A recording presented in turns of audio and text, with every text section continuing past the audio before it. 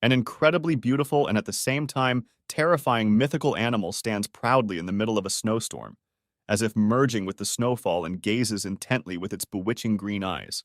Two men stand in front of the monster, one of whom, Steve, encounters such a creature for the first time, and with horror in his eyes asks about the essence of the unknown monster. The second, the captain of the combat detachment, had already met the ruler of the snowy plains and even told his stunned companion his name, the sorcerer Bayless. But this did not stop his heart from beating wildly with fear.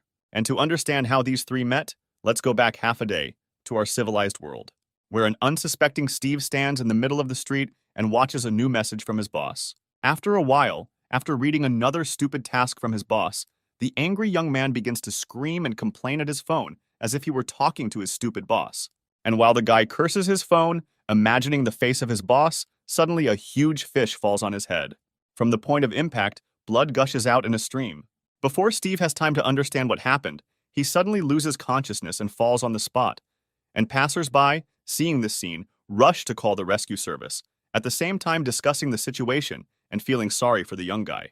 Losing consciousness, Steve and his phone fall into a time rift. Suddenly, a loud voice is heard saying that the corrector has been detected. Hearing an unfamiliar voice, the hero tries to open his eyes but fails. Consciousness slips away, and he again falls into a deep sleep. Suddenly, a huge creature appears in space, the color of the starry sky and with mystical violet eyes, which at first glance resembles a huge cat or fox. Passing through some portal, the creature finds itself next to the guy and accidentally clicking on the phone starts the installation process. Suddenly, a spatial rift appears again. This was unexpected even for the mythical cat. Suddenly, a crack begins to suck Steve along with an unknown creature. And as the guy gradually disappears, another notification is heard with words about the spirit star. In an instant, Steve, shrouded in a purple aura, falls from the sky from that same rift and finds himself in the snow-capped mountains. Not far from where the hero fell is the Snowplains Disaster Relief Headquarters. The appearance of the other world does not go unnoticed. A staff member, noticing energy fluctuations that increase the norm, immediately reports this to Mr. Zuo, and with his permission sends a combat group there. At the same time, our hero is still lying unconscious in the snow, and next to him is our unknown mythical creature guarding him. A pack of wolves runs up to the guy with the obvious intention of getting enough of him. But as soon as he sees them, the mystical creature immediately imitates their appearance, only with the size of much larger wolves, and drives the entire pack away from Steve. After the wolves leave, a group of rescuers appears. Rescuers quickly find the guy with the help of a four-legged detective. When they find a person unconscious, the guys professionally refuse first aid, and when they see a huge wolf next to him, they are not even surprised. Having seen traces of predators, rescuers assume that this snow wolf is the guy's spiritual beast, and it is thanks to his protection that the young man is still alive and unharmed. While the squad members discuss the situation among themselves, Steve wakes up and feels terrible pain in his body. Having opened his eyes, the hero gradually begins to come to his senses, gradually remembering his past. Among the memories, there were clear and blurry memories. After some time, Steve, seeing that there is a lot of snow around, realizes that he has been transported.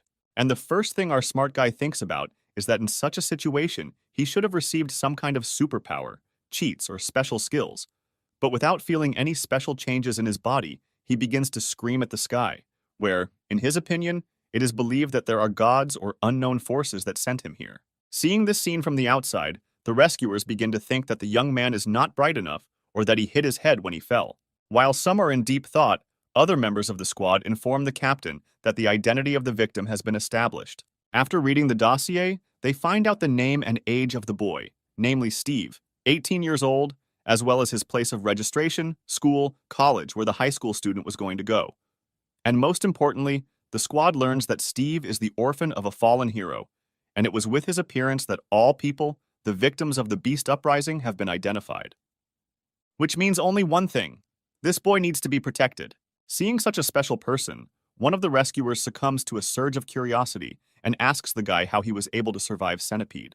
But before Steve has time to answer, that huge creature appears behind the interlocutor's back, the sorcerer Bailey's. Seeing the beast, the captain explains to the surprised boy who it is and assumes that he cannot write on them. Until the beast attacks, a rescue team takes Steve back to the city.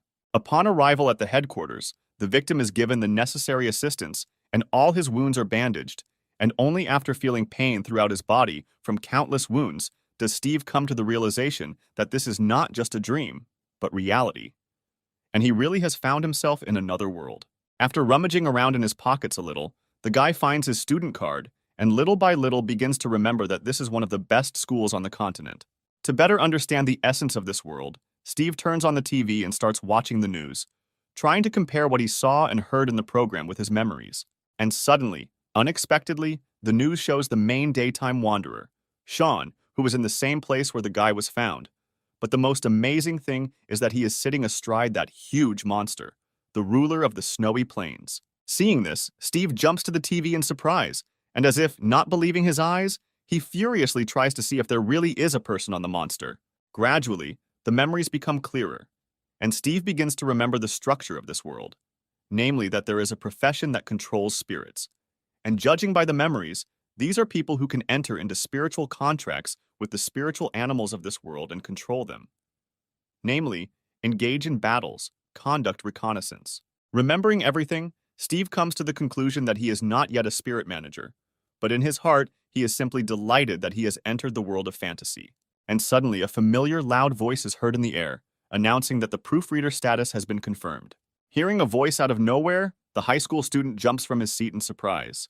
Having looked around and made sure that there was no one nearby except the big wolf, Steve begins to suspect that it was the wolf who spoke and expresses all his suspicions, asking the animal if he has become a spirit and reminding that animals are no longer allowed to become personal spirits, and seeing a smug face and arrogant wolf, loses his temper and screams, clarifying that this was not praise. In a fit of anger, the hero accidentally drops the phone and notices that the inscription 99% is displayed on the screen. Seeing the blue screen, the guy looks in surprise at the phone he took from Earth and realizes that something has changed. Suddenly, the download completes, and one after another notifications begin to appear with the guy's personal information, where it is written that the owner of the phone is Steve, his race is human, his status is a proofreader. Then there is a list of skills, including the passive skill animal language, which helps to communicate with spiritual animals, and the active skill golden hands, which allows the owner to stroke the contracted spiritual beast and use spiritual power to develop its abilities.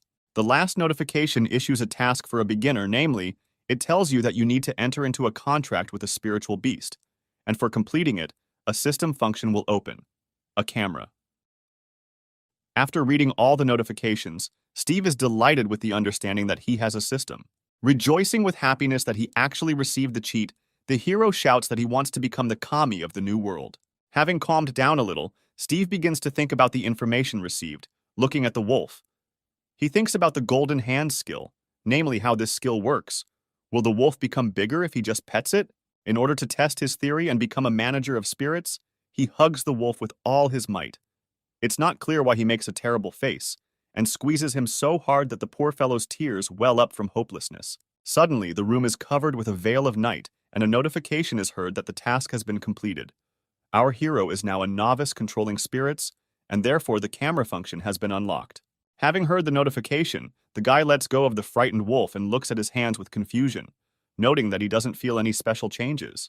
To make sure that the task is completed, the boy checks his phone, where he sees that, as expected, the information has changed.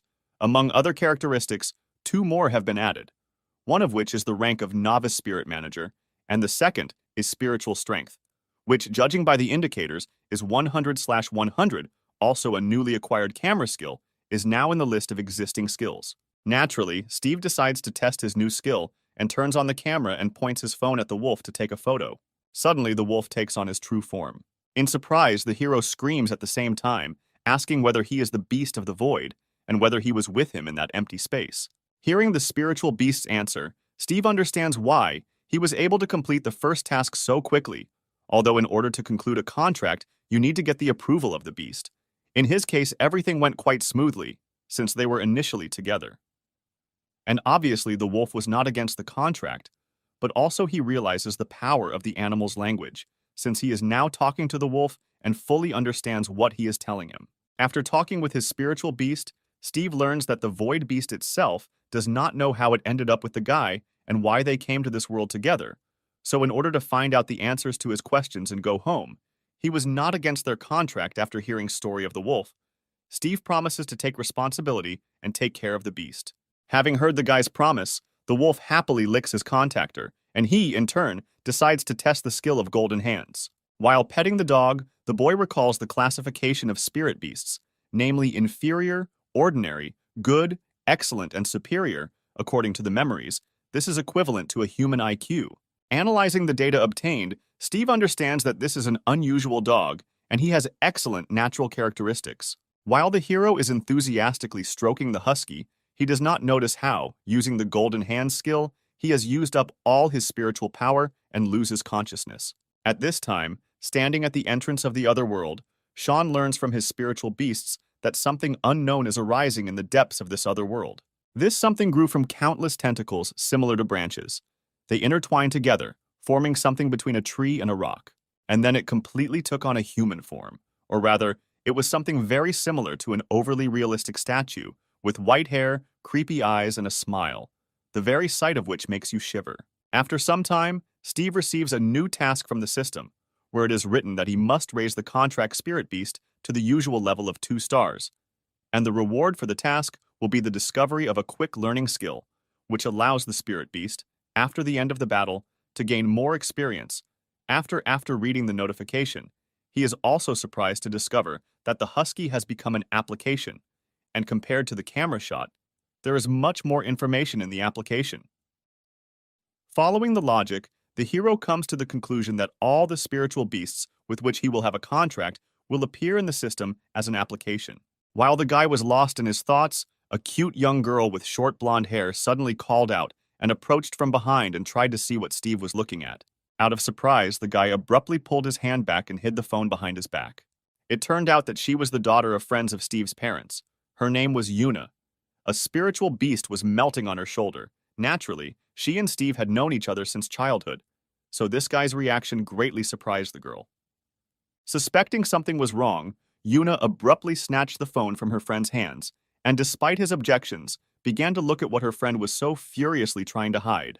In her phone, she found a photo of a dog and was surprised to learn that Steve got a dog because she didn't know that he liked animals. In order not to arouse even more suspicion, the hero decided to show off his husky. He also realized that no one except him could see that strange system, and most likely the reason was his strange status as a proofreader. While stroking the dog, Yuna decided to ask her friend how he was feeling, since she heard that he had recently encountered a fracture in the other world. Trying to explain the situation as naturally as possible, Steve only said that he was fine, and the husky saved him from the wolves. Yuna was surprised to see a smile on her friend's face when talking about such terrible events and thanked the husky for saving Steve, promising something tasty as a reward next time. Suddenly, it dawned on the guy. He asked his friend for permission to take a picture of her fluffy furry, and having received permission, he took a picture, and thanks to the system, he received complete information about the animal, according to which the object is a snowy, starry night fox, has the usual level of 4 stars. Spiritual power is 240, also has excellent natural abilities and 2 skills, namely Snow Blast and Star Capture, also according to the information in the system. After reaching adulthood, cubs close to humans, in addition to the ability to control snow and ice, can borrow the power of stars. But the most unusual thing in all this was how skillfully the fox posed for the camera. Remembering all the cute poses that she taught her little animal, Yuna blushed with embarrassment and began to demand that Steve immediately delete the photo. Having calmed down a little, the girl remembered that after the shooting, the guy had been looking thoughtfully at the phone for some time and decided to find out the reason. Steve had no choice but to tell part of the truth. He said that he had signed a contract with a dog at night, and now he was thinking about how to promote it to 2-star. After carefully hearing his friend's story, Yuna was very surprised that he became a spirit manager. But she was even more surprised that Steve entered into a contract with the wolf of the snowy plains. Since these animals are not particularly suitable for a contract, they have comparatively low natural abilities, and the limit of spiritual strength is not high. After listening to his friend, the guy did not know how to explain his action without revealing the secret that his husky was not a husky at all, and simply justified his action by the fact that it was this wolf who saved him that day. Realizing the awkwardness of the situation, Yuna decided to cheer up Steve by telling him that sometimes wolves of the snowy plains can awaken very powerful skills of a companion, although she herself understood that the likelihood of such a development of events was extremely small. This was the first time Steve had heard of the companion skill, so he decided to ask what it was. The girl calmly began to explain that these are skills that can only appear in spiritual animals that have entered into a contract. For example, her fox has a chance to awaken such a skill, Snow Dance, which allows the furry, due to the expenditure of spiritual forces, to move faster on snow and ice. Yuna also noted that the spiritual power of newcomers to spirit control is very weak, and even if the contracted spiritual beast has high natural abilities and they were able to awaken the companion's skill, even several times will not be needed to expend all the strength, and in serious cases, they may even lose consciousness. However, if they rest, their spiritual power will gradually recover. In simple terms, it is similar to the MP value in games. When Steve asked how to increase spiritual power, the friend replied that every time the spirit beast that entered into the contract makes a breakthrough, the contract will nourish the spiritual powers of the spirit manager. Both parties mutually benefit each other and grow together. This is the original purpose of the spiritual contract. However, there are natural resources and treasures that can directly increase the spiritual power of a spirit manager. But these are not something that can be accessed so easily. Having heard such a detailed and extensive answer to his question, Steve decided to ask about the limit of spiritual power, namely, whether they are the same for the beast and the manager. Yuna also answered this question, saying that the redistribution of the power of a spiritual animal depends on race and level, and it naturally increases, only a breakthrough is needed. While the girl answered the questions in detail, the wolf and Steve listened very carefully. The guy even tried to write everything down so as not to forget anything. Having finished her explanations, Yuna decided to return to her friend's question about raising the husky to the usual level of 2 stars and offered to help her fox, namely joint training.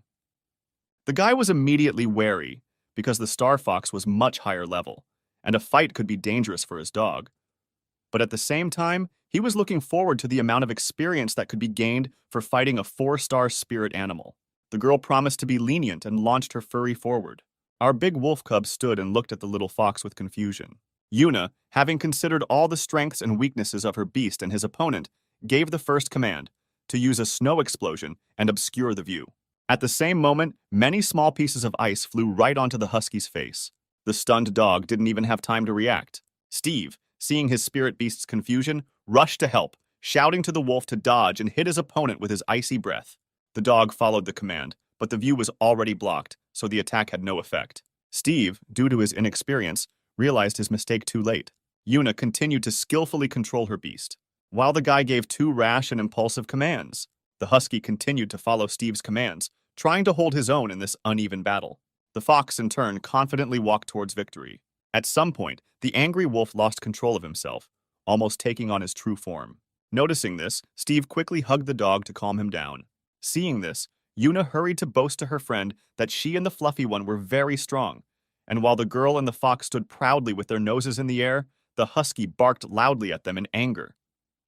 He barked very long and loudly. The cute wolf cub was very indignant. After the fight, Steve checked the husky app again and noticed that there were a lot of unlocked functions there, and most likely to unlock them, you would need to increase the level of the beast. But the guy never found any information about who the correctors were. At the same time, on the snowy plains, one of the members of the combat detachment reports to Sean, and also Mr. Zuo, that the outer perimeter of the other world is almost cleared of otherworldly animals. Having heard the report, Zuo gives the order to retreat, and he himself heads to the entrance to enter there. Finally, the first day of study at the university arrived. Freshmen from one of the prestigious universities in the world were in the audience, where the head of Group B of Bingjuan University, Danny Smith, gave an opening speech. After a short introduction, Denny Smith tells the freshmen about the program of study, also informing them that, at the request of the school, military training for freshmen will be carried out in the outside world, and the result of this training will be included in the final grades and will affect the professional classification in the next semester. After the leader's speech, the students begin to actively discuss what they heard, some expressing their fears about the terrifying beasts of that world, and some reassuring themselves and others with the news that Mr. Zuo is there. The only thing that bothers Steve is that even in this world, he won't be able to avoid military training. To cheer up the frightened students and reduce tension, the group leader tells that only low-level beasts remain there, and this will be an excellent lesson in controlling spiritual beasts, then reminds them that the training camp will begin in a week, and the students will work in groups of 3. From everything he has heard, Steve is only happy about this news, since he is counting on the help of his girlfriend, or rather her animal. To begin with, the guy asks Yuna to work together, and having received consent, he quickly goes to look for a third participant. But his enthusiasm quickly fades. The freshmen, only hearing that Steve's spiritual beast is a snow wolf, immediately refuse, since everyone wants to unite with the strongest. The guy himself understands this, so first he decides to unlock the quick absorption skill. Having made his decision, Steve also asks Yuna where there is a suitable place in the city to train newcomers in spirit control. The girl, after thinking for a moment, replies that she herself studied in the Spirit Control Pavilion, where they increased the level to the usual 4 stars. He also adds that the pavilion is free for orphans like them, but of course this is only limited to the period of mental control of the newcomer. Hearing Yuna's recommendation, Steve, gently stroking the husky, tells him that they will go see the pavilion tomorrow. The dog responds to the news about the pavilion with a loud bark, for which he gets hit on the head from the contractor, which naturally infuriates the cute snow wolf cub. Having safely emerged from the other world, Mr. Zuo instructs the battle group to relay his orders for the parade to enter the other world tomorrow. But the Snowplane army will be at the entrance, and they are prohibited from entering the depths of the other world's core. After making a decision, Steve and Yuna come to the pavilion. At the entrance, the administrator asks to see documents for registration. Seeing the young people's identity cards, the administrator is surprised to learn that they are the children of martyrs, and her gaze shows the deepest respect. Entering the pavilion, the guy looks around with wide open eyes, admiring what he sees. Yuna explains to her friend that this layer is especially for beginners, and then there are layers for more advanced ones. From a conversation with Yuna, Steve learns that the girl studied here for 2 months, but her friend clarifies that before coming here, she went to see him. But he said that he had some kind of research in the snowfield. He did not tell the details, and the connection with him was severed, so she was very worried, and now she is very happy to know that he is okay. After hearing Yuna's story, Steve couldn't remember what exactly he was looking for or researching. While Yuna was looking for a place to train, the guy couldn't remember exactly what he was hiding from his friend. Having found the right place, the girl noticed that her friend was in deep thought and did not even notice her. In order to bring Steve down from heaven and earth, Yuna pulled the guy by the hood with all her might. In surprise, Steve reflexively grabbed the husky's tail. The girl, in this very form, dragged her friend and the dog to the desired room. Having opened the doors, the student saw the caretaker, who immediately recognized Yuna and was the first to say hello, and asked the reason for the girl's arrival, because she had 4 stars and there was no point in starting the test of normal difficulty.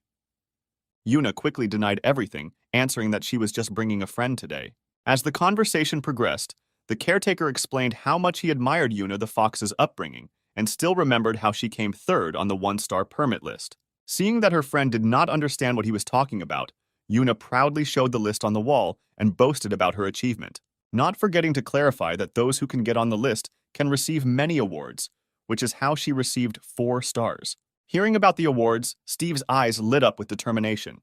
He was already anticipating his victory. Seeing the guy's interest, the trainer decided to find out whether he was going to pass the test and where his animal was. When Steve introduced his beast, the caretaker was dumbfounded. He thought it was a joke, but Yuna confirmed that it was true. Realizing that this was not a joke, the man read a long tirade about how low the chances of winning with such a spiritual beast were. What he heard angered Steve, and he responded with only one phrase, decisively stating that only by trying they would find out.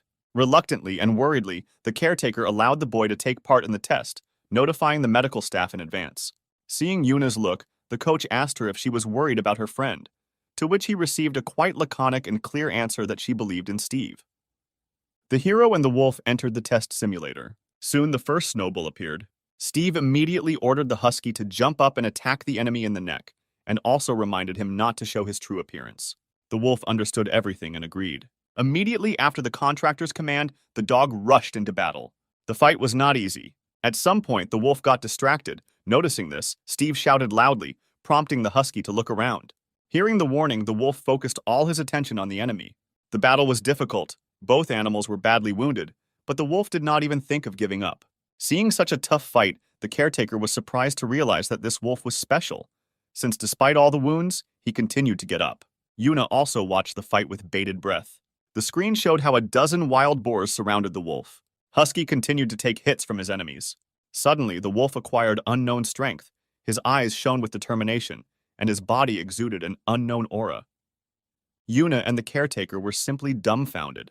None of them had ever seen a snow wolf with a red aura.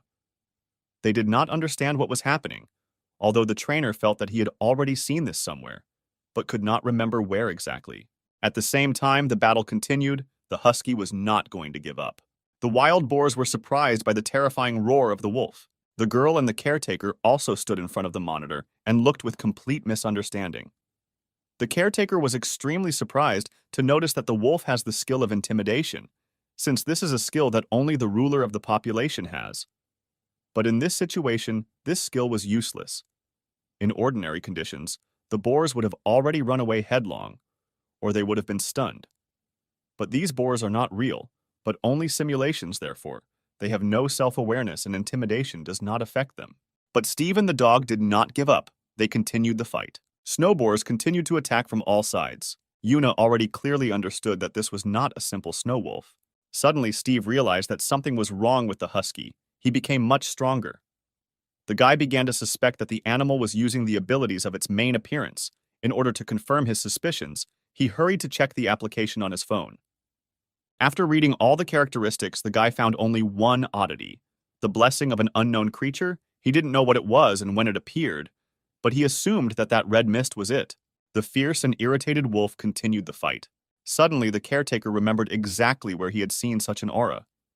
This mist was very similar to the bloody aura of the Kuimu wolf. But this is the legendary race of the true ancestors of wolves, and it was not clear how it could appear in the body of a snow wolf. The caretaker was confused. He couldn't believe his eyes. He witnessed the awakening of the bloodline, and even that of an ordinary one-star spirit beast. And what's even stranger is that this beast is a snow plains wolf. While the man was in deep thought, Yuna was happy for her friend that he could successfully complete the test. The coach noted that at this rate, Steve would not only pass the test, he might even take first place on the list. Having heard such good news, Yuna began to scream even louder and wish her friend victory. However, she didn't have to shout victory chants for long, as the caretaker reminded her that the guy wouldn't hear them anyway. Steve supported his spirit beast with all his might. Receiving the guy's full support, the husky confidently walked forward. While the young man with the wolf did not see the end or the edge of these boars, suddenly the phone rang. Another notification from the system about increasing the level. With increasing level, some new skills were also unlocked. Steve carefully studied the new skills and could not shake the feeling that it was as if the wolf had raised the level specifically for this situation. As the level increased, the husky became easier to defeat opponents. Seeing the power of his beast, Steve was glad to realize that now passing the test would be easy. The wolf also felt the full power of his new capabilities and proudly destroyed his enemies without much effort. The longer he watched the fight, the more the trainer could not understand whether this wolf was really one of those snow wolves that he knows, because an ordinary wolf of the snowy plains would hardly have defeated even one boar. But this one had already passed half the test, but was not even tired. On the contrary, the further he goes, the faster and more accurate his attacks become. Snowhogs were still appearing in the simulator. The goal of 200 boars seemed endless, but Steve didn't think of giving up. Despite their fatigue, the hero and the wolf boldly and stubbornly walked forward, gradually reducing the number of enemies. A few more attacks, and the number of remaining enemies became 0. Steve and his beast proudly walked out of the testing room. The caretaker was surprised to notice that the rating on the screen had changed, while at the same time Yuna was incredibly proud of her friend. Then others present noticed that the list of easy difficulty leaders had changed and actively discussed this news. Everyone tried to imagine who Steve was and what kind of spiritual beast he had. Having finished his self-admiration, Steve decided to find out what his passing time was. After checking the information, the caretaker replied that the time was 2 hours 53 minutes, which was almost an hour faster than Mr. Zuo. Hearing this, the guy and the wolf cub jumped with happiness, learning that they had first place. Having learned that he had first place, Steve began to think about the reward, secretly hoping that it would be money. A lot of money. From one look at her friend's shining eyes, Yuna immediately understood what he was thinking about, and sternly warned him not to even think about money. The reward for first place should be especially valuable, something that cannot be bought with money. Having heard the conversation of the young people, the coach hastened to say that the reward would not be meager, but what exactly he could not yet say for sure. While the caretaker was talking about past awards, Steve and Yuna had already left, as the guy was in a hurry to receive his award. Noticing this, the coach ran after them, as he really wanted to introduce Steve to the owner of the pavilion. But what a surprise he was to see the owner at the administrator's desk. Without even knowing who was standing in front of him, the boy turned to the man at his uncle's table, and joyfully pulling the card with a smile said that he had come for his reward. The man, taking the card from the guy, smiled slightly and asked if he was Steve, who took first place at the easy level. Hearing this, everyone present turned around sharply to look at the winner, at the one who was able to get around Zuo. Seeing the snowy plains wolf next to the guy, the owner asked if the wolf was his spirit beast, to which Steve nodded happily, showing off his beast as if showing off it. Analyzing the boy, the owner had high hopes for him, believing that he could become as great as Zuo, and perhaps he would achieve even more. After checking the card, the man asked Steve what reward he would like. Hearing the question, the guy was surprised and directly asked whether the man could give him everything he wanted, and whether this meant that he was in charge here. The owner confirmed with a proud smile that he was ready to give whatever Steve asked for, because it was he who founded the pavilion. Yuna and Steve were stunned by this news. The owner repeated his question about what reward the guy wants. Steve almost wanted to ask for money, but by pinching his waist, Yuna brought his friend back to his senses. Frightened by his girlfriend's angry expression, the guy quickly turned everything into a joke and quickly corrected the situation, saying that he would be glad to receive any gift from the owner of the pavilion. After thinking a little, the old man made a decision. As soon as the owner opened his mouth to speak, the young guys immediately froze, listening to what he had to say. As a reward, the owner decided that in addition to the usual rewards, the materials for the first evolution of the wolf would be fully paid for by the pavilion. All those present who witnessed such a generous reward looked at Steve either with envy or with pity that his contract animal was a wolf. At the same time, Steve sincerely thanked the owner for the gifts. Having finished with the reward, the old man suggested that the guy complete the level on normal difficulty. Hearing such a bold proposal, Steve embarrassedly replied that the owner overestimated his capabilities. The owner appreciated the guy's modesty and noted that it was just a joke, but if Steve decides, he should book the training ground in advance. Although the hero refused the usual level, so as not to attract undue attention to himself, the next day almost all the visitors to the pavilion watched yesterday's fight of an amazing guy who was able to set a new record together with the snow wolf. A few days later, everyone was actively discussing this fight. Some looked down on him, believing that there was nothing special about the guy, and some admired the spectacle. All these days, while others watched and discussed the test, Steve calmly trained with his wolf, tracking progress in the application and calculating the time required to obtain 3 stars. On the 5th day after receiving first place, the guy already had his own fan club, which consisted of pavilion participants who came every day just to look at Steve and his wolf.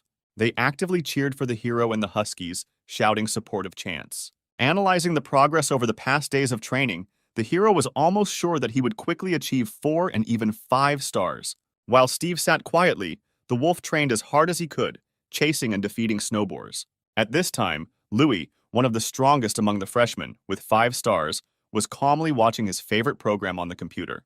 The freshman was completely captivated by the cute girl on the screen. At the same time, one of the workers from Louis's mansion entered the room without knocking and handed over a report. Out of surprise, the young gentleman abruptly closed the monitor and, with his face flushed with embarrassment, cried out, reminding him that before opening the door, you need to knock. Having received a report on Steve's success, Louis was extremely surprised, because the report spoke specifically about his classmate, with whom no one wanted to form a group. Finally, it was time for military training. Steve was pleased with his training and the progress of the husky. He assumed that the wolf would soon reach 3 stars.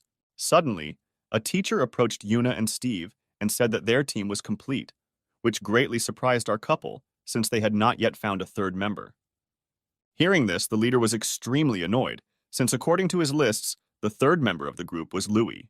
Louis hastened to justify his action by saying that he forgot to submit an application. Then he approached Steve and extended his hand and asked to take him into the group. Seeing that the guy was in no hurry to answer, Louis introduced his 5-star snow elf. Taking this opportunity, Louis planned to test the strength of the first in the ranking, since he always trains at home, and there was no opportunity to visit the pavilion. Before the guys had time to finish speaking, one of their classmates called Louis and was indignant that he had previously said that he was already in the group. In order to get out of the situation, the guy hastened to explain himself, saying that at that time he had business, and now only Steve has a place in the group. Hearing this, all the participants were alarmed, because everyone wanted a 5-star guy in their group. Some even began to kick out their partners to make room. Some even voiced complaints against Steve. Steve naturally did not accept them. Seeing the growing aggression, Yuna quickly agreed to accept Lewis into the group. Hearing this, Steve proudly told everyone that the list had already been given to the teacher, and Lewis was now in their group, which greatly angered the applicants for the group for the best freshman. Seeing that the issue with the group had already been resolved, the leader ordered to take their seats on the buses, and the students hit the road. On the way to their destination, the guys chatted happily. Louis talked with admiration about Zuo, who for 10 years held all the existing records in the pavilion. He also added that Steve was the first to break her record at the beginner level. After the story, Lewis suggested that Steve, upon arrival at the training site, head deeper and arrange a sparring session. The hero agreed with pleasure. Yuna was annoyed that the boys decided everything without asking her, but she agreed to go with them, on the condition that the boys would not ignore her. Lewis and Steve instantly agreed. Suddenly, the hero noticed that the other students did not have contract animals with them and asked in surprise what the reason was. Yuna explained to her friend that everyone keeps their animals in the spiritual domain and calls them during battles. The spiritual domain is a kind of portable space that allows contracted spiritual beasts to rest and recover. It can be opened by all spirit managers. After finishing her explanation, she began to demonstrate what it looks like. After hearing the explanation, Steve tried to imagine what it looked like.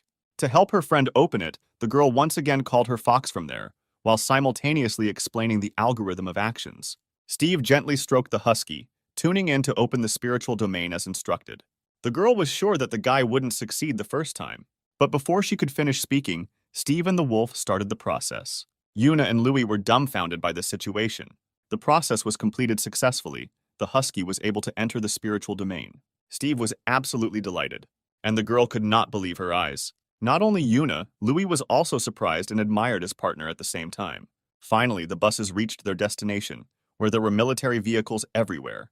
The military carried the corpses of killed monsters in cars. Some soldiers were unhappy with the arrival of the students, as they considered them not serious. At this time, in the mountain of killed monsters, something began to rustle and move. After the bus came to a complete stop, the students got off the transport. Coming off the bus, all the students looked around with admiration and interest, and Steve admired his spiritual domain.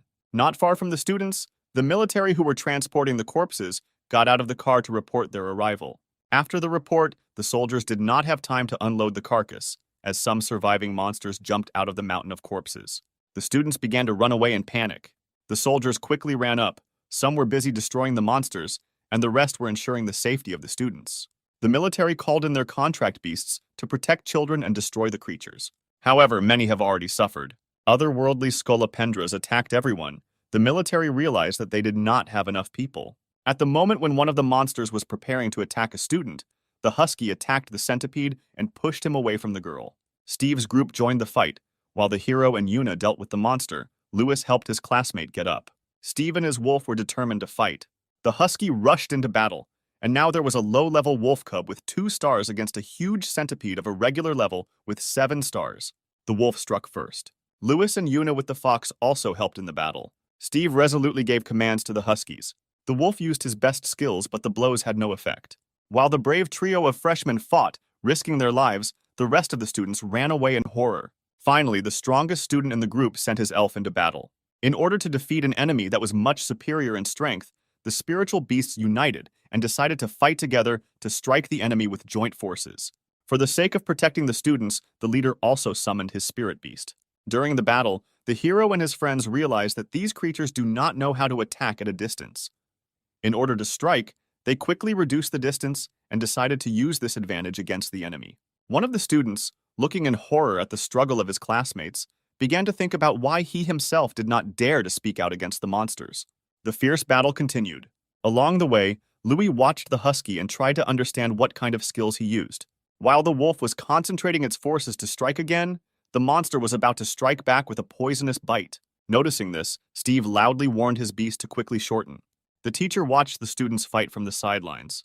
Analyzing their fight, Denny comes to the conclusion that the freshmen have attacking skills if they were able to hold out for so long. Other students on the bus watched from outside. Steve and his team dealt joint blows to the enemy. Their spirit beasts were also combining their attacks. While the guys were focused on the fight, one of the centipedes sneaked up unnoticed and grabbed Yuna. Seeing this, Steve gave the command to use the intimidation skill. The terrifying aura and loud roar had an effect. The monster relaxed its grip. Freed from the grip, the girl collapsed to the ground. The leader watched the battle with surprise and noticed that the low-level snow wolf had the intimidation skill. Noticing the monster's confusion, Yuna shouted for the guys to quickly attack using this opportunity. Hearing the command, the husky struck again at the enemy. Having made sure that everything was in order with the contractor, the fluffy one also rushed into battle. Joint attacks continued. Steve and Lewis developed a joint attack. The plan was for Louis to strike before the Scolopendra came to his senses. After such a long battle, the monster weakened a little. After a series of powerful blows, Steve noticed that the monster's weak point was the abdominal cavity, and hastened to warn his friends to hit exactly this point. Having discovered the enemy's weakness, the spirit beasts charged with renewed vigor. The monster received blows from all sides, hitting its weak point. The leader, watching the battle, was pleasantly surprised that the freshmen were able to discover a weak point and launched an effective attack. Finally, the battle was successfully completed, and the monster fell dead. But the girl could not calm down so easily. She took out her anger on the corpse, posthumously kicking the terrible monster. At this time, the snow elf Louis reported that he no longer felt the life force of the centipede. Seeing the guy's grand victory, someone envied their courage, and someone sincerely admired. After the battle, one of the soldiers ran up to the students to find out if everything was okay and if there were any injuries. Yuna answered with a smile that everything was fine, only the spiritual beasts were very tired and needed rest. Hearing her answer, the soldier looks in surprise at the wolf sitting next to him, who does not look tired at all. Carefully watching the battle, Denny understands that although the work was a team effort, it was the snow wolf who played the decisive role in the victory. Steve joyfully praised the Huskies for their victory. Suddenly, the guy received another notification from the system, with a message about raising the level to 3 stars, increasing soul power, and improving some skills. The military man hurries to thank the students for their help and apologizes for the omission that the soldiers made. The class teacher joins the conversation and says that he will definitely report their achievements to the university. The military man also reports that another part of the army will be brought here to ensure that such an incident does not happen again. At this time, the soldiers continue to remove the corpses of monsters. After destroying the centipedes, the leader allows the students to get off the bus. Getting off the bus, frightened first-year students vying with each other to ask the leader about the terrible beast, and some even complain that they want to go home.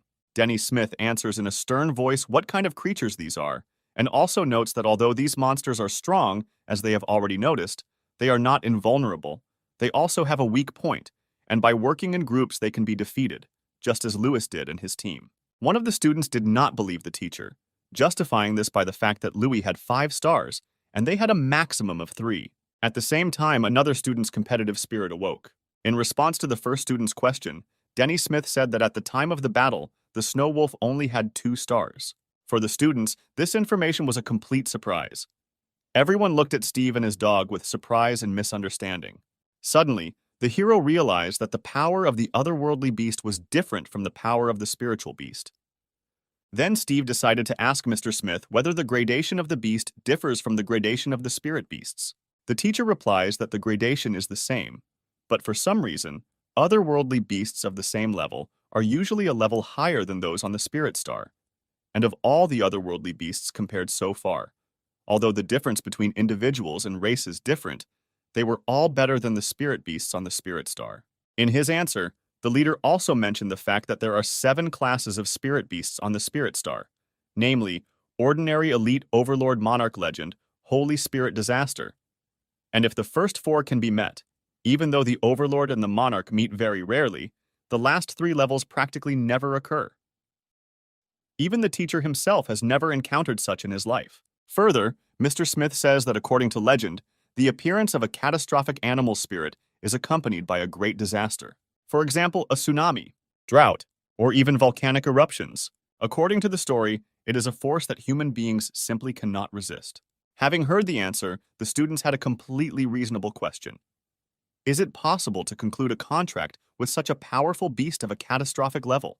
The sensei, also relying on the content of the legend, replied that the human emperor of the ancient spirit beast era united the spirit planet with the help of a catastrophe-class spirit beast he bred. However, it is worth remembering that if the soul is not strong enough, it will not be able to withstand the power of the soul contract of a high spirit beast level. According to the classes of spirit beasts, there are also 7 levels of spirit control, namely Beginner, Journeyman, Professional, Master, Patriarch, Glorious, Hall of Fame. Also, after passing the exam through the Spirit Control Association, you can obtain the corresponding spirit control certificate. On the other hand, spirit beast controllers can use the perception of their spirit beasts. Then the leader told the students about the emergence of the other world, about their duty to protect themselves and their world from the invasion of otherworldly monsters. The sensei's long speech, seasoned with emotional overtones, had its effect. The previously depressed and frightened first-year students were now enthusiastically and boldly shouting that they could do it. Only now, having made sure that the students had come to their senses, was the tense leader able to breathe a sigh of relief. Only Steve, standing not far from the teacher, was thinking about whether he was an animal that fed on people, if he himself came from Earth and probably also fell through a time rift. In order to test his incredible theory, the guy decided to bite his best friend, who was nearby. After waiting a little for the students to calm down, the sensei reminded the guys about the dangers of the other world. But without receiving any response, the leader only hoped for the prudence of his charges. Some groups were already actively looking for a place with a lot of monsters to show off their skills, and some were just discussing a plan of action. Suddenly, Yuna walked up to her group with several vials of super powerful restoration potions that the Snow Plains army had given her. Seeing the potions, Steve's mouth began to water. He assumed that it was a tasty drink, and the wolf cub was not far from his contractor, but the girl quickly removed the potions away from her friend, warning that this drink was only for spiritual beasts. Louis suggested that his group go deeper into the forest, since no one had directly designated the area beyond which it was prohibited to go. Yuna quickly gave the husky a potion, since the elf and Fluffy had already taken their share and regained their strength, and agreed with her classmate's proposal. Steve also agreed with his friend's idea, and also expressed his suspicions that perhaps the incident with the centipede was not an accident, and there seemed to be something wrong with the army. There were too few people. Hearing the guy's suspicions, the team members also began to express their opinions. Yuna suggested that the military was not happy with their arrival, and therefore was deliberately causing trouble. At the same time, Louis expressed that in his opinion the teacher did not know about all this. Steve, in turn, clarified that this is the best possible option, but he suspects not the army itself, but that rift into the other world. The hero's fears caused concern among his friends, since Mr. Zuo personally explored this portal, and if there is something there that even he could not suppress, then it is something truly dangerous. Seeing the tension of his friends, Steve hastened to defuse the situation, and half-jokingly suggested that since they were still alive and the monsters had not killed them, then everything was under the control of the army.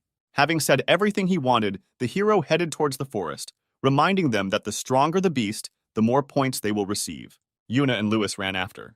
At this time, another group of students was intensely looking for monsters, but strangely enough, during all the time, they did not meet one. One of the group members turned to the leader, who stood out with red hair and a bad character, saying that they would soon leave the given territory, and the other suggested setting up an ambush right there. Hearing this, the irritated leader became even more enraged, and almost in a commanding tone, said that this was all just a trick by the university, and if they found and killed the monsters of the abyss, they would receive a lot more points, finally ordering the group to silently follow him. Frightened classmates almost mechanically agreed. At the same time, Yuna was angry with Steve, not understanding what he was doing, because they came to the abyss for glasses, and Steve was busy with a very serious matter. He was sculpting a bait for the beast. But it seems the girl didn't appreciate her friend's efforts and threw a snowball right in his face. Louis tried to calm Yuna a little, and it seemed to work, since Yuna also decided to help Steve with his art. An unexpected bark interrupted the fun. Husky told Steve that he felt some movement. The girl looked around in surprise, but saw nothing. Louis was the first to notice where the sound was coming from. Suddenly, a white frog ran out of nowhere. Yuna was delighted to see a white frog with copper pupils, a snow toad, because she thought that these spiritual animals only existed in myths. The girl's eyes sparkled with admiration, and the guys continued to ask questions about the toad. While the guys were discussing the incredible find, our wolf cub watched the frog with sparkling eyes. According to the information, the toad had a weak fighting ability, but its peculiarity was different. Firstly, they themselves are rare creatures. Secondly, they have a keen sense for valuable objects. With the help of this ability, they easily find jewelry and artifacts, but often they simply cannot take them themselves. But thanks to this ability, they do not have to think about evolution, because they find the objects necessary for this themselves. Thirdly, they have the ability to stealth, so they are very rare in their natural habitat.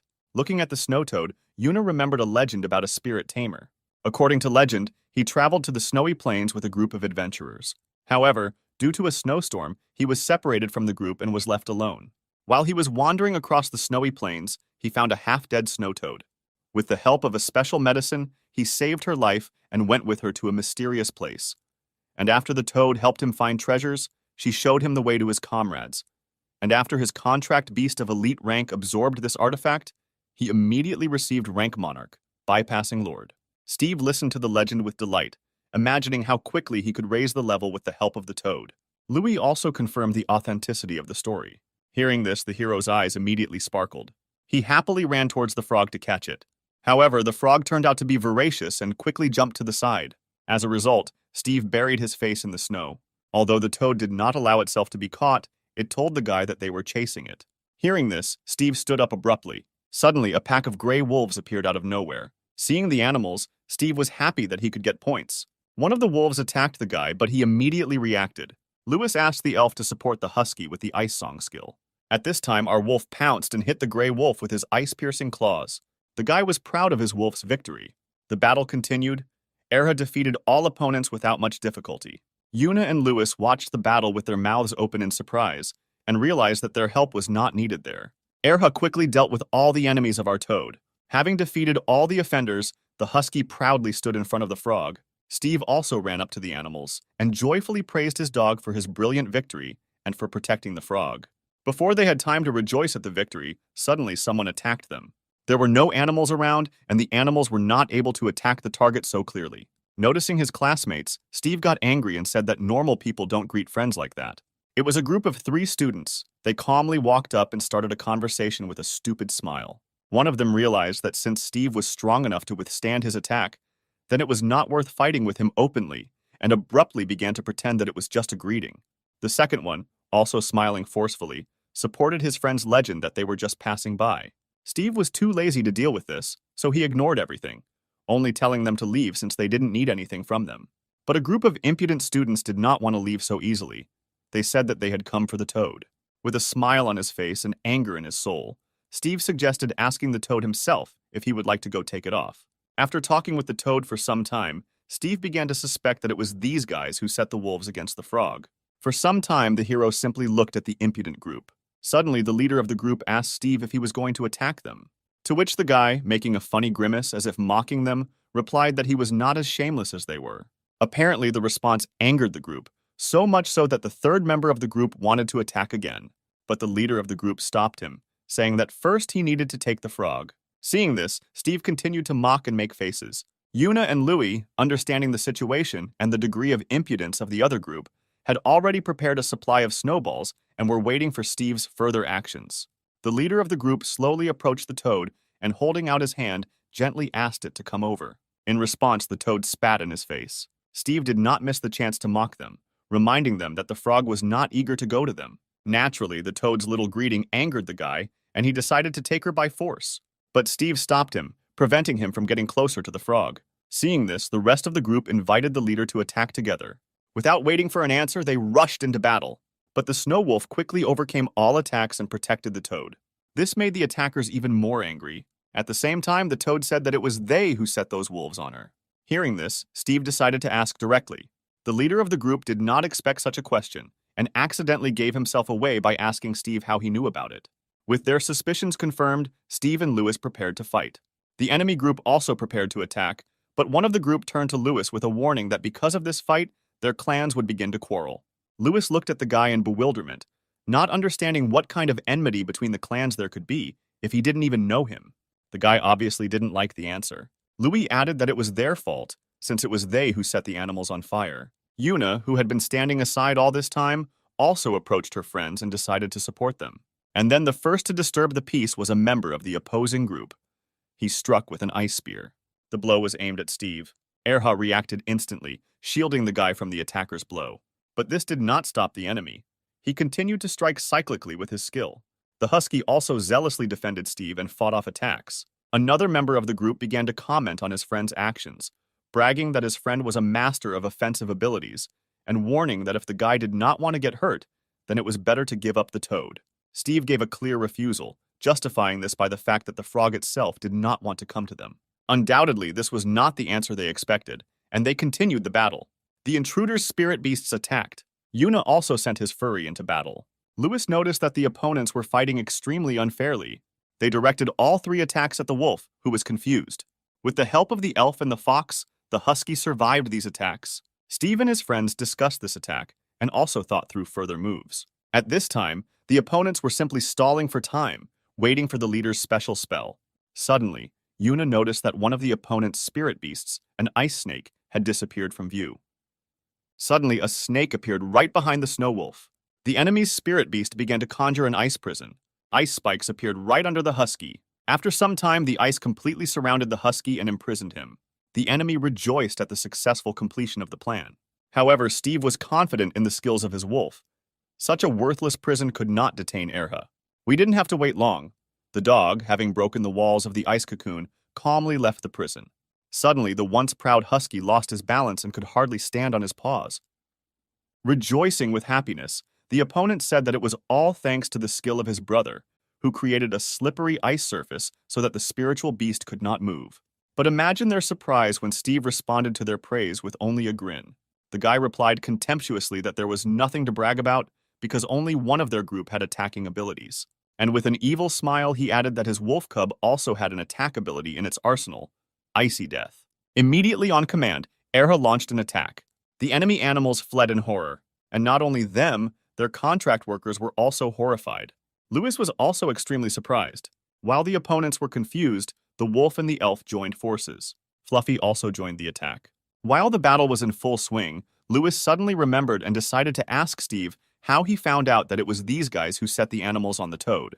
The guy was extremely surprised to learn that his friend understood spiritual beasts even without a contract. After some thought about how they were able to discover a snow toad that has the ability to stealth, the guys come to a common conclusion. They assume that since the toad allowed itself to be discovered, it means that where it was found, there is such a treasure that needs to be protected despite the danger of being discovered. Having barely avoided the last attack, the enemy discussed their further plan of action.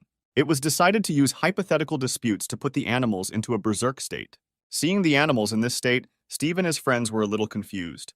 The spirit beasts were too small for the berserker state.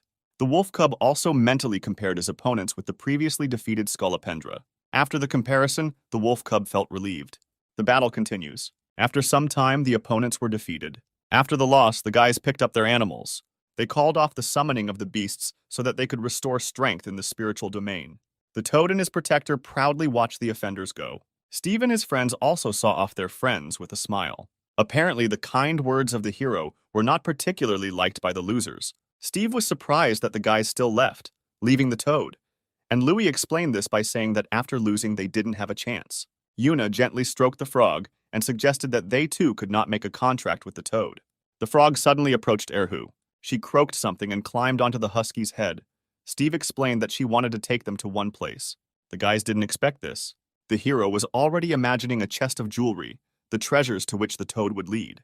Discussing the upcoming find with anticipation, the guys cheerfully followed the animals. Erha and the Wa walked into some kind of fog. Trying to catch up with them, Steve slipped and fell somewhere. It turned out to be a secret entrance to the cave. The toad said that there was a treasure hidden there. Lewis and Yuna followed Steve. The guys looked around in amazement, studying the unfamiliar terrain.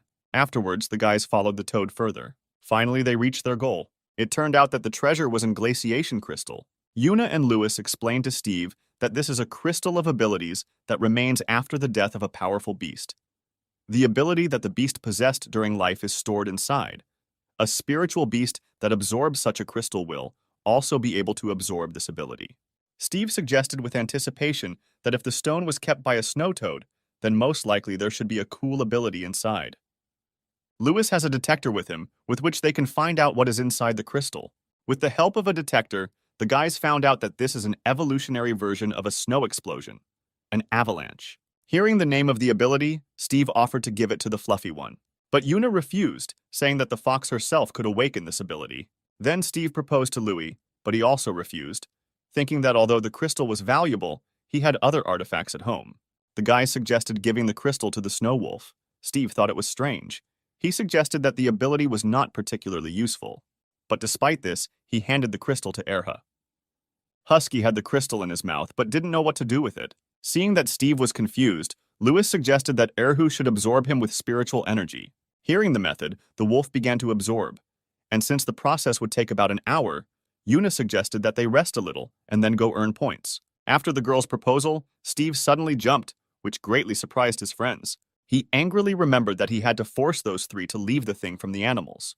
This was unexpected for Yuna and Louis. Seeing his friend's misunderstanding, Steve quoted the teacher's words that the danger does not come only from animals, which means that if they lost that fight, they would be left without points. After their friend's explanation, Louis and Yuna realized that now they would have to fear not only animals. Half an hour later, the husky completely absorbed the crystal. After absorbing Erha, he received the rank of an ordinary beast with 4 stars, and the maximum limit of spiritual powers was also increased to 450.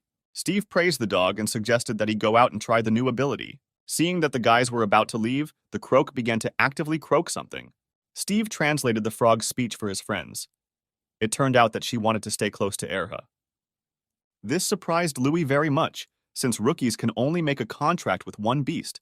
But Yuna suggested that since Erha was able to reach 4 stars in just a week, it was possible that making a contract with a second beast would not be a problem for Steve either. However, Louis insisted that during all this time, no one had been able to overcome this limitation. There is no such mention in legends or ancient scriptures, and at this time, Steve had already approached the frog to conclude a contract. The hero began concluding a contract. The friends were stunned by what they saw. The contract was successfully concluded. Louis advised Steve to hide him in a secret place so that others would not find out, to which the guy replied with a smile that there were no strangers here. After signing the contract, the hero hurried to check the application on his phone. The appendix described in detail all the characteristics of the spiritual beast, in particular, that the toad beast is a regular rank 3-star, excellent condition, and also has the ability to stealth and treasure on 8 sides. The frog explained the essence of the treasure's ability from 8 directions. The toad randomly selects one of the 8 directions and follows there. As soon as it finds the treasure, it returns to the master and gives the treasure to him. Hearing this, Steve asked the toad to activate this ability. After receiving the command, the frog immediately activated the stealth and treasure ability from 8 directions. The guys watched the actions of the frog in surprise and discussed what treasure she would find. The husky also watched his friend with interest. Having finished all their business, the guys headed towards the exit. Coming out of the cave, the first-year students became wary, noticing unknown footprints at the entrance. Suddenly, animals came out of nowhere and surrounded the students. Louis and his friends prepared to fight back. But suddenly, Steve stopped them. He was going to fight them himself. The hero wanted to test the new abilities of his wolf.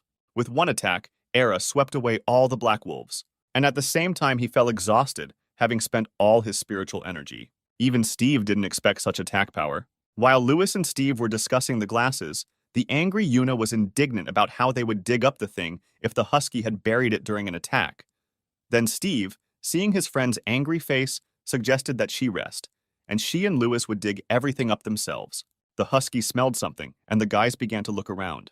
Turning around, they saw another group of animals. This time, Steve said that he could not help, since Erha had spent all his strength. Yuna offered to fight on her own while the guys dug up the thing. But Louis also decided to participate in the battle to give the elf an opportunity to rise. Then Steve, complaining that it would be better if he also took part in the battle, went with his wolf to dig for the thing. The next day, Louis and Yuna became worried when they saw their friend's face. Steve justified this by saying that the noise of the wolf was keeping him from getting enough sleep, although the whole point was that he was using his skillful hands ability too often.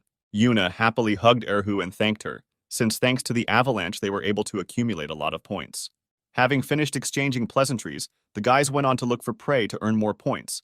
This time their path was blocked by centipedes, but after raising the levels, even animals with 7 stars were not afraid of the heroes. Compared to the first day, now they dealt with the animals quite quickly, or rather, while the wolf was coping alone. But there was one small problem. After using an avalanche, I had to dig the thing out. A group of next monsters and another avalanche attack on them, this skill helped the guys out too often. And this time too, having met another horde of animals, the guys released the wolf cub forward, relying on his snow avalanche skill. But the attack failed. There were too many monsters. Only now, running away from a crowd of angry animals, did the students realize that they had gone too deep into the jungle. Finally, the red-haired student, after raising the level of his snowboar spirit beast to 5 stars, was able to defeat the 7-star monster. While the leader was admiring his trophy, the other members of the group were too tired from the battle. They believed that the victory was difficult for them, and were afraid that if they went even further into the abyss, they might not return. They also believed that they had enough points, so there is no point in taking further risks. The leader, considering that they had reached deeper than the other groups, decided that most likely they would have more points, and most importantly, that even Louis would not be able to score more points. At this time, Louis and his group were looking at a huge bag of things and thinking about only one thing: how to drag it all to the base. The only reasonable option seemed to be to ask the military for a cart. Finally, the decisive day came, the test was completed. At the general meeting, the leader was going to announce the achievements of the freshmen and the results of the test. To begin with, he listed by what criteria the guys would be evaluated. The freshmen were eagerly awaiting their final grades. The teacher sat down at his desk and began calling students from the list to check their things. The guys were very nervous. Students took turns approaching Mr. Denny, checking in and providing items for recount. After seeing the results of the other groups, the red-haired guys group became increasingly confident that they would have a better result, since the others scored less than 1,000 points. While Louis was standing in line with a small bag containing an item from ordinary rank beasts, a red-haired guy walked past him, and when he saw the size of Louis's bag, he grinned, considering that this was all their loot, and went on to hand over his bag to the teacher. Noticing such open ridicule on the part of a classmate, Louis felt awkward, and looked forward to the return of Steve and Yoon, as they should bring the main bag of things. Finally, it was the turn of the group of the guy with the beautiful hair, and suddenly the students began to fuss. As he expected, among those who had already counted their points, his group had the best result. After them, it was Louis's group's turn. Some of the guy's fans held their fists for him and wished him luck. After looking at the list, the teacher called the guy. Although the friends had not returned yet, Louis came up and handed over the small bag that he had. The leader was surprised but began counting. All this time, the guy was nervously waiting for his friends. Thinking that they would not make it on time, he asked the teacher to wait a little. But suddenly there was a loud sound. Everyone turned around sharply. It was Yuna and Steve, with a huge bag of things on a cart. The children proudly pushed the cart towards the teacher's desk. Seeing such a huge bag, the guy with red hair, who considered Louis his main rival, was speechless. In surprise, the leader jumped up from his seat and hurried to clarify whether the resources from the animals they had hunted were inside the bag. Having received a positive answer, Mr. Denny became slightly irritated, because now he would have to start the calculations all over again. Louis and Steve had great difficulty dragging the thing to the counting table. Seeing the contents of the bag, the leader could not believe his eyes. And he wasn't the only one. Louis's self-proclaimed rival was also shocked. The guy couldn't understand how this was possible, but he didn't doubt Louis's honesty either. At this time, Steve's group was waiting with anticipation for the results of the count.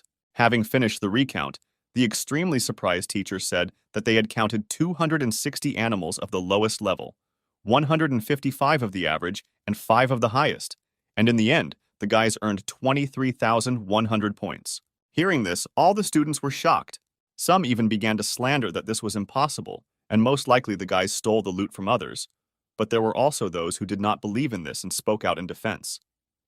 The red-haired man was completely speechless from what he heard and saw. Having recovered a little from the shock, the leader said that if no one else has more points, then we can assume that the winners have already been determined, and according to the rules, they will receive 30,000 points as a reward. Having heard the good news, Yuna and Steve have already begun to divide the reward equally between the group members, that is 10,000 each. Louis joined the conversation and expressed his opinion that for 10,000 points, Era could reach 5 stars. The cheerful conversation was interrupted by the teacher's voice. One of the girls said that their thing had been stolen, and the angry leader asked who exactly it was. Hearing this, the guys turned around sharply. Everyone present was extremely surprised. The group members became worried about her friend, since they also did not know about it. The girl reported that she was fine, but her spirit beast was a little injured. She also said that she remembers her attackers. Hearing the answer, the furious friend felt relieved and promised that as soon as they returned, she would definitely take revenge at the competition. After listening to the student, the teacher once again reminded the students that outside the university, danger comes not only from monsters, but also from other groups, and this situation will be a warning to them. Students who had previously turned a blind eye to all this were now seriously worried, because initially they thought that such situations would cross the university. Steve and Yuna began to suspect those idiots with whom they had already had an argument. Louis assumed that the university was aware of everything, since there were not many new students, and most likely they would meet again at the qualifying competitions for newcomers. Steve didn't understand what kind of competition we were talking about. Louis said that every year competitions are held among newcomers within the university. The most promising students will represent the school in the competition. and that's why he believes that they should use these points to increase the level of their spirit beasts in order to wipe everyone's noses at the qualifiers. After finishing the test, the students headed to the buses. On the way back, Steve happily told his friends that after the additional 50% was calculated, everyone got 11,500 points. 2 days later, after checking the application, the hero noticed that Erha would be able to rise to 5 stars. As Lewis said, points can be exchanged at the school administration for items to increase the level. The husky also arrived in a good mood. Passing by the hero, the red-haired guy looked after Steve with displeasure, not understanding how he was able to reach 4 stars so quickly if at the beginning of the month he only had 1, and hoped that the spiritual pills that he received in exchange for points would help the snowboard achieve 6 stars. Feeling his gaze, Steve turned around, but the guy had already left. One of the teachers was sitting at the administrative desk. Entering the administration, Steve said that he wanted to exchange his glasses. The teacher asked to see my student ID. Seeing that there was a freshman in front of him, the teacher advised him to take white pills. Noticing that only pills were on the list, Steve asked the teacher if the black pills were the best, since they were the most expensive on the list. Looking bored, the man replied that this was not true, but usually new people don't have enough glasses to buy something else. But if a guy has more than 1,000 points, the teacher continued, then he can provide an assortment of a store with mid-level goods. But this didn't suit the guy either. Steve asked with a smile about top-level artifacts for 10,000 points. The teacher was surprised and, with an incredulous smile, agreed to show the list of goods. In the list of items, the cheapest one cost 10,000. It was the bone marrow of a real wolf, and after looking at the assortment, Steve became interested in this item. The teacher explained that this was bone fluid that was obtained from a lord-level beast. He also added that, of course, they are great for wolves, and in addition to increasing the level, they also increase the maximum amount of spiritual energy. In the list of items, Steve became interested in another item, which was much more expensive. 200,000 points. It was the blood of a real wolf. According to the man's explanations, it is much more effective than bone fluid and can help awaken now-lost legendary abilities. After thinking a little, the teacher told the guy that winning in the qualifiers gives a lot of points. Hearing the teacher, Steve smiled and asked for real wolf bone marrow and 3 black pills. Seeing the first-year student's score, the teacher was very surprised. Noticing the disbelief on the man's face, Steve became slightly angry and repeated his order. While the guy was happy about his successful purchase, the teacher looked after him in bewilderment, not understanding where the freshman got so many points. When Steve got home, the first thing he did was feed the black pills to the wolf. Erha ate the pills with pleasure. As soon as the husky swallowed the pills, Steve eagerly wondered how the dog felt and whether the rank had increased. But he didn't have to wait long. The rank and ultimate spiritual energy had increased. Next, Steve fed Erhu the bone marrow of a real wolf, with the hope that the wolf could awaken an active side ability. The process of mastering the artifact has begun. In the deep depths of his consciousness, Era resisted the energy of the black wolf. In this state, Steve could do nothing to help his beast. He could only wait. After some time, Era mastered the energy of the black wolf and reached 6 stars. Out of happiness, the wolf joyfully licked the contractor, and Steve, in turn, wanted to find out with anticipation whether he had received a new skill. Without waiting for an answer, the guy decided to check the wolf's app himself. Steve was very happy to see that the husky had awakened the side ability of night fighting. After reading everything about the new ability, the hero decides to improve his combat skills in the Energy Management Pavilion. Sometime later, Steve came to the arena where the fights were being held. Unexpectedly meeting Louis, he asked if he was looking for an enemy. Noticing the guy standing a little further with his spiritual beast intervened in the conversation and asked Louis if he had come to watch Bao's fight or if he wanted to fight again. Hearing the voice, the guys turned around. Steve was surprised to see the spirit of fire, and for Louis, the meeting with an old acquaintance was not unexpected. In response to Green's challenge, Louis reminded him that his spiritual beast is a support and should not be drawn into any battles. Steve saw the guy for the first time, so Louis told him in a whisper that this was Green, also a newbie, crazy about fighting, always looking for opponents. And Green's spirit beast, Bao, is a little devil that originates from fire, so it is especially powerful against opponents with ice elements. While the guys made promises among themselves, Green once again turned to Louis, saying that he was aware that ice had fighting abilities. In response, Louis only waved it off, praising Bao and asking how many stars the little devil had. The guy proudly replied that there were 7 stars and once again offered to wave his fists. Hearing their conversation, Steve was surprised to learn that ice has combat abilities, but his friend hastened to clarify that this is a skill called ice weapons and lasts only 5 minutes. While the guys were talking, the elf and the wolf also exchanged smiles. They were glad to meet again. Seeing his friend's curiosity, Louis offered to show the skill, but only on the battlefield. The friends were interrupted by Green, who again offered to fight, but this time to Steve. Seeing the guy's obsession with fighting, Steve became convinced that Green was hooked on fighting.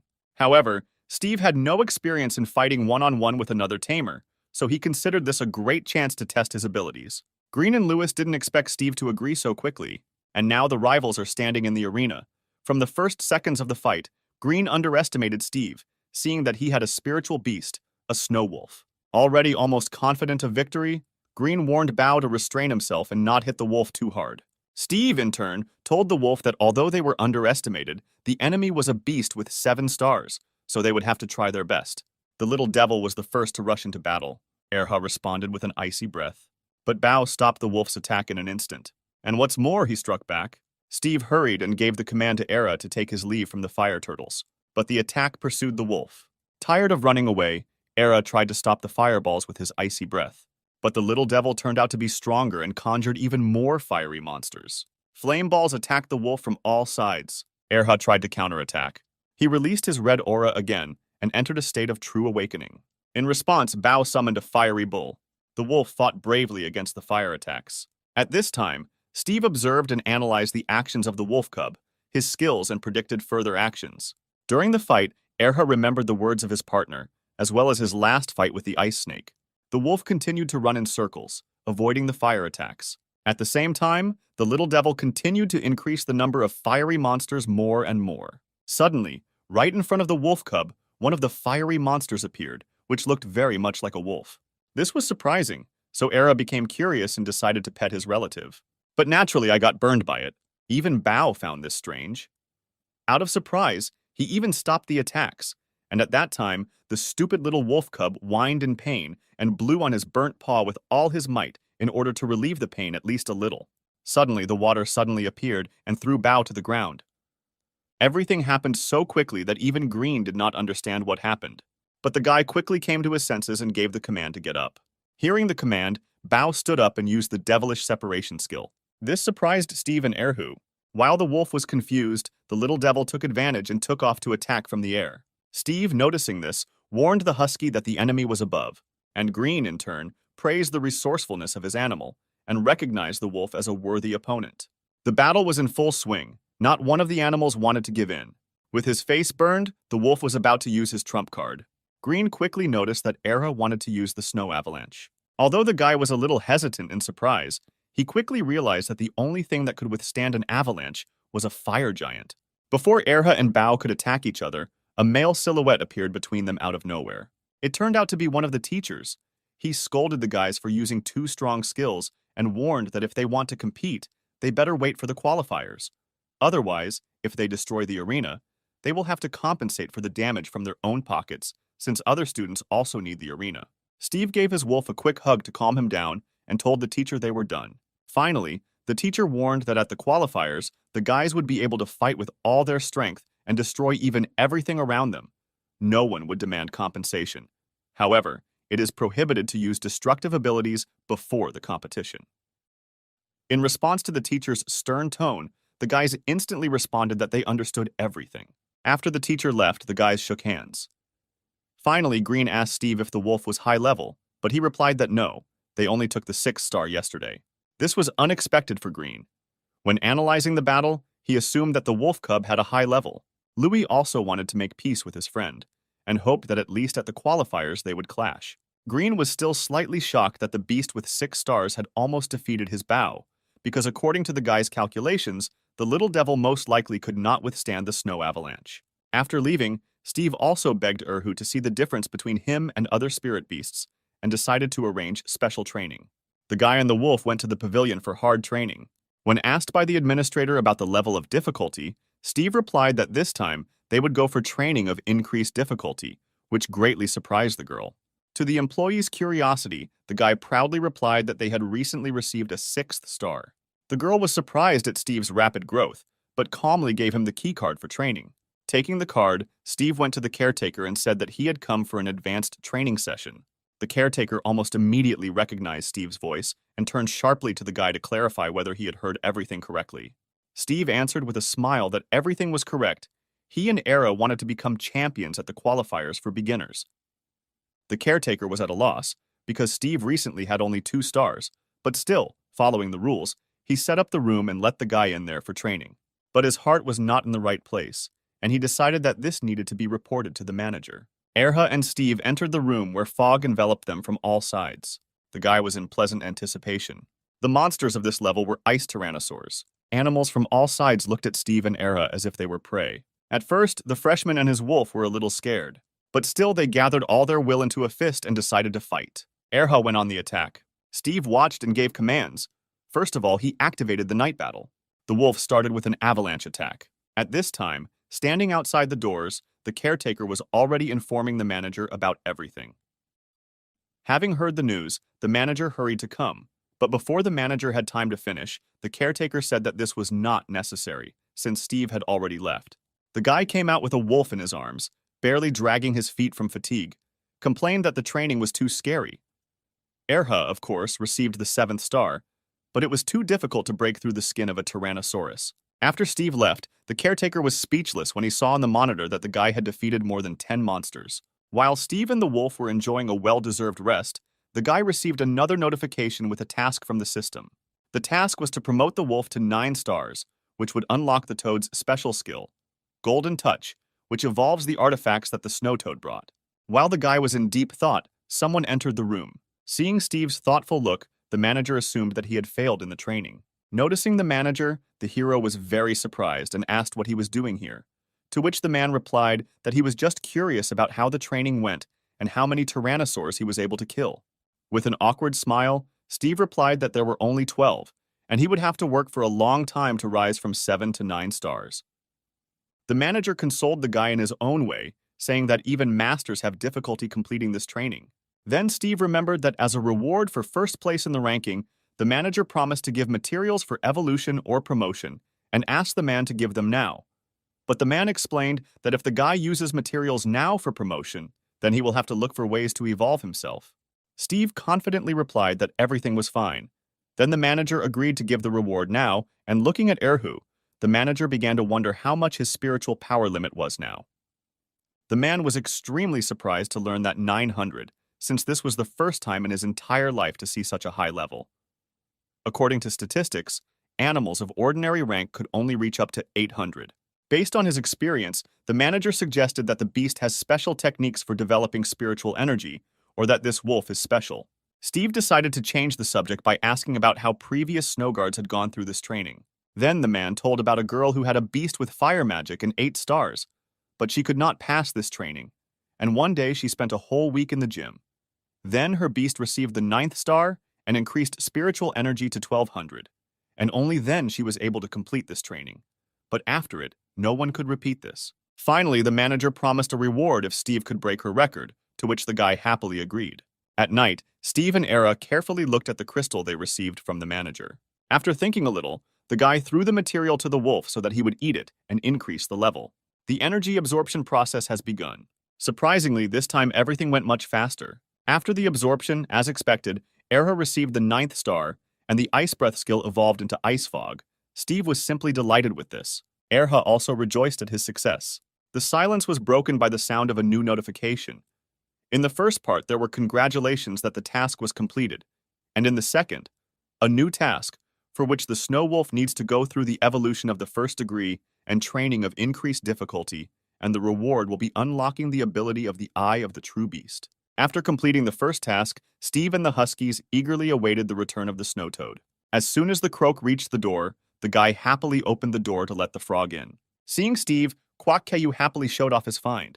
The guy looked at the object with curiosity and did not know what it was. After thinking a little, he decided to ask the manager and immediately sent him a photo of the find. The man did not expect a message from Steve, and when he saw the contents, he was completely speechless. It was a rare evolutionary item for beasts with fire magic, a magma flower. He immediately wrote to Steve everything he knew about the flower, and also added that it would not be suitable for a snow wolf. If necessary, in the pavilion, it could be exchanged for something more suitable. Having learned that this item was not suitable for Erha, Steve decided to try the golden touch on it to check what item it would turn into after. As soon as the guy activated the skill, the light from the magma enveloped the entire room. Having received no response from the student, the manager began to suggest all sorts of options for using the evolutionary subject. To begin with, there are different paths of evolution. For example, an ordinary slime can absorb both objects for snow animals and fire ones. But this applies only to those animals that can accept different paths of evolution within themselves, and the snow wolf is not one. And if you feed it a flower, it may die. Realizing this, the manager hurried to find Steve's address to check if he was trying to feed his beast a flower in order to get a fiery evolution. By that time, the magma flower had already turned into something else, or rather returned to its original form. After much thought, the guy nevertheless brought the flower closer to the wolf and asked whether this object was an object for fiery evolution and whether Erha could absorb it. Although the guy was worried, understanding all the risks, he still decided to try, promising to help the wolf if something went wrong, and also giving a strict order to stop if he felt danger. The wolf happily agreed. At this time, the manager rushed with all his might to Steve, with the hope that he would make it on time. Steve and Erha began the takeover. A fiery aura hovered around. At that moment, shouting that one should not give a flower to a wolf, the manager sharply opened the door. He was shocked. The snow wolf calmly absorbed the fiery energy. The evolution was successfully completed. The spiritual energy became 1700, and a new side ability, the fire whirlwind, also appeared. The guy and the wolf were extremely surprised to see the man on the doorstep, and the manager was shocked that the wolf had mastered the evolution. Steve and Era quickly tried to hide the burned floor, and Kavakva managed to hide in the spiritual space. The manager approached the wolf and asked if it really had evolved, but could not rise to a higher level, and in response the dog whined something. Steve quickly hugged Erhu and translated his speech for the manager, saying that the wolf was stuck on the 9th star, so he wanted to return to the training hall and deal with the tyrannosaurs. The guy's answer cheered up the old man. He replied that he would be looking forward to them. Steve and Era were determined to win. As soon as Mr. Manager left, Steve released the Wa. The hero was pleased with himself that he managed to send the frog into the spiritual space in time, and the manager did not find out about the 2 contracts. Kavakva did not have time to return, but she was already going somewhere again. This time, Steve instructed her to find something for her evolution. The toad agreed and headed towards the door. At parting, Steve touched Quaqua to his heart's content. A few days later, Steve and Era returned to advanced training. This time they were confident in their abilities. The manager and the caretaker were watching what was happening through the monitor and were already discussing the reward if the guy again took first place on the list. Tyrannosaurs attacked from all sides. Steve activated the night battle skill. The guy commanded the wolf to use ice fog to hide their presence. The monsters tried to repel the attacks. The little wolf also did not give up his position. To stabilize their bodies and protect themselves, the tyrannosaurs activated their ice armor. But this did not stop Erhu. He attacked the enemy. This time Steve and the wolf decided to use a new skill, a fire whirlwind. The wolf directed the attack towards the opponents. In the blink of an eye, all the virtual beasts were destroyed. The caretaker was shocked and could not understand where the snow wolf had fiery abilities. In response, the manager spoke about the transitional evolution. Although the fiery whirlwinds were a great help, they also took an incredible amount of energy. One by one, all the animals were destroyed. Erha and Steve left the office with their heads held high. And of course, first of all, the hero asked if he had become first in the ranking, and of course received a positive answer. Seeing such a stunning result from the guy, the manager secretly began to hope that his dream would come true. Steve, having heard a positive answer, hastened to remind him of the reward promised to him. The manager responded by noting that at this rate, Erha would soon reach the elite rank, and his owner would become an apprentice, so it was necessary to think about what the next animal would be and with whom the contract would be concluded. Steve was immediately delighted by what he heard, hastening to assume that he would receive a rare animal as a gift. But the manager upset him, because the presence of a rare animal in the hall without an owner is almost impossible. But he will definitely not be left without a valuable gift. The boy was satisfied with the situation in which, having become an apprentice, he would receive a pleasant reward. So after finishing here, he took his leave, and having already left the hall, he remembered that he had to complete the task. As a reward for the task, he was able to obtain a new ability, the Eye of True Sight, with which he could see all the information about spiritual beasts and objects. At the same time, onlookers in the main hall could observe how the rating of training with increased difficulty was updated, and seeing Steve in it, Everyone was deeply surprised and even shocked to learn that their idol had been practicing so quickly and for some time without their knowledge such difficult workouts. In 9 days, the selection trials were about to begin in the arena. Yuna and Steve were preparing, simultaneously refreshing their memory of the test conditions, among which the main one was the need to defend their training ground and defeat all opponents, as a result of which it would be possible to move on to the competition in the Cloud Valley. Steve's girlfriend noted that she saw him take first place in the ranking of difficult training, and the guy himself noticed that he received an award from the manager for the fact that Erha raised his level to 9 stars. She was taken aback and only said that he had acted stupidly, spending materials that were intended for evolution on raising the level of the wolf. The guy came closer to his friend and whispered to her that Kavakava later brought a flower made of magma, and with its help, they were able to let Erha evolve, to which she was even more surprised, expressing her fears for the health of the wolf cub because the material could harm him. Steve hastened to reassure her, showing that everything was fine with his wolf, because the evolution was successful, and in addition, Erha had learned to throw fire. At the same moment, a voice already familiar to the guy was heard. It was Green, proudly occupying one of the platforms of the arena, arrogantly inviting others to take part in the duel. Since most people had snow beasts with them, Green's advantage with his fire imp was obvious, and no one dared to challenge him. The ardent desire to arrange a duel did not leave Green, and as soon as he saw Steve, he immediately turned to him as the most interesting and equal opponent. The guy paid attention to the ardent coach only after he mentioned him and called him to the arena, and such attention bothered him a little. But the challenge was accepted, although Steve did not expect that his opponent would be the one with whom he had just recently almost destroyed the same arena. But this time, nothing would limit their potential. Among the other participants who were going to watch the beginning of the battle, there was a vague misunderstanding of the actions of the two who were so eager to fight. Green had a specific goal to defeat his opponent, because he and the imp prepared very hard for this fight, earning Bao a new star. And indeed, statistics confirmed that since the last battle, the fiery imp had become noticeably stronger, and its supply of spiritual energy had increased. Steve almost didn't react to this, because he and Era had prepared a different tactic, designed to end the battle quickly and clearly. The air around Ares suddenly began to heat up. Small flames began to fly around, and a small bright light appeared on his head. A second later, the small flame that surrounded the wolf was replaced by a huge, fiery whirlwind circling around him. This discovery greatly hurt Green and especially the imp, because they wanted to take advantage of his own element against him. The imp, on the orders of his master, used the ability of the fire giant, from which his exact copy of the flame appeared behind the small animal, but tens of times larger than himself. Ares' whirlwind very quickly overtook the imp and his copy, from which it began to suck all of its flames into itself. In a matter of seconds, the fire giant Bao was consumed by the fire whirlwind, and Green could only watch helplessly as they lost. Yuna, who was watching the battle along with the rest of the participants, was shocked by the power of the fire whirlwind that the snow wolf summoned. The fiery wave from the whirlwind was so powerful that the streams of hot air reached even the spectators furthest from the arena. The flames completely consumed the imp. His small silhouette was barely visible among the raging tongues of flame. Poor Bao could not resist the heat of the whirlwind and lost consciousness right in Green's arms. From this situation, everyone in the arena was extremely shocked, because it had never happened before that a snow wolf was able to defeat a fiery spiritual beast with its own element. Yuna greeted Steve from the arena completely dumbfounded by the power that his wolf's whirlwind possessed.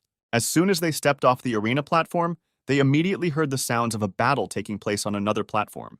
Their classmate took part in the battle, whose squad was robbed during the first test in the fields.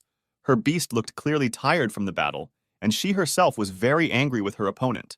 According to her, the opponent was one of those who robbed them, and his beast was a huge snow leopard, which did not look tired at all. The leopard's owner explained with an arrogant smile that the snow plain was a wild area where the rules of the university did not apply, but rather the laws of the wild. He directly stated that it was their own fault if they could not protect their glasses, and they were lucky that they ran into them, and not fanatics or dangerous animals. The girl was very annoyed by this guy's statements, and in response to them, she only noticed that he was not much different from the fanatics he mentioned. Her words offended the guy, from which he bared his teeth and only muttered that her little animal would do well to be at least half as strong as the audacity of its owner. On command, the leopard attacked the exhausted animal, causing it to fly away from the force of the blow like a small, soft toy. The poor animal was not even able to get up, and the leopard was already raising its paw for its final attack, while the girl tried to recall her pet to the spiritual space. Her opponent's gaze showed manic madness. He gave the command to the leopard to prevent the animal from escaping and finish it off. What she heard greatly angered Yuna. She was beside herself with rage and was already preparing to summon her little fox, which she had managed to develop to 9 stars. Before she could head towards the fight, Steve pulled her back and said that he and Era could handle the arrogant guy. Analysis of the leopard showed that it was an elite-level beast with 1 star and a large reserve of spiritual energy. The leopard made a control strike, but did not have time to reach the target, because the animal disappeared right in front of him. The animal was saved by Erha, snatching it at the very last moment, after which he handed it over to his owner. Steve entered the arena in front of her, replacing her on the battlefield, which she was very surprised by. He understood perfectly well that, replacing his classmate, no one would stop him, because her fight was clearly already over. The arrogant guy was surprised by the situation, but without expressing any objections, he only thought who was opposing him. Without having time to really look closely at who his opponent was, he saw Erhu, from which his slight interest gave way to indignation, because he believed that such a weak beast was not worthy of his attention. Having lost all his interest in the battle, he ordered the leopard to quickly end the battle, and he headed away from the battlefield. His comrades said that if they did not leave him alone, they would help him figure it out. The arrogant guy in response only said that he would sort it out himself, but behind him the wolf was already preparing his fiery whirlwind, and the leopard felt that something was wrong and became nervous. The flames once again enveloped the wolf, heating the air around him to incredible temperatures. Arrogant quickly noticed the huge surge of power that felt more powerful than a leopard's, and was shocked by the strength of an ordinary rank 9 beast. The atmosphere around was heating up, and along with it, the wolf's fervor quickly grew. From what he saw, the arrogant guy realized that Steve was stronger than the girl before, but still did not perceive him as a worthy opponent. The behavior of such arrogant fools greatly irritated Steve, because such people can only attack the weak, fearing battles with worthy opponents. Leopard took advantage of his primal hunting skills and ice armor, greatly enhancing his defense and offensive skills. Steve's classmate, who had fought before, saw the leopard's techniques and was able to understand why they were never able to hit him and do any damage. This did not bother him in any way and rather provoked him, because together with Era, they had already had time to properly train with opponents who used it. Having completed its strengthening, the leopard rushed to the attack with a ferocious roar. The fiery whirlwind flared up with incredible force, blazing with flames of various shades. The fiery flashes kept blazing with increasing force, causing the leopard to slow down its advance to the point of simply standing still. The flames beat against his armor, preventing him from concentrating normally on the attack. The arrogant guy again ordered the leopard to attack, because he believed that this flame could not break the elite-level ice armor. The leopard continued to advance, and everyone who watched the battle and Steve himself was amazed at how daring the orders this guy gave, because even Green's fiery demon could not withstand Era's fiery attack. It was obvious that the snow leopard would not be able to withstand such an attack. As soon as the whirlwind dissipated, it could be seen lying unconscious on the battlefield. Not realizing his loss, the guy tried to continue the fight, giving commands to the leopard, but he was already completely exhausted. His comrade replaced him, asking him to forget about what happened and rest, simultaneously freeing his clay beast. As soon as the clay beast appeared, it immediately got closer to Era, and its summoner proudly reported that fire was not afraid of them. Although the beast was not afraid of fire, it was obvious that it was extremely clumsy, which Steve noticed, so he immediately commanded Era to use ice fog. Visibility noticeably decreased, causing the beast to randomly wave its huge arms, trying to reach the dodgy wolf with them. The beast's hands quickly froze, which further slowed its movements, making it an almost motionless target. After waiting for the right moment, Era attacked the beast, delivering a crushing attack, but without causing too much damage. The beast summoner understood that the advantage was not on their side and that it was impossible to continue, so he ordered the beast to use the quagmire ability. At the same moment, the soil under the wolf's paws gets wet and becomes viscous mud, which also slows down its movements. This move did not please Steve at all, because it took away their advantage in speed, and they could not count on a fire whirlwind, because it was ineffective and they had very little spiritual energy left. Following the quagmire ability, opponents used the clay wave ability, bringing down a huge pile of viscous brown slurry onto the wolf. At the same time, a squad appeared in the arena that was trying to compete in the first test. They were discussing how their leader had raised the level of his boar to 8 stars. He said that he was going to deal with the upstart Steve, but their dialogue was interrupted by an unprecedented sight. A huge fire whirlwind appeared before their eyes, caused by the very wolf they had just wanted to defeat. This sight shocked them. Although the whirlwind was not effective against the clay beast, it was still able to stop the attacks, because the clay had hardened due to firing. The clay beast summoner was amazed that his opponent was still not exhausted after so many powerful attacks. In order not to run out of energy, Era used the ability of a carnivorous predator, which gave him the strength to continue making attacks. However, an incomprehensible ringing echoed through the wolf's ears, preventing him from concentrating on attacks. The attack was sure to reach its target, but the wolf still missed, which greatly surprised Steve. The answer to what happened was not long in coming. It was the ability of another elite beast of another summoner, the Cursed Bell, which was a rather large bell that had the ability to fly above the ground. This ringing caused the wolf to get lost in space and see hallucinations, which greatly interfered with the conduct of the battle. The hero's girlfriend, seeing such an outrageous picture, rushed to his aid with curses and indignation. In response, he only said that her help was not required, and that he and Era would cope with their own efforts, after which he told his companion not to hold back any longer. The wolf barked approvingly to his master, after which incredible energy began to fill his body.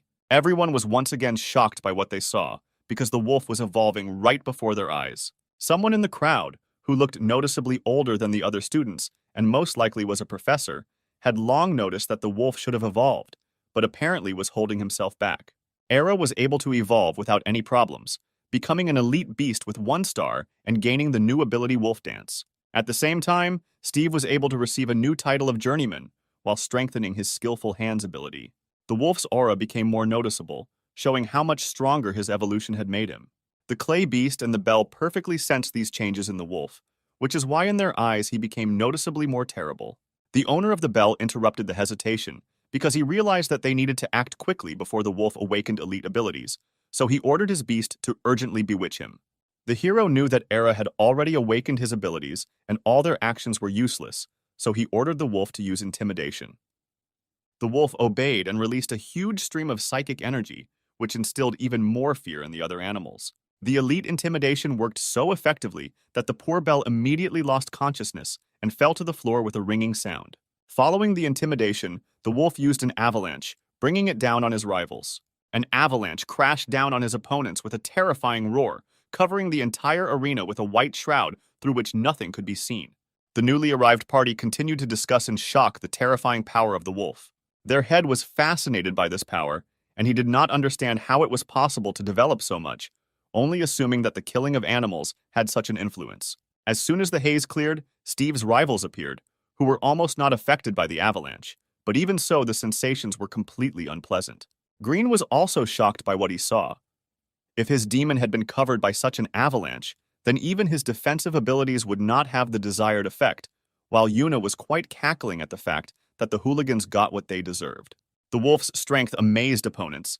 They did not understand how such a weak beast could possess such versatile and very powerful abilities. One of them could not calm down and invited his comrades to gather and attack all together.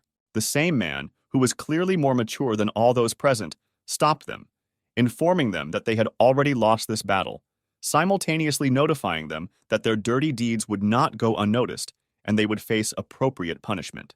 The hero also added to the conversation, saying that they themselves asked for this fight. The trio did not want to accept defeat, but were unable to do anything, only quietly mumbled their desire to attack Steve again. The elder reminded everyone present that there is a valid rule that fights are only one-on-one and all violators will be punished. The hero and the wolf, even after several protracted battles with a large number of opponents, still could not calm down. Therefore, as soon as the eldest finished speaking, they immediately began to look for someone else they could arrange a fight with. Such statements greatly infuriated other students, which is why many even began to suggest defeating him in groups. But fearing punishment, they immediately abandoned this idea. Steve, trying to persuade at least someone to another duel, directly said that he spent all his energy on fire abilities. Although they were indeed weakened, the students did not dare to duel and were frightened by the power of the Snow Wolf, preferring not to participate in the further race for the title of Arena Master. Seeing this, the elder had no choice but to recognize the hero and his beast as winners, awarding them the title of Arena Master. Many people were unhappy with this situation, but no one dared to object. After waiting for the result to be announced, the hero decided to go to the training hall, inviting Yuna with him, but she refused, because she wanted to train alone to become the next arena master. Green wanted to train with Steve, trying to attract attention, but our boy's head was already filled with thoughts about what gifts awaited him for his new status and how he could quickly try out his improved ability. It was still not possible to go to training because the manager of the stadium wanted to see him. He sent one of his assistants to find the hero, which he quickly dealt with and brought him to the manager's office. As soon as Steve looked into the office, he immediately began joyfully telling the manager about his victory and how his new fire ability helped him and Era. The manager took out a small box and placed it on the table. At the same time, he was also happy with the success and confirmed the hero's words that the 100 ability was indeed an excellent enhancement. Because before that, Snow Wolves had never had fire abilities, and such a surprise clearly gave an advantage. The boy drew attention to the box, but continued the story about his successes. He said that during the battle, his wolf had evolved to an elite rank, and he himself received a new rank. The caretaker, in response, asked if he knew that he could now enter into an agreement with another one beast. Steve knew this very well, because although the manager did not know, he had already concluded an additional agreement with Kavakava, although he was not an apprentice. As soon as he received a new rank, the system displayed 2 new windows on his phone, which were empty, and hinted that the hero could acquire 2 more animals. The manager continued his conversation. He asked if the boy knew about animals with technical intelligence. In response to this, the hero was only surprised and clarified whether it was possible to conclude contracts with mechanical animals. The answer was not long in coming. Yes, it was possible to conclude a contract with mechanical animals, because even though the mechanisms were man-made, they contained components from animals. Previously, people believed that all mechanisms were created only to help people, so concluding contracts was simple, even if the difference in spiritual energy was quite large, and if nevertheless, it was not possible to conclude a contract with a very strong beast. It did not have any consequences, as well as breaking the contract. Steve said out loud his assumption that contracts could be entered into and broken with them indiscriminately, and the caretaker confirmed his words, adding information that the mechanisms have no soul, therefore there are no consequences. The boy was greatly surprised by this, because it all sounded like too incredible and enormous power. In response to this surprise, the manager said that in addition to a large number of advantages, the mechanisms also had their own significant disadvantages. The downside was that the robots could not improve themselves in the usual way. In order to increase their level, they needed to merge with the same mechanisms, thereby absorbing their powers and skills. While the manager was talking, he moved the box closer to the hero and opened it. The box contained mechanical gloves, which the manager offered to the hero, because a mechanical beast could be a good contender for a place on the hero's team. The manager smiled and said that the gloves were now completely at Steve's disposal, and when he found a more suitable beast, he could terminate the contract with this mechanical glove. The boy tried on the glove and felt that the sensations from it were really similar to those in contact with ordinary animals. But in this case, there was no resistance, and it seemed as if the glove was ready to associate itself with the hero at any moment. Analysis showed that the gloves were an elite-level monster with 7 stars, which was the maximum value for them, and with an incredible reserve of spiritual energy, the caretaker still insisted that the hero enter into a contract with them. Steve tried to tie himself to the glove, and indeed, it did not offer the slightest resistance. The agreement was concluded in the blink of an eye. The glove pliably united itself with the boy, making it possible to use its only skill. The only skill of the glove was the protective field A, which the hero immediately activated, after which he ordered Era to use penetrating claws against him. The wolf was surprised by such an order and began to shake his head negatively, afraid of harming his master. But he calmed him down, because thanks to the protective field, he should not have received any damage. He obeyed and nevertheless attacked the protective field, as his master told the wolf. He did not receive the slightest damage, but the caretaker was a little surprised, because he did not want abilities to be used in his office. Steve was impressed by the strength of the glove. Although the long recovery was a serious disadvantage, the pros clearly outweighed it. At the same moment, a thought occurred to him. The gloves could not be improved, but what if he could increase their spiritual capacity with the help of the skillful hands ability? Because the ability itself had become better and his own supply of spiritual energy had increased. He used the ability and the energy reserve of the glove increased. This pleased the hero even more, which he was very happy about, and he expressed his joy and gratitude to the caretaker, who was happy for him, but asked him not to use the abilities in his office anymore. Ignoring what was said, Steve was once again delighted with his new acquisition and went home. Already at home, The hero thought that since he managed to increase the spiritual energy of the gloves, then maybe he would be able to evolve them. In addition to the gloves, he also talked about the increased supply of his own spiritual energy. In the current conditions, he did not have the opportunity to spend it all on improving his beasts, because the energy was also used for side abilities, such as a fire whirlwind.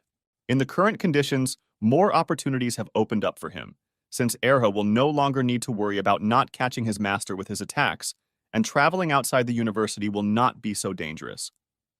The boy's mood was excellent, because having received his new rank, he was closer to experiencing a real fight between tamers. After some time, he went to the university. Arriving at his class, Steve was greeted by the teacher, who informed him that he was supposed to be awarded points for winning the qualifying competition. He was indeed awarded 50,000 points, but he was not very happy, because this amount now felt very small. The boy was called by his friend, who was standing nearby with Louis. They informed him that they also passed the qualifiers, taking the places of those guys whom Steve had defeated and greatly weakened. And thanks to the points they received for the victory, they were able to develop and even evolve their beasts to elite ranks.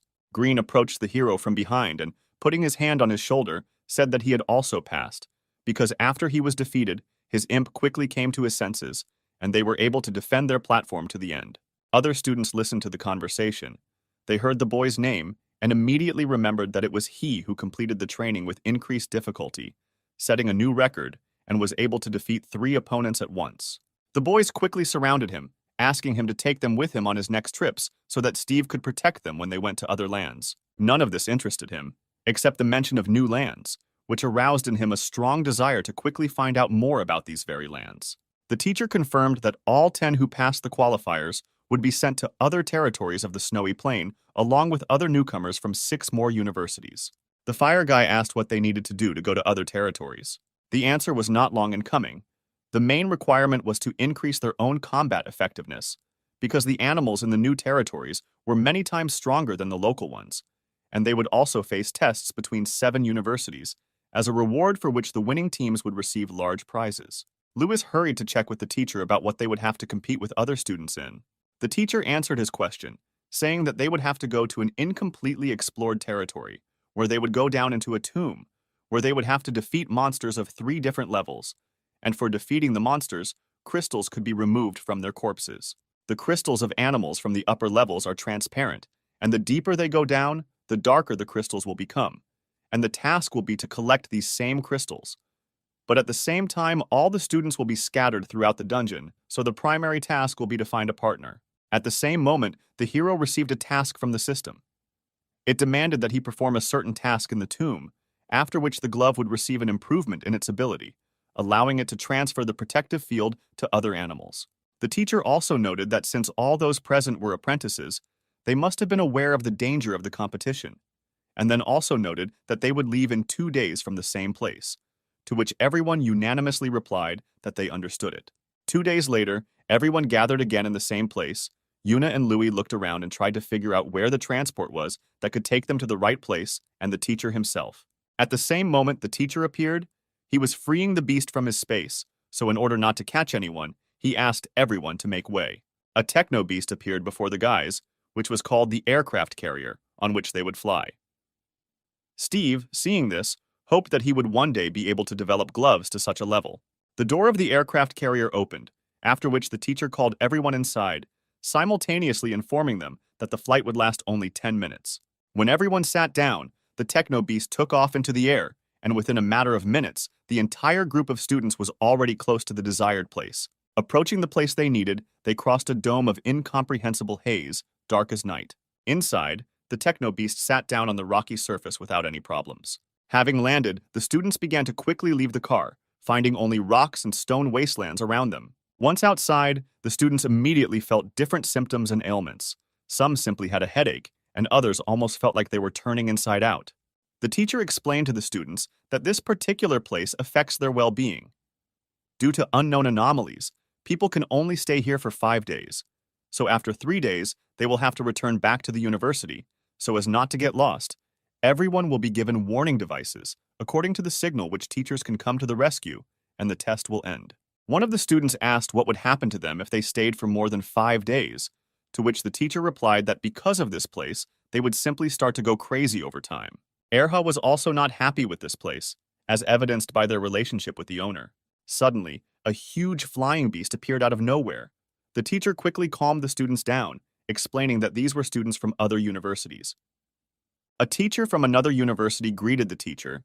He was clearly glad to meet him and was surprised at how persistent his colleague's students were, and he also mentioned that he would like to meet someone who was able to break records in the training room. The students of this teacher, in turn, felt noticeably worse than their comrades from Steve's university, which the teacher himself noticed. Of the entire squad, only one blonde girl looked intrigued and also expressed her desire to meet the hero. The guy himself was about to introduce himself in front of everyone, but his teacher didn't even let him say anything, telling him that it would be better for everyone to just see him in action when the competition starts. But the hero himself was not one of those who were discouraged for a long time, so he simply agreed with the teacher because they really were in a dangerous place and he should have focused on this test. The teacher assumed that all the other students from other universities were already here too, so after agreeing on the descent schedule, everyone began to prepare. Steve and Erha were ready to face anything, so they quietly waited for the start. Suddenly, a blue light began to envelop all the students, including the hero himself. In the blink of an eye, just the two of them found themselves in a dark cave.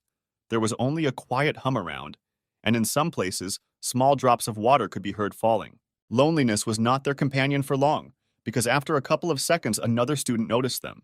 He recognized the hero, so he quickly approached and extended his hand, saying that his name was Ben.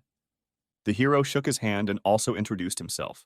The new comrade's beast was a small will-o'-the-wisp, a small one-star elite rank ghost. The light's ability came in handy. It illuminated the cave with its blue ghostly light. But even with this light, it was not bright enough to illuminate the monsters hiding in the darkness. The aura of animals was felt everywhere, which Ben informed the hero about and asked the hero to be careful. In the blink of an eye, dozens of red, angry eyes sparkled in front of them in the darkness. The light illuminated the dark place, and a swarm of spiders of darkness appeared before the guys, and these spiders were clearly not in a friendly mood. In the blink of an eye, the spiders were engulfed in flames, causing them to immediately run away. The hero's wolf attack successfully dispersed the monsters, and he himself hastened to calm his comrade because dark places were ideal with their night battle ability. After many killed spiders, the hero and his comrade were collecting prey. Ben was amazed at their strength and was convinced with his own eyes that the records set by the hero were true. As the teacher told them, they found crystal balls on the carcasses of dead spiders. But being carried away by collecting prey, they did not notice how they were snuck up on them. One of the spiders crept up behind them and spat a web in their direction, trying to immobilize its potential prey. Oganyuk and his owner noticed the spider only after it attacked. It was close, but he managed to dodge, and at that moment Era slashed the surviving spider with his claws, tearing it in half. Steve asked his comrade to be more careful because they were in very dangerous lands, to which he thanked him.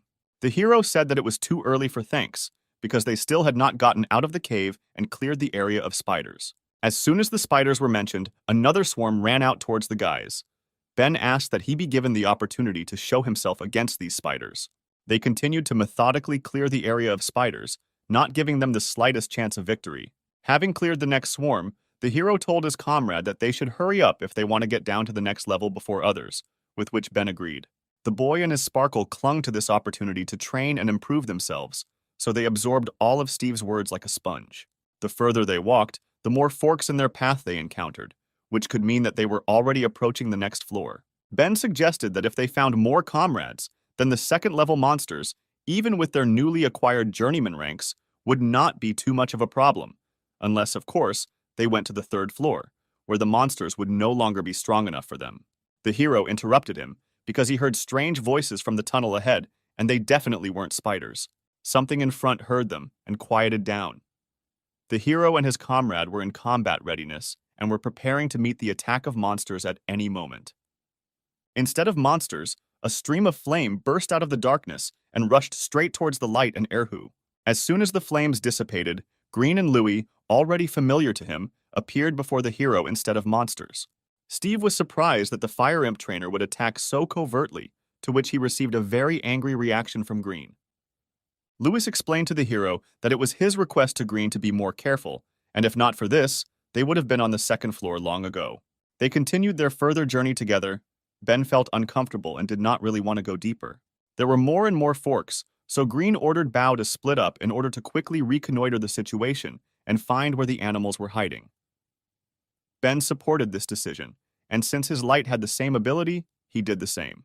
This ability looked very useful, and the hero really wanted Era to learn new fire abilities. A couple of minutes later, Bao returned to the group. Anxiety was visible on his face. Something clearly frightened him. Before his owner could even understand anything, Steve had already voiced that the imp was afraid of a large crowd of shadow cats. Green did not like the fact that someone was translating Bao's speech faster than him. The imp didn't lie. 2 other students were running towards them, followed by a pack of aggressive cats. The duo saw the hero's squad and, unable to come up with anything better, decided to send this pack at them in order to distract them. They quickly realized what these scoundrels wanted to do, so they themselves rushed to run away. But the cats were faster and would soon catch up with them. Green was very angry with the students while they were running. He tried to find out from them what university they were from, but they refused to tell, because they were afraid that they would be retaliated against later. The hero snapped at the students because it was because of them that they got into trouble, so first of all they needed to get out. To their common regret, there was a dead end ahead and further escape was useless. With no other choice, Steve and Era volunteered to fight the cats. A crowd of ferocious beasts rushed towards them in a huge dark wave, leaving behind a huge cloud of dust. Lewis quickly realized what the hero was going to do, so he asked Green to help him with his fire giant ability, when he himself used Ice Awakening to hold off the crowd.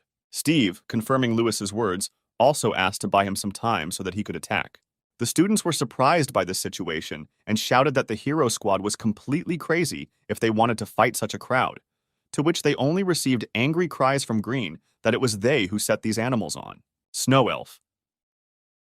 Louis activated his Ice Awakening ability, after which he transformed, becoming noticeably larger, and his appearance became more menacing because he was now armed with 2 swords. Bao also transformed, becoming much larger after using his Fire Giant ability. The elf attacked all the wild animals that he came across, but even having strengthened himself, it was difficult for him to cope because there were too many opponents. The time gained was enough. Era prepared an avalanche, so the hero called out to his friends and asked them to move away. Otherwise, they too could be hit. A huge snowstream rolled through the cave, sweeping away everything in its path, including all the cats that got in the way.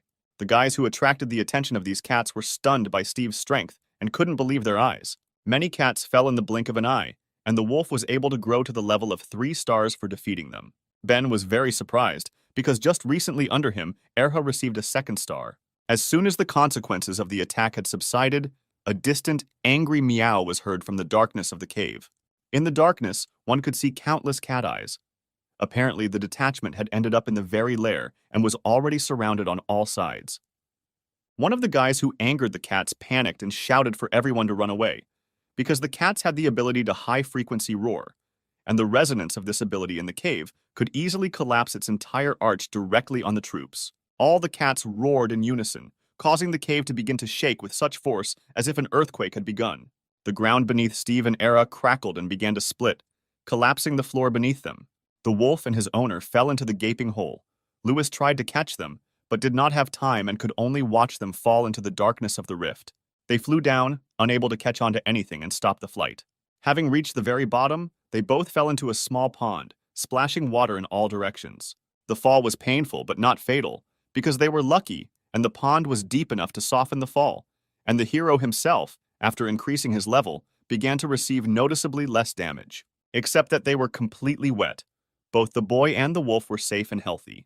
The top of the cave was not visible, but fortunately for the hero, the phone worked down here. Judging by the surroundings, they ended up on a floor with high-level monsters, because devil buds grew around them, and they were the signs of the lowest floors. The only passage looked unnatural, because most likely it was made by people, and since there were no other paths, the hero went there. The corridor was very dark. Steve could barely see anything further than his outstretched arm. When his eyes finally got used to the darkness, he was able to see a huge silhouette, which greatly frightened them, from which they immediately rushed to run away. Having run a little, he needed to catch his breath, since he was not so much tired from running as scared. Having caught their breath, they looked back to understand what exactly frightened them, and in the caves they saw animals, namely giant devilish lilies that simply stood motionless. Coming closer, the hero saw that these were only statues of lilies, and not the animals themselves, so he calmed down a little. Although these were only statues, the hero still felt a strange, overwhelming aura from them, which continued to instill fear. Erha was still scared, because he felt this aura better than his owner. Something sitting on top of the statues turned its attention to Steve and his wolf, and peered at them with its red eyes.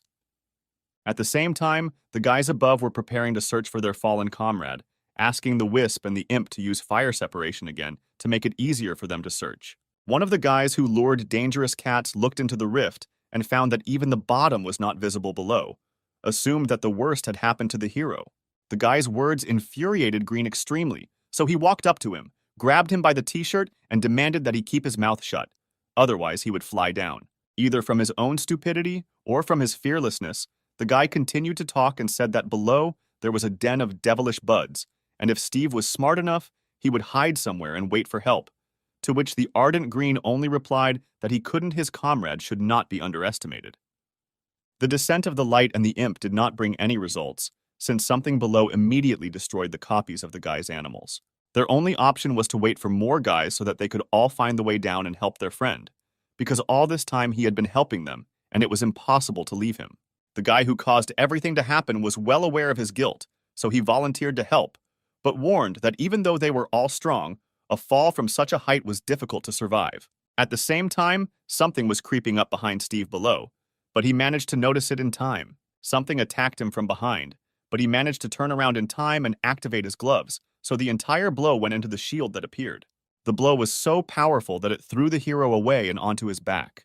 The guy was glad that the manager gave him these gloves, because if the blow had hit him directly, the damage he could have received would have been very serious. A devilish bud appeared in front of him, which looked exactly like the statues in this cave, but its size was no longer as large.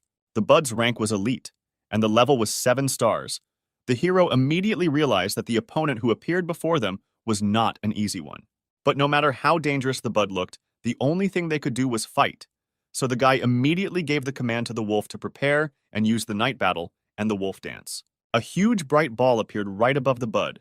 It used the scorching sun ability. The hero covered himself with a shield, so the hot rays from this fireball could not cause any serious damage. Luckily for them, Ares' icy breath evolved into an icy fog, so as soon as the wolf used it, the environment became noticeably colder. The bud became more angry and, using the ability of wild flora, lashed its sprouts towards the wolf. The wriggling sprouts of the bud were already flying towards Ares, overtaking him from all sides. Steve knew what they should do in this situation, so he commanded the wolf to use a fire whirlwind. His guess turned out to be completely accurate. The fiery attack caused colossal damage to the grass beast. At that moment, he thanked Quaqua for being able to find the necessary materials to develop Erhu. Therefore, in gratitude, he would then like to evolve the frog itself. Bud began to move away from the fiery whirlwind, as the fire frightened him greatly at the level of instincts. The result of the attack greatly pleased Steve, but he knew that he would not be able to use this ability too often due to the waste of his own spiritual energy. The prolonged attack enraged the bud, so he himself began to prepare a new attack. He concentrated a large amount of spiritual energy and then sent it directly into the ground. Giant vines erupted from the ground. This was the result of using the wild fauna ability. With the plant control ability, the bud pierced the whirlwind, thereby dispelling it. The hero saw that by blocking the fiery whirlwind, the bud spent a huge amount of energy, which made it look weaker. To avoid the attack, the bud only had to dodge, so the guy assumed that this beast was protecting something or someone from the whirlwind. Behind the bud, there was another statue, so the hero assumed that it was them he was protecting. To confirm his theory, he instructed Era to dodge the vines and attack the statue behind the bud. The wolf deftly dodged all the attacks, after which, using piercing claws, he rushed at the statue. The guess turned out to be correct. The bud exposed itself to the attack in order to prevent it from hitting the statue. Steve gave another command to the wolf, ordering him to attack the statues with all his might. Erha dodged and used his wolf dance ability again to strengthen himself. The hero gave the wolf a command to use a fire whirlwind and then covered himself with icy fog, while the bud lit up with a bright light, charging an incomprehensible attack. Just a couple of seconds later, the bud exploded, sending beams of energy in different directions and pushing the wolf and his abilities away with the force of the explosion. An explosion of incredible power threw the wolf away from the statues and forced the hero to cover himself with a shield and stay on his feet with all his might so as not to fall. A prolonged battle with a strong enemy caused the wolf's level to increase to 4 stars, as a result of which the ability of piercing claws developed into the wolf's soul, allowing the use of shadow claws against opponents. The hero was very surprised by what happened. He did not expect that in order to protect the statues, the bud would decide to blow itself up.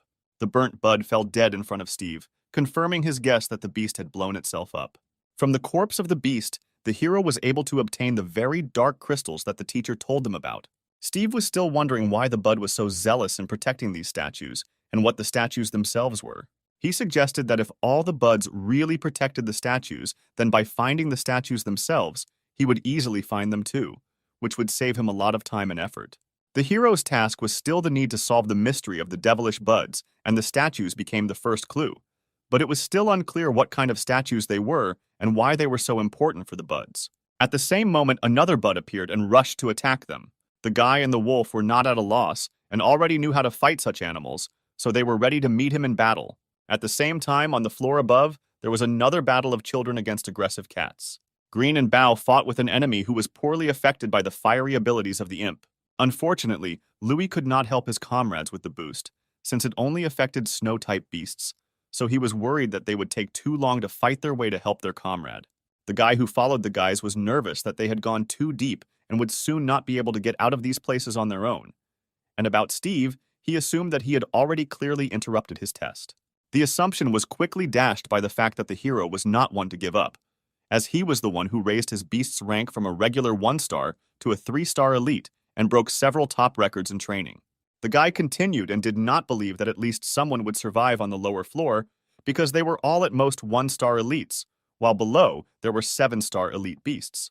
Ben hastened to remind this pessimist that it was Steve who was able to raise the star level on the outer floor to the 2nd, killing hundreds of spiders, and later, in a battle with cats, received a 3rd star.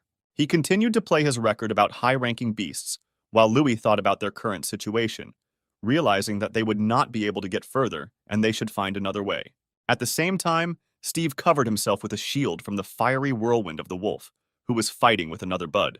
Despite the fiery attacks, the bud did not retreat and zealously defended the statues from all attacks. He showed with his whole being that he did not intend to retreat and would fight against the invaders to the last. Knowing that the statues were the weak point of the buds, the hero ordered the wolf to attack one of them with the new wolf soul ability. Erhud jumped towards the nearest statue. Behind him were giant dark claws that looked very menacing. The claws accidentally touched a rock nearby, shattering it into pieces. Bud, seeing the attack on the statue, rushed to intercept, exposing his grassy body to the wolf's claws.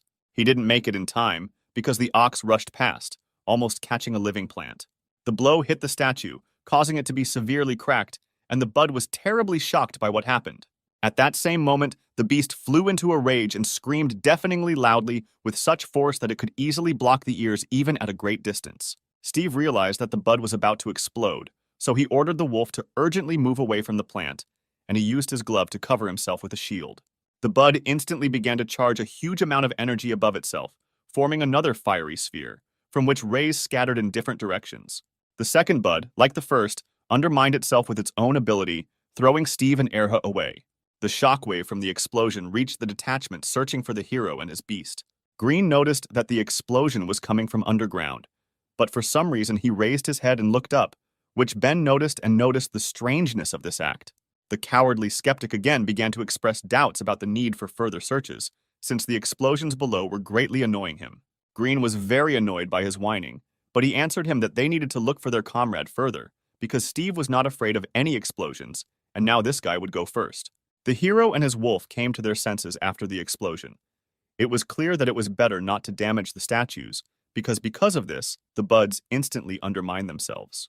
The guy patted the wolf on the head, asking if he was feeling well, to which he received an approving bark from Airy. The explosion gave them trouble. Steve hoped that it would not attract more animals, but they found another cloudy crystal, and they also realized that for now, they could only fight these monsters one-on-one. Noticing this, to their misfortune, a group of buds immediately appeared, which foreshadowed many problems. All the buds rushed to attack at the same time, but the guy still managed to dodge and run away from them.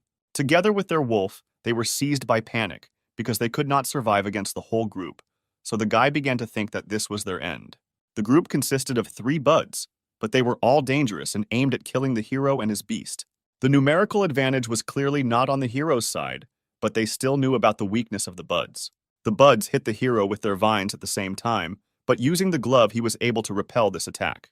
Erha lay on the floor scared, expecting to be killed by these angry weeds, but he discovered that he was still alive, so he simply stood up. Realizing that he needed to counterattack, he took advantage of the icy fog, after which he and his owner began to disappear from sight of the buds.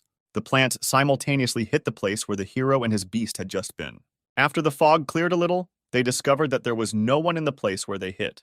Steve and Era were already standing on one of the statues that these buds treasured so much, letting them know where they were. The buds were furious, so they immediately rushed towards them, preparing to attack with everything they could.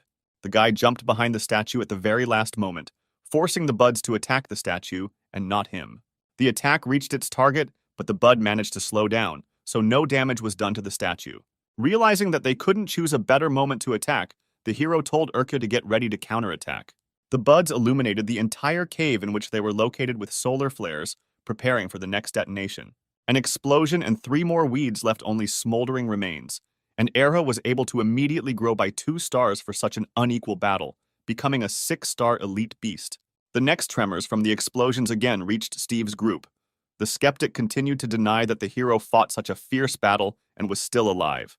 However, the entire detachment did not know what to answer him, since they themselves did not understand what exactly was happening under their feet. Multiple more explosions shook the entire tomb and illuminated the vaults of the caves in which Steve was located.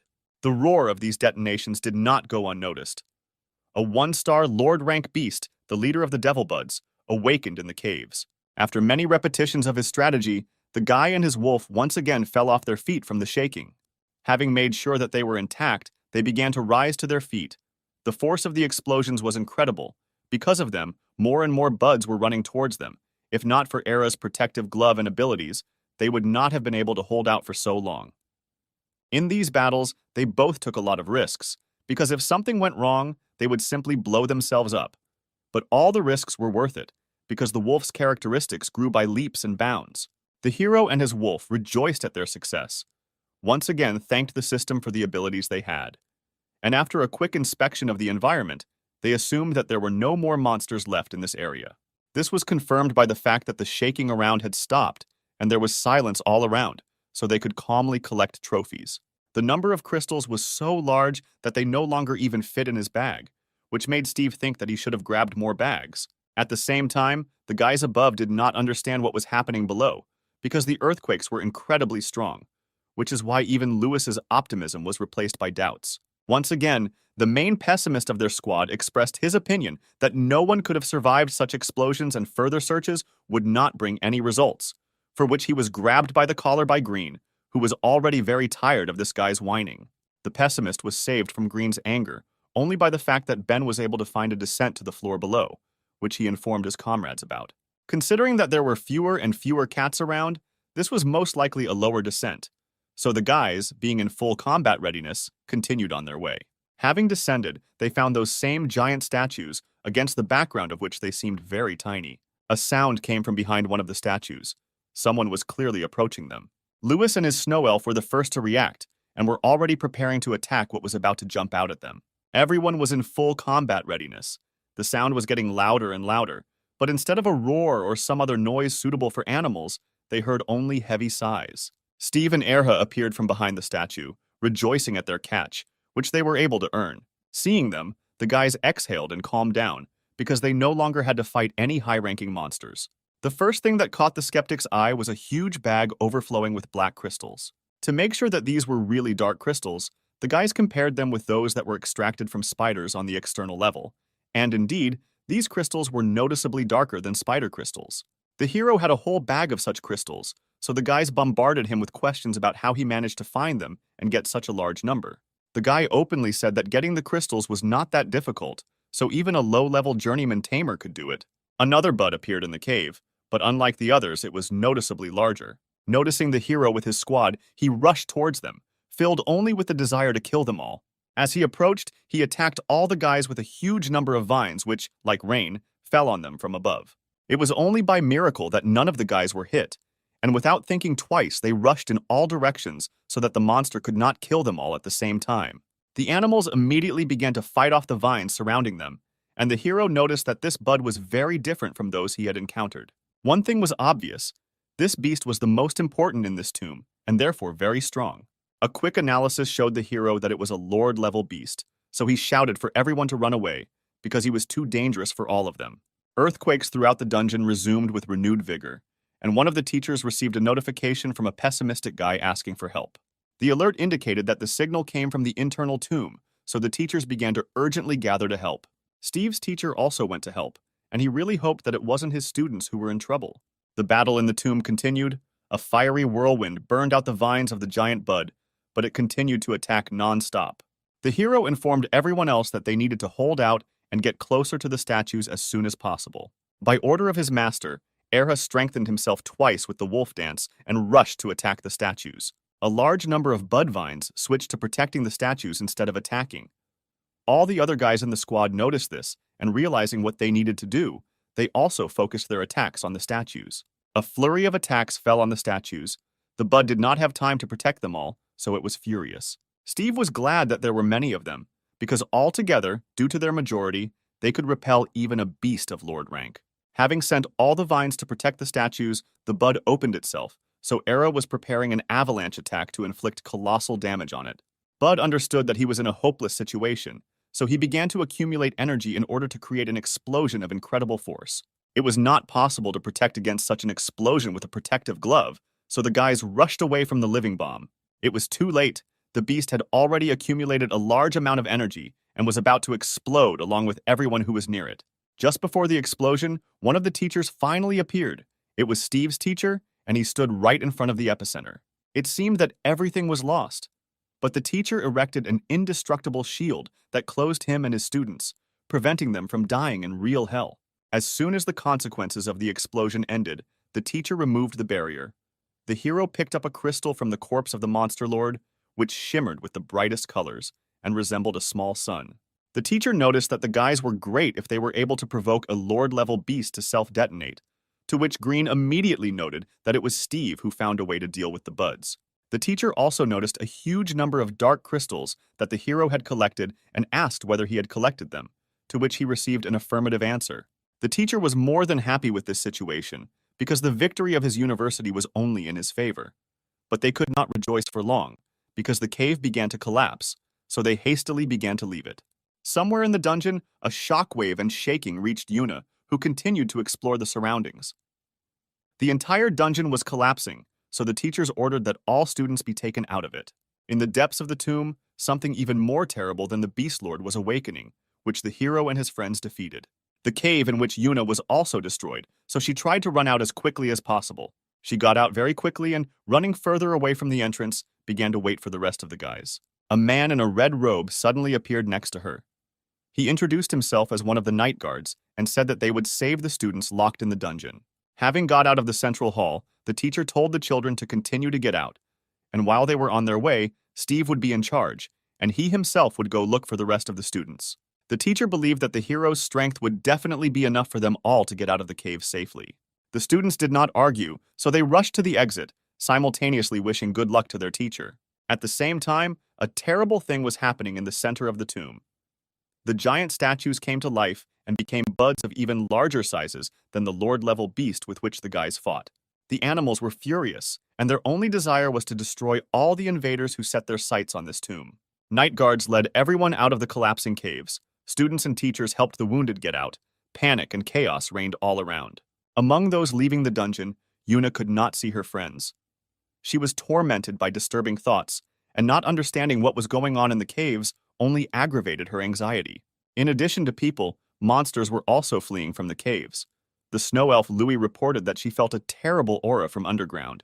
Green immediately assumed that some kind of monster had awakened underground. Hearing this, Steve immediately realized that most likely those giant statues that they saw below had awakened. He warned everyone about his guess, including the teacher, but the fact that he did not understand immediately worried him. While running away, he also realized why the buds were guarding these statues, namely in order to protect the animals inside. Checking his phone, he noticed that the condition of the task that the system had set for him was fulfilled. He was able to unravel the mystery of this dungeon, so he concluded that those statues were the true bosses of this dungeon. The cave continued to collapse. Some wild animals did not have time to escape and were hit by debris. It was obvious that the guys were being pursued by something, and that something was incredibly evil. The passage in front of the detachment was blocked, thereby blocking their path to retreat. Loud, heavy steps could be heard from behind. A huge something was visible in the rising column of smoke. It was this thing that was pursuing them and was already preparing to attack. A giant monster burst out of the smoke. It was a Thorn General, a Lord-rank beast with a level of 5 stars. Its reserve of spiritual energy was incredibly large. The monster was preparing to attack, but a man unknown to them in a red robe jumped out in front of the guys and demanded that they stay behind and leave the monster to him. This unknown person was a Night Guard girl, one of the special unit of the snow troops of the Night Guard. She called upon her beast for help, which was a giant demonic bull that was either the same size as the Thorn or was even larger than it. Giant monsters rushed towards each other with terrible screams, preparing to fight to the death. Steve was shocked by this sight, because before his eyes 2 of the Lord's beasts clashed in battle, and the tamer of one of them was a professional who could use the abilities of his beast. The Thorn attacked her, but the girl parried the monster's attacks with her own hands, while her beast chopped the embittered monster with its axe. The hero was even more shocked, because in front of his eyes, an ordinary person repelled the attack of a Lord-level beast, while apparently not receiving any damage. The monster used the Thorn Prison ability, sending a huge number of thorny vines towards the tamer and her beast. The bull grabbed the vines flying towards him and cut them all off with one precise blow. The monster did not stop and, using the ability of the Gift of Trees, turned its hands into sharp scythes and rushed into a frontal attack. The bull slashed at the monster with even greater force, forcing him to cover himself so as not to receive a fatal blow. The guard gave the order to the bull to accompany the students to the exit, and she would take the monster upon herself, to which the bull hummed approvingly.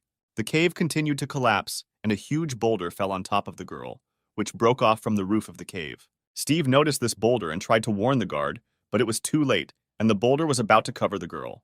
However, to everyone's surprise, the girl stopped the boulder with one hand, after which she continued to calmly hold it. In a completely calm voice, and without showing any tension or anxiety, she informed the students that the night guards and teachers were now dealing with the monsters on the lower levels. Throwing the stone aside as if it weighed nothing at all, she told the students to continue to get out of the cave, because it was too dangerous here to continue the task. The guys didn't even think about arguing with her, so they simply continued their escape, as the guard demanded. Having got out, the guys were met by a guard at the exit, and one of the teachers, the guard asked to double-check the lists and make sure that everyone got out alive. For their salvation, the guys thanked the guard with all their hearts and bowed low to him. Yuna was finally able to find the guys, she scolded Steve, because she was worried about him and even thought that he died there. But she was interrupted by Lewis, saying that it was the hero who worked the hardest in the dungeon. Determined to prove that he had not wasted his time in the dungeons, he pulled out a bag from behind his back and invited his girlfriend to guess what was inside.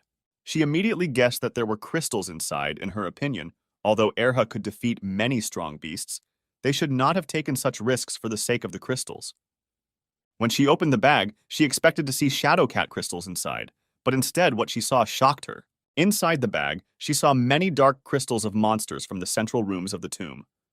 She could not realize how many buds Steve managed to defeat. Seeing one rainbow crystal, she was even more surprised, because during the entire test, she had heard or met only 3 types of crystals. He explained that it was a crystal that he removed from the corpse of the Monster Lord, whom they managed to defeat, which plunged his girlfriend into even greater shock. Before she could comment on what she had just been told, they were interrupted by one of the teachers, saying that the test was completed. But this did not cancel the awards, and after counting the crystals of all students and universities, the winners would be announced. Steve's girlfriend continued to sit, not understanding how he was able to collect so many crystals, but understanding that he would once again take first place. Green intervened in their silence and invited the teacher to count all the crystals that the hero had collected. It is unlikely that she would be interested in counting the crystals of some random student, but in the name of the hero, she recognized the very same person who was able to break records in training that no one could surpass for 10 years. Looking into the bag, she, like the hero's friend, was shocked to see inside a huge number of dark crystals and even one rarer one. Recovering slightly from her surprise, she asked Steve to wait while she consulted with other teachers about the rare stone he had collected. One of the professional class teachers, seeing a rare crystal, was also very surprised, because he did not expect this from students who had just moved to a new level.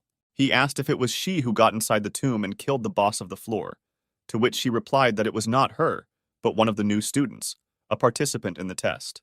The teacher still couldn't believe that any of the students were able to climb so far and even defeat such a serious opponent.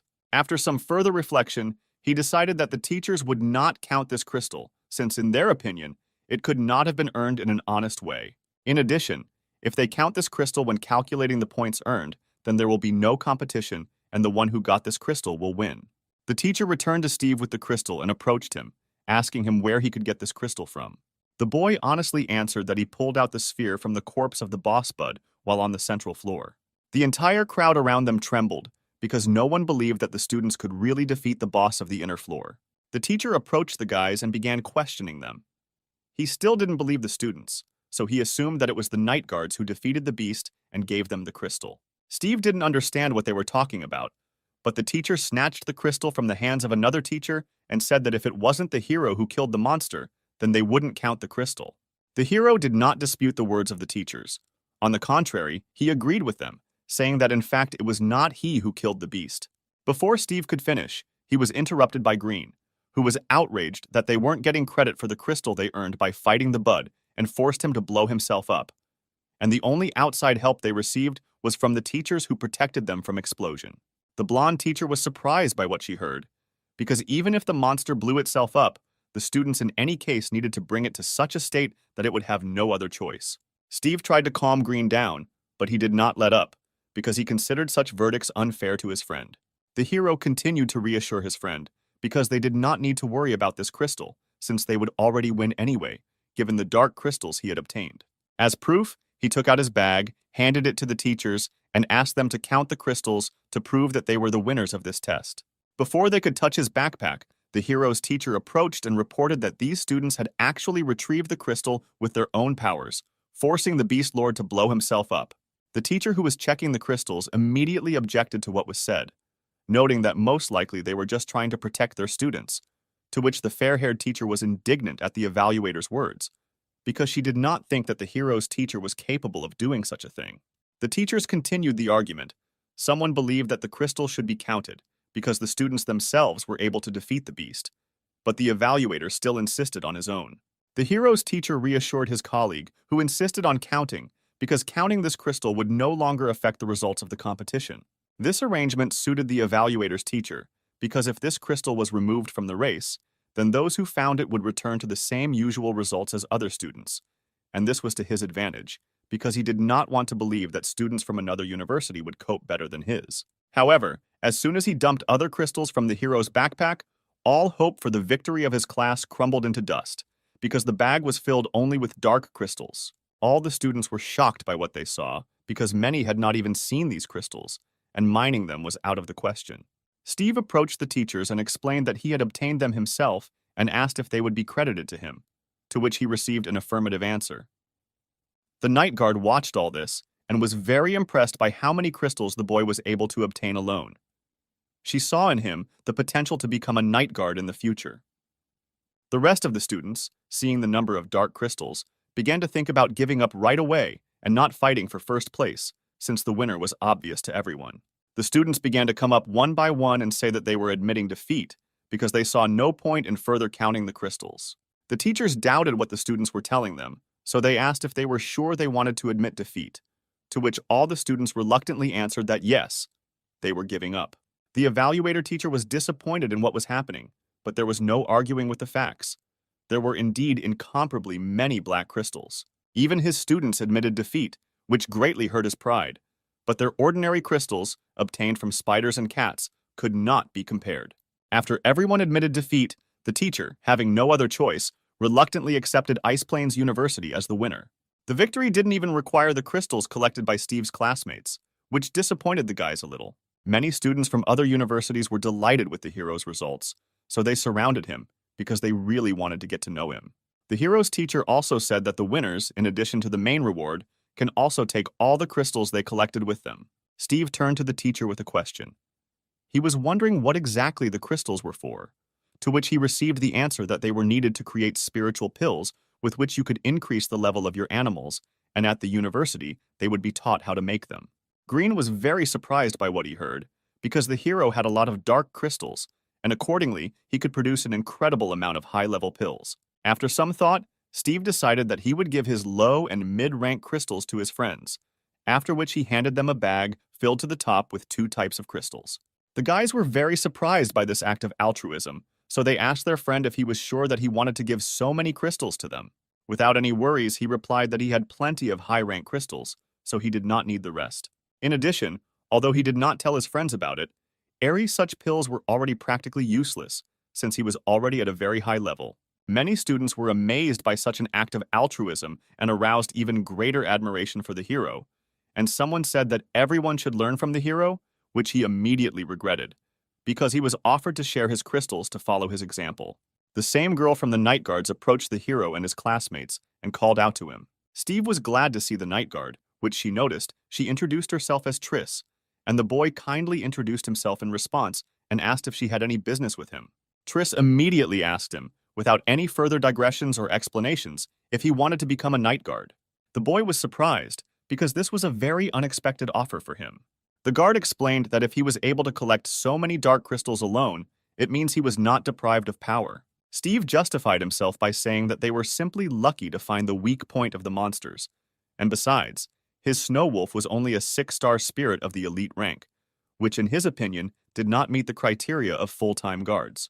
Triss was very surprised. Yes, his beast was a 6-star elite, taking into account the fact that among the other students there were barely 2-star elites. But the fact that the beast was one of the weakest species was the most surprising fact for her. Although his species was one of the weakest, one thing was obvious: the wolf was special for being able to break the best records in the training courses. The guard continued to say that since they managed to work together to defeat a Lord-level beast, then they definitely had enough strength and skills to become night guards. Steve still couldn't believe that it was possible to get to the night guards so easily, because he was still just a freshman, to which the guard told him that if you wanted, you could always find a way out. Their conversation was interrupted by the teacher. He asked the guard if they had problems with a lack of people at the moment, to which Triss replied that they never had a shortage of people. Hearing this, the teacher, in a more irritated tone, asked her why she was then trying to recruit his student, especially one who had just become an apprentice. Steve himself noted that serving as a night guard promised considerable benefits, but was quite dangerous.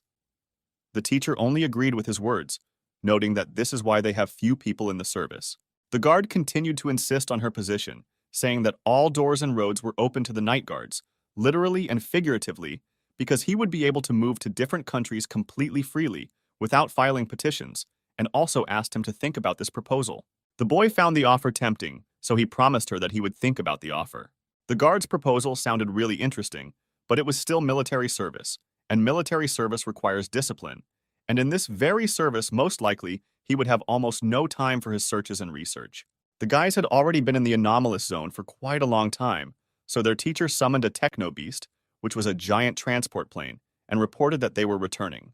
The students were glad to finish their school day and leave this strange place. Before leaving, the teacher checked with a nearby guard about what was happening now in the tomb, to which the guard replied that alien creatures of the Lord level had been discovered below, but at the moment, they were kept under control. He also asked if it was possible to find out the reason why the animals below were so aggressive, to which he received a negative answer, but these animals were definitely looking for something.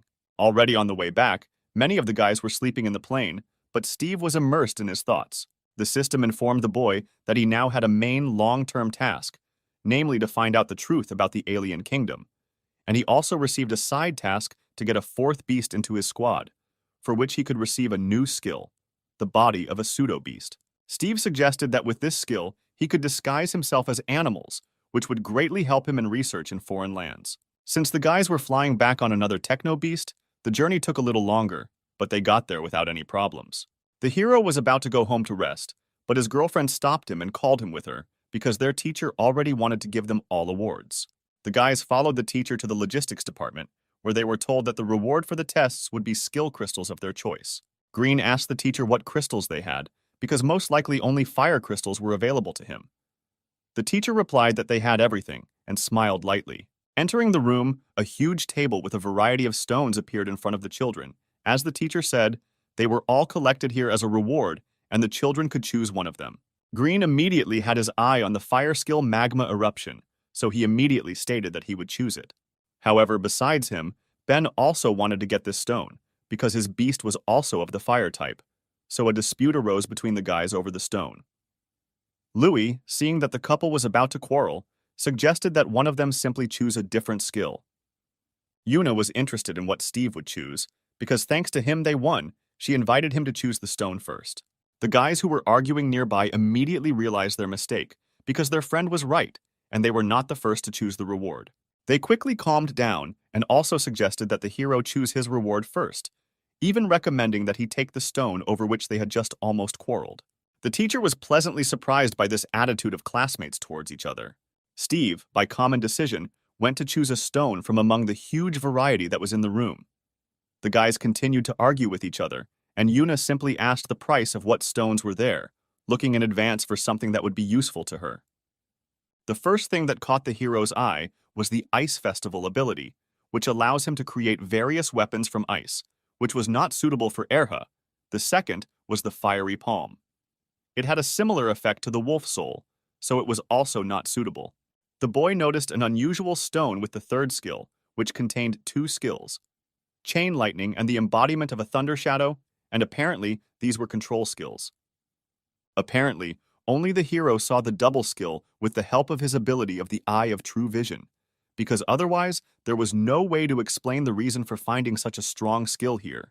Yuna asked the teacher what kind of stone it was, to which she received the answer that there was a Chain Lightning skill inside the stone, which proved that only the hero saw the double skill. Steve was amazed at the power contained in the stone, but he was also surprised that no one at the university had been able to detect such power.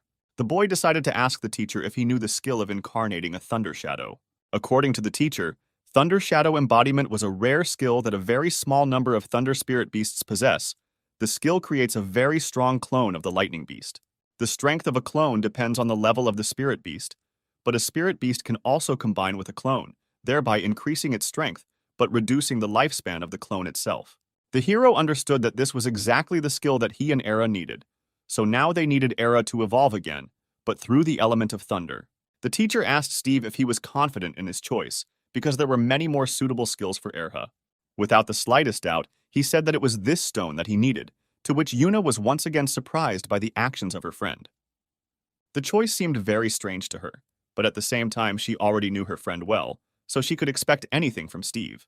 The guys, who were still arguing about who would get the magma stone, saw their friend's choice and once again considered it his act of altruism in favor of their friends, which really touched them to the core. Only the hero knew that he had taken the best reward in the room, which was even to his advantage. However, right now the stone could not be used, and most likely in order to use it, the materials of the element of thunder alone were not enough here, so Steve needed to get more information for his further growth. In search of answers, the guy decided to go to a specific person, namely the manager, who was not too happy with him, but still accepted him in his office. The hero asked the manager about what materials were required for evolution, with a focus on electricity, where they could be obtained, and whether anything else was required, to which the manager answered him that only materials of the element of thunder were required. The caretaker was very surprised, because no one had developed their spiritual beasts so quickly before, and the fact that Steve wanted to carry out another impossible evolution even scared him a little. He warned the student that his idea was dangerous, to which the hero only replied that he would be careful and everything would work out for him and Erha, just like last time. Realizing that there was no point in dissuading his student, the caretaker simply continued his business, and Steve promised that everything would be fine and they would cope. Before the hero left, the caretaker asked the hero about his second beast and whether he had already managed to find it. The boy replied that he and the wolf had no time for this at all, because they were developing skills and characteristics. In response to this, the caretaker advised them to visit the Thunder Canyon in the south, because it was there that they could find the materials necessary for evolution. But in addition to materials, in the canyon, they can find a rare beast, the spirit of the element of thunder, which was called the Star Guard, and was an animal spiritually very close to people, helping travelers lost in the canyon find their way to safe places. The beast was strong and restrained. He was a kind of guardian angel in those places, warning people if they went to a dangerous place. The caretaker advised that when searching for materials, you should also look for guards, because most likely the guards themselves appeared from animals that evolved with the help of local materials and therefore should have lived nearby. Steve assumed that the warden was hinting that he should try to conclude a contract with the guard, but he corrected him, because he did not mean anything like that in his words. But it was the will of the student himself to try or not. The caretaker did not offer to conclude a contract with the guard, because although they were positively disposed towards people, they were freedom-loving animals, and therefore it was much more difficult to conclude a contract with them. Steve was surprised and a little embarrassed that he was given the go-ahead to conclude such an agreement, but the caretaker again repeated that the students themselves decide which animals to connect their fate with, and only asked the boy to be careful and take care of his protection from the elements when he goes into the canyon.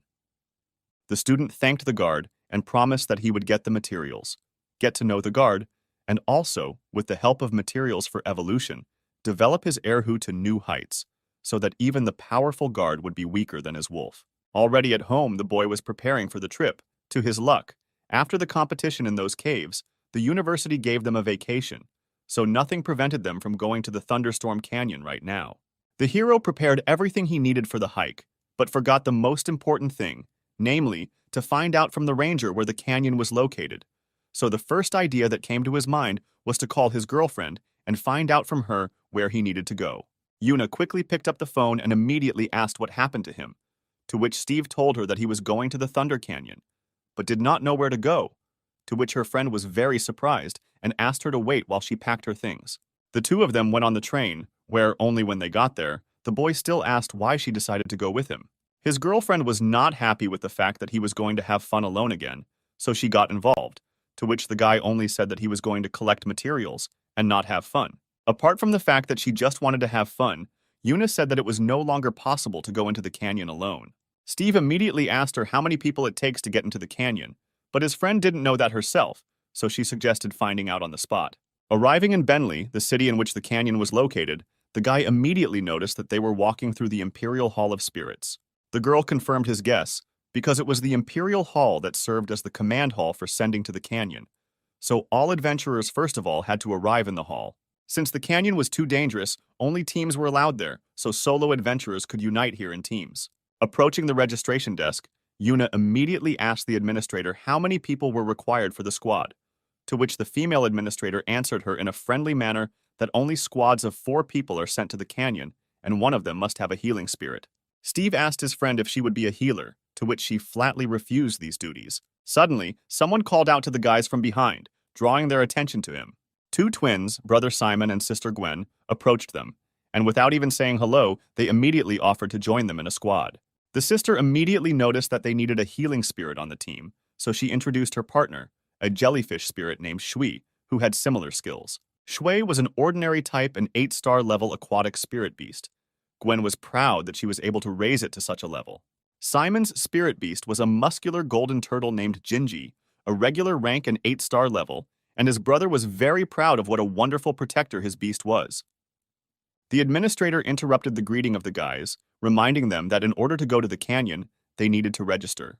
The twins ran off to fill out the necessary documents, and the administrator decided to tell the hero and his girlfriend a little more about this duo, saying that these two constantly returned to the canyon to find their missing father. Due to the fact that they got into trouble every time, none of the local adventurers wanted to join forces with them, so all they can hope for is visiting adventurers who are unfamiliar with them, which is why they stuck to Steve and Yuna.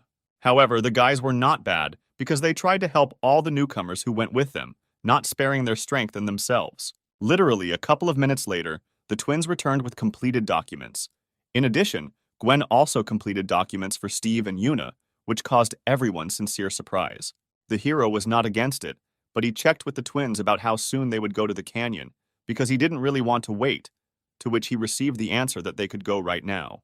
The administrator was worried that the boys would get into trouble because of the twins, so she tried to suggest choosing more experienced adventurers, but the hero said that they were happy with everything, and they quickly left.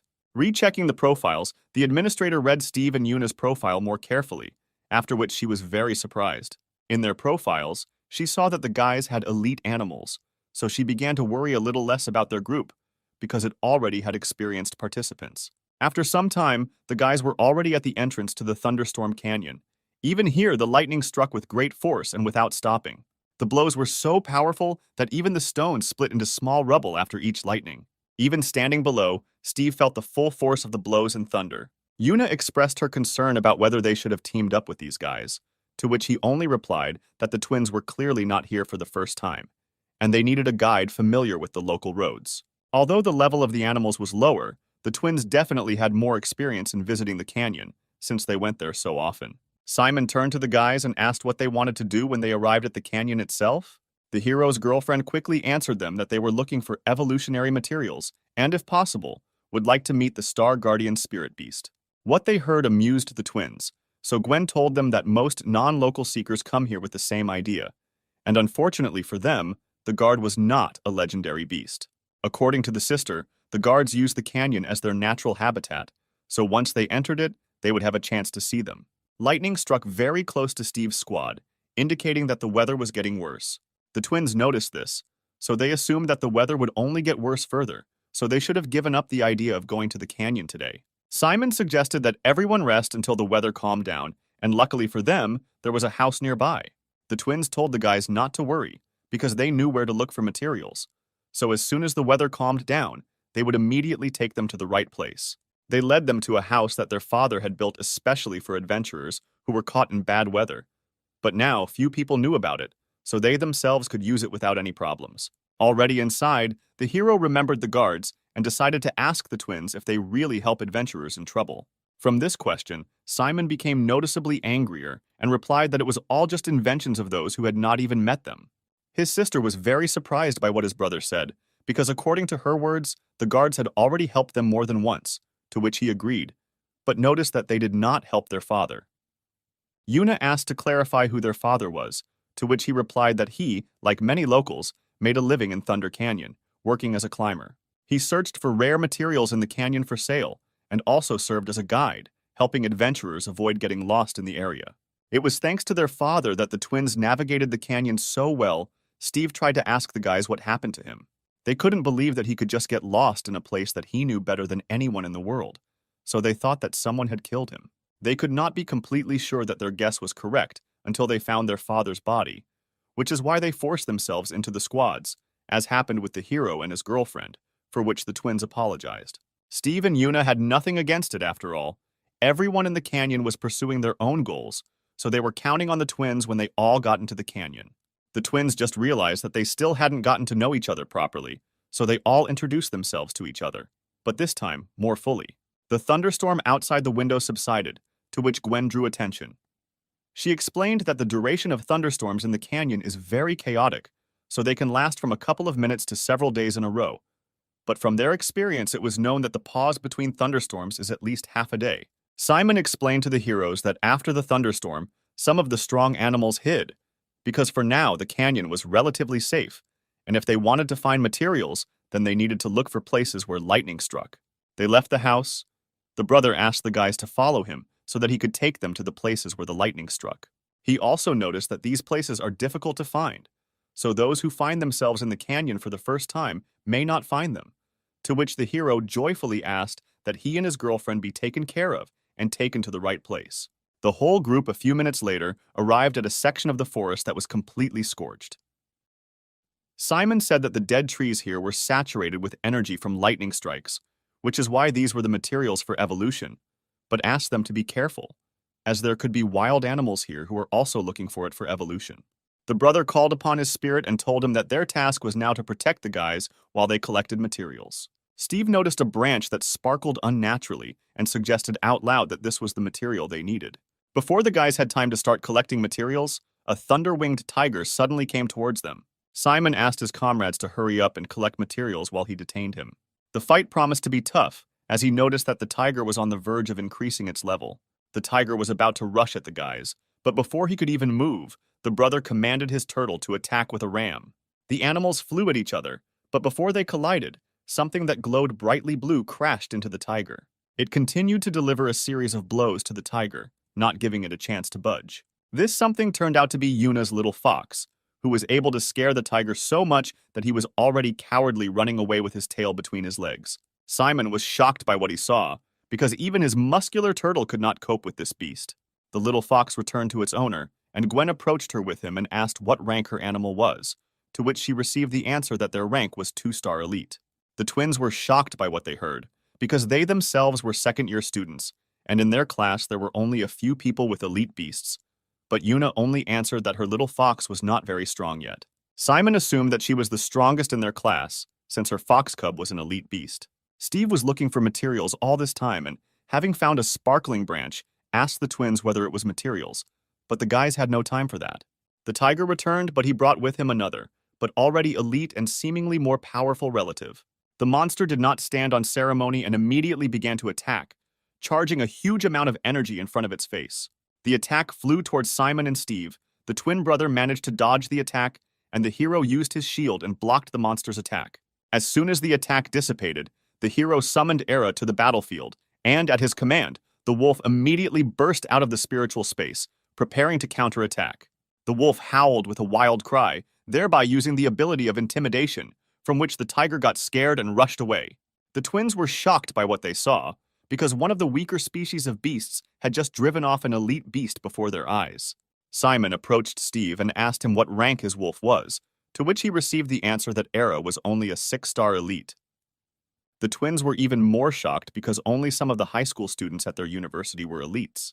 Having recovered a little from the shock, Gwen laughed it off, saying that now apparently they will be the ones who will be protected on this campaign. Steve gave the electrical branch to Era and noted out loud that most likely these were materials for the ordinary and elite levels, to which Simon confirmed his guess. The brother promised that since he and his sister could not protect the hero and his girlfriend, they would at least be their guides and take them to places where there were more advanced evolutionary materials. He pointed to the sky, right at the epicenter of the eternal thunderstorm, and said that the closer they came to this epicenter, the more and better materials they would encounter. Continuing to talk, he noticed that the best material for development is a thunder mushroom, and that is what the guys needed to look for. Although the twins had never been able to get that close themselves, now they had elite rank beasts with them.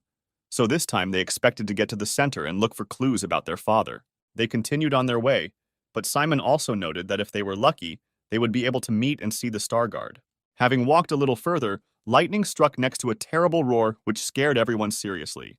Steve asked the twins if there was still time before the storm, then why lightning struck in front of them now, but the twins could not answer anything specific.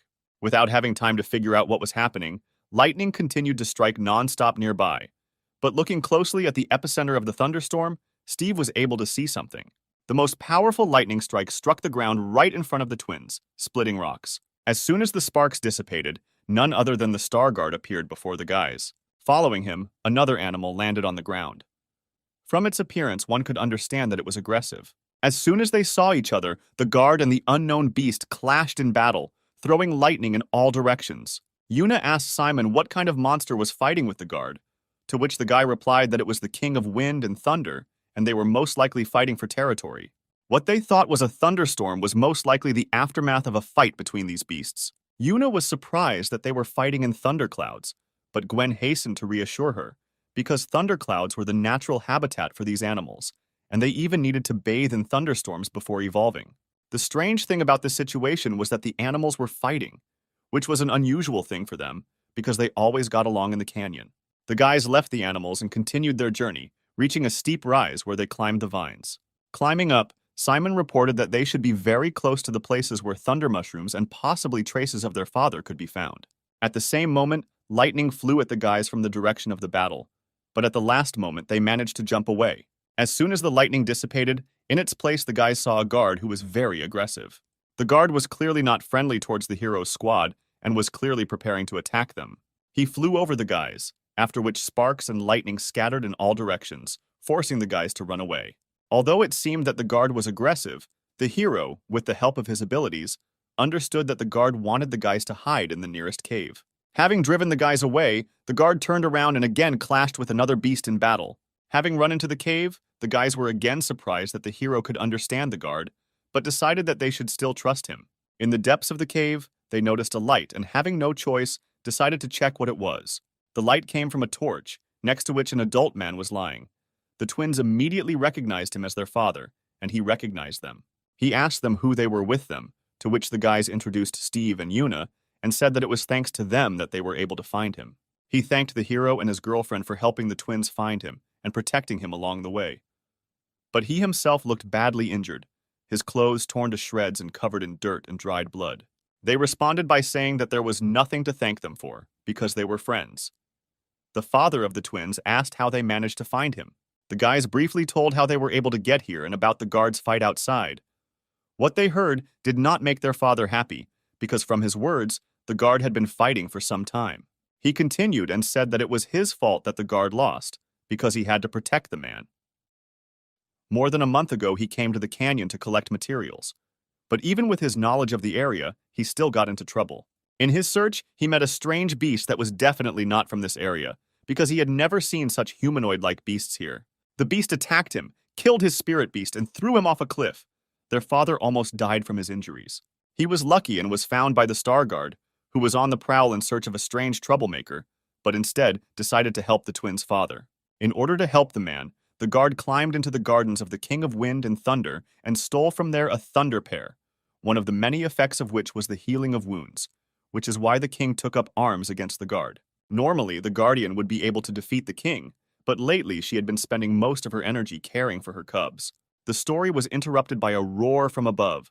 Stones and rubble were falling from the ceiling of the cave. The animals were too carried away by the battle from above.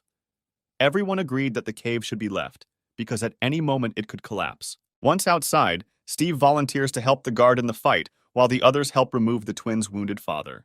The father asked his children if the hero knew that he was going to intervene in the battle of Lord-level beasts, to which they answered him that he knew what he was doing and was strong enough to join the fight.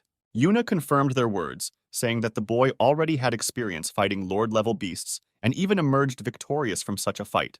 Steve turned to the guard and asked him to limit the flight of their enemy so that they could help win the battle. The guard stunned the king with his attack, causing him to lose his balance and fall like a stone. The beast collapsed to the ground and, unable to move due to the guardian's ability, floundered helplessly on the ground. The boy took advantage of this chance and ordered Era to freeze the beast's wings, causing them to freeze, preventing the king from soaring into the sky again.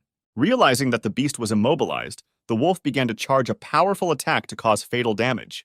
Together with Erha, the guard also attacked. The attacks covered the beast, causing enormous damage to it, but the beast still remained conscious. What caught the king's eye was the stolen pear that was in the hands of the twins' father, and because of which this brawl began. The beast howled when he saw his treasure, which had been so shamelessly stolen from him, and was already preparing to attack those whom he considered to be thieves. Steve noticed this and shouted to the guys to be careful, because the beast rushed towards them. Yuna noticed the beast and was already preparing to meet it with a counterattack, because she didn't want everyone to think that only a hero was capable of fighting. The girl summoned her spirit beast and ordered it to use the ice cage on the king. The attack slowed the beast, but not for long. Yuna was not yet strong enough to compete with a lord-level beast. The king crushed the ice that appeared, but could not reach the guys, because another lightning strike flew at him. The beast collapsed on its back, and lightning began to bind it, immobilizing the king and preventing him from escaping anywhere. The guard unleashed a powerful lightning attack on the king, behind which his silhouette was no longer visible. The beast tried to get out of its bonds, flapping its wings and trying to emerge from this guardian's attack. He gathered all his strength and will, and then dispelled the guard's attack. The beast broke his bonds, thereby finally freeing himself. He was furious. The king rushed at Steve and Erhu, but they were already waiting for him to launch a joint attack. The hero used a shield on his beast, and the wolf activated the wolf soul ability, preparing to knock down the beast. When the king flew up to the wolf as quickly as possible, Era's shadow paws fell on him, dropping him and pinning him to the ground. The next moment, he put all his strength into the attack and drove the beast into the ground, breaking the stones under it. The twins and their father were shocked by what they saw. They did not believe that in front of them, a newcomer was fighting on equal terms with the Beast Lord. The guard took advantage of the moment, and while the king lay stunned, rained down a hail of lightning on him. The guard was still conscious and was even able to stand on his paws, not wanting to admit defeat. But Erha did not give the king a chance, attacking him and preventing him from coming to his senses and somehow counterattacking. The guard joined Erha, combining his attack with the wolf's attack, strengthening it significantly. The attack fell on the king with monstrous force, and not having the strength to somehow stay on the ground, the beast was carried away. Victory in battle increased the wolf's level to 7 stars, and his fire whirlwind skill developed into the fire snake skill, and the hero himself received a new task to increase his own level. The reward for completing this task was to upgrade the quick absorption skill to the joint absorption skill, with the help of which the hero and his animals could receive part of the experience that Erha earned. Although the task was still not completed, Steve already felt a strong connection with his beast and felt himself saturated with energy. He saw that the wolf's characteristics also continued to grow, which made the wolf stronger. But besides this, even the guy's gloves grew in their characteristics. The wolf continued to feed on energy until he increased his level once again, greatly surprising the onlookers. The guys were again surprised by the hero's skills.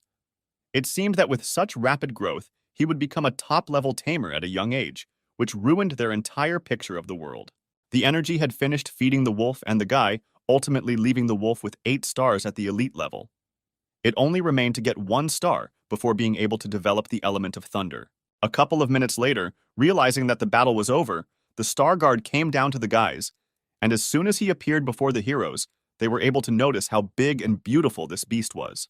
Yuna, who had kept the guardian cub with her all this time, released him to his parent, and he flew as quickly as possible to meet the adult guardian. Gwen reported that the guard was grateful to the girl, which surprised her, and the large beast bowed its head slightly as a sign of its gratitude. The twins' father noted that the guard was most likely grateful that the girl protected his cub, and Simon suggested that she try to conclude a contract with this cub. The girls were very surprised by what they heard, but in response the man only noted that Yuna had every chance of concluding this contract. The offer sounded interesting, but the hero's girlfriend still decided to offer Steve to sign this contract because he clearly had more chances. Hearing this proposal, Steve asked her to remember why they had come, to which the girl replied that they had come for evolutionary materials. He continued to say that he wanted to develop Erhu into the element of thunder, but since the guardian was also of this element, he did not need a second such beast. Therefore, he pushed his friend and told her to try to conclude this contract. The guardian's parent also did not mind, because he was already convinced in practice that the girl was good and she could be trusted with her child.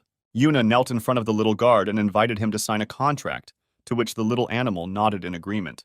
The girl asked the baby for the last time whether he wanted to conclude this agreement, uniting their souls, and if he wanted, then the further choice was his. The kid quietly sat down in front of the girl to concentrate, and as a result, the alliance between the beast and the tamer was concluded. The twins and their father were glad to see such a picture, because they had never seen someone enter into a contract with the Star Guards. The guys congratulated the girl on the new addition to her team, and the hero was able to appreciate the little animal, seeing that its characteristics were very impressive. Yuna told the guys that they, too, would soon be able to sign new contracts, to which they told her that it was too early for them to have a second beast on the team. While the guys were busy with the contract between the guard and the hero's girlfriend, the big guard went off somewhere on his own business, after which he returned with a large sheet in his teeth. He placed the leaf on the ground and, as it turned out, thunder mushrooms were stacked inside. It was the guardian's parting gift to his child and his new friends, as a token of gratitude for their help. At the same moment, lightning struck with an incredible roar next to the guys. A flock of kings flew towards them, who wanted to avenge their comrade. The hero told his comrades that the guard asked them to leave the canyon because he was going to call a powerful thunderstorm. So the guys rushed to run away because the battle of a dozen beasts of the lords was too dangerous a sight. The entire party fled the canyon until they were able to reach the safety of the Bentley City Hall. The father of the twins, in gratitude for the fact that they were able to get to the city safely, gave the hero the pear that the guard had gotten for him because he didn't need it, and the guy could use it to improve his wolf. The onlookers in the hall noticed that Yuna was holding a star guard in her hands, which caused a great stir among the people. Someone from the crowd decided to check whether the girl was worthy of this beast, so he called his own, preparing to join the battle. The twins asked the guy not to do anything dangerous, because the contract had already been concluded, and no one had to prove anything to anyone. Steve went to meet the aggressive guy halfway. He greatly irritated the hero by bullying other people. The aggressor did not adequately perceive the hero's desire to protect his girlfriend, so he ordered his beast to attack. However, before the fight could even begin, Era had already intimidated the poor beast of an aggressive guy so much that he did not listen to commands at all.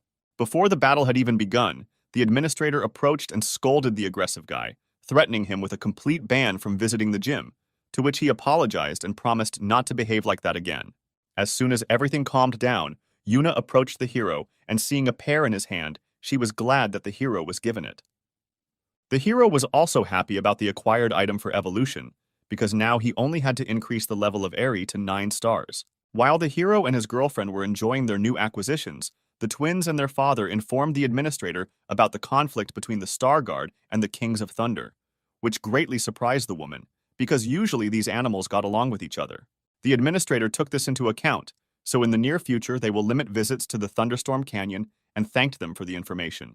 The father of the twins again approached the hero and thanked him again for saving him, after which he reminded him if he remembered his story about the humanoid beast. He asked Steve to be careful in the future, because he too might still meet this beast, and given how adventures attracted the hero, the chance that he would meet such a beast was not at all small. This mysterious beast was truly dangerous, and its reserve of spiritual powers was extremely large, so such a monster should be reported to the association. Placing his hand on the hero's shoulder, he wished him good luck, and believed that he would become a powerful tamer of spirits, and they would hear his name more than once. Having warmed up on this good note, the guys headed back to their city. Yuna checked out the mushrooms on the train that the guard had so kindly provided them with, and learned that this species was different, several times better than ordinary thunder mushrooms. The mushroom in the girl's hands sparkled. She could feel the power that came from it, and her hair stood on end due to the static. The boys' conversation was overheard by two brothers from places nearby, who were clearly up to something evil. The guy with the scar on his nose wanted to suggest stealing the mushrooms, but his brother stopped him, reminding him that they weren't done with their main task yet. Yuna was glad that she was able to find so many evolution materials, but she also wondered if they would fit with the hero's pair. The hero did not understand why the fruit was so valuable, but his girlfriend was more worried about whether Erha could develop into a spiritual beast with the element of thunder. The guy asked her not to worry so much, because the fiery evolution was quite easy for them, so this one should have gone like clockwork. The girl agreed with what was said, because doing something impossible had become quite commonplace for Steve and Erha. Although the brothers decided not to get involved in trouble, the pair that stood on the table of the hero and his girlfriend still caught their eye. These legendary pairs were very rare, and their prices were incredible, because one of these could develop any spirit beast, granting them the element of thunder. With the money received from the sale of this pair, they could live without any problems for about 5 years, and they would no longer have to poach in the snowy fields. The guy with the scar was worried that they would get caught if they tried to steal it, but his brother, forgetting about all the dangers, decided that the risks were worth the result. The criminal duo understood that they were freshmen, so they decided to follow them when the guys got off the train, after which they would rob them in a quiet place. The hero, thanks to his new ability, was able to notice that the couple was watching them and informed his friend about it. The girl assumed that they were interested in the materials that the guys had and asked Steve what they should do. The guy continued a casual conversation with her about their fun trip, but in the meantime, he told his friend in a whisper that for now, they would not do anything so that the robbers would not realize that the guys knew that they were being watched. The trick worked. The brothers thought that they were still unnoticed, so they continued to wait for the right moment to attack. As soon as the train arrived in the city where the guys studied and lived, they began to get ready to leave. The guys rushed to the exit. The brothers noticed that their targets were leaving the train, so they quickly followed them. They followed the guys until they entered a deserted alley. The duo of brothers realized that they had been noticed since they were taken to such a strange place, so they decided that they could not wait any longer and needed to attack. They released their beasts, a wild orangutan and a flame lizard, who were ordered to attack as quickly as possible. The guys also called on their animals, preparing to repel their pursuers. The brothers were not happy that they were noticed and their targets were ready for battle, so they decided that they needed to act quickly before they were found. The orangutan rushed towards the guy's animals. In response to this, an ice wall appeared in front of him, which was supposed to stop him. Instead of flying into the ice wall, the beast jumped up, flying over the wall without any problems. At the same time, the lizard crept up to the wolf and was already preparing to attack with poisonous breath. Yuna ordered her fox to protect Erha with an ice cage. An ice wall appeared between the lizard and the wolf, preventing the flaming poison from reaching Erhu. With the help of his abilities, the wolf was able to grab the monkey, thereby immobilizing him. The robbers were surprised at this situation because their animals were of the level of a lord and the fact that an elite wolf could stop their beast. The robber ordered his beast to use gigantism, as a result of which the monkey noticeably increased in size and was able to escape from Ares' grasp. Next, the wolf used the fire snake ability, choosing the flame lizard as its target. The lizard was not idle and attacked in response with poisonous breath. This attack did not even slow down Era's fiery snake, which quickly continued to fly towards the lizard. The lizard did not have time to do anything, and the snake, flying into the poor lizard, caused an incredible explosion. The brothers were shocked. Not only was their fiery beast unable to repel the attack of the ice elemental beast, but this same ice beast also had fire attacks. Having defeated the lizard, the wolf switched to the monkey, using intimidation on it. Fear struck the orangutan, the will to fight completely left the poor beast, and the ability of gigantism ceased to function, causing the beast to return to its normal size. Realizing that the beasts could no longer continue the fight, the robber rushed into battle himself, and since he was a top-level tamer, he could use the abilities of his beast and used gigantism. The robber increased in size and was about to attack Steve, but he, using his glove, protected himself from the attack with an energy shield. At the same time, the night guard, already familiar to the hero, was on a mission. She and her assistant detected the movement of their target, whom they needed to capture alive. Seeing the orangutan, the guard and her animal rushed to attack. The frightened orangutan noticed them and immediately raised his hands, indicating that he was not going to fight, which greatly surprised the guard. Steve and his girlfriend noticed the guard. They were glad to see her, even taking into account the fact that the fight had already ended and the offenders had been caught. The guard was very surprised to see such a ferocious beast in normal times. In such a calm and depressed state, she asked the hero if this was his work. Before he could answer, a manager appeared who wanted to help the hero with his pursuers, but he arrived after everything was over. The warden was surprised to see the night guard here, but he was more interested in where the criminals were now. He was told that the criminals were here, after which they pointed to the criminal duo tied up and lying to the side. The caretaker believed that it was the night guards who had captured them, and therefore praised them for their quick work. The guardian was mentally amazed at how quickly Steve's wolf was developing. Hearing the praise, she corrected the caretaker, explaining that they themselves had just arrived, and the hero and his girlfriend did all the work for them. The caretaker was surprised that the guys were able to cope with the criminals themselves, to which they only replied that it was just self-defense and they would not have attacked first.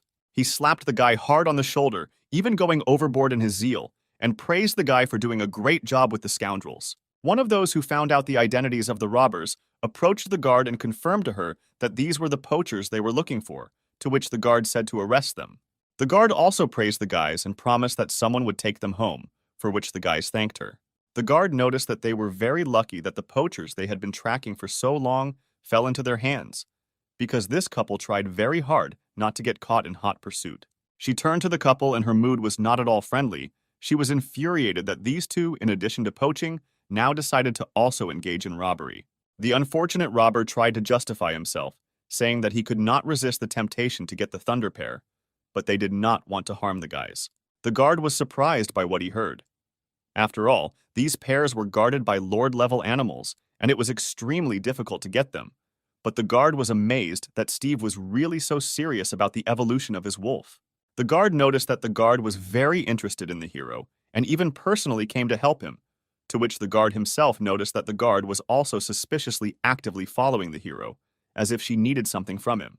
Without hiding anything, she directly answered the warden that such talents as Steve should not be wasted, because while still only a freshman, he is already a worthy candidate for the night watch. She asked the caretaker what he thought about this, to which he replied that he would not interfere with her in any way, but reminded her that the boy was still a first-year student. What the caretaker said amused her. She reminded him that in the second half of the year, there would be a Yunjo League, and the hero could join the ranks of the guards, but at the same time, continue to study. This alarmed the caretaker. He told her that he hoped that they would not declare Steve as a representative of their city in this league. He did not want the guy to become acquainted with the cruel world of tamers too early. As he left, he reminded her that the hero acquired his spirit beast only a couple of months ago and advised her to familiarize herself with his biography.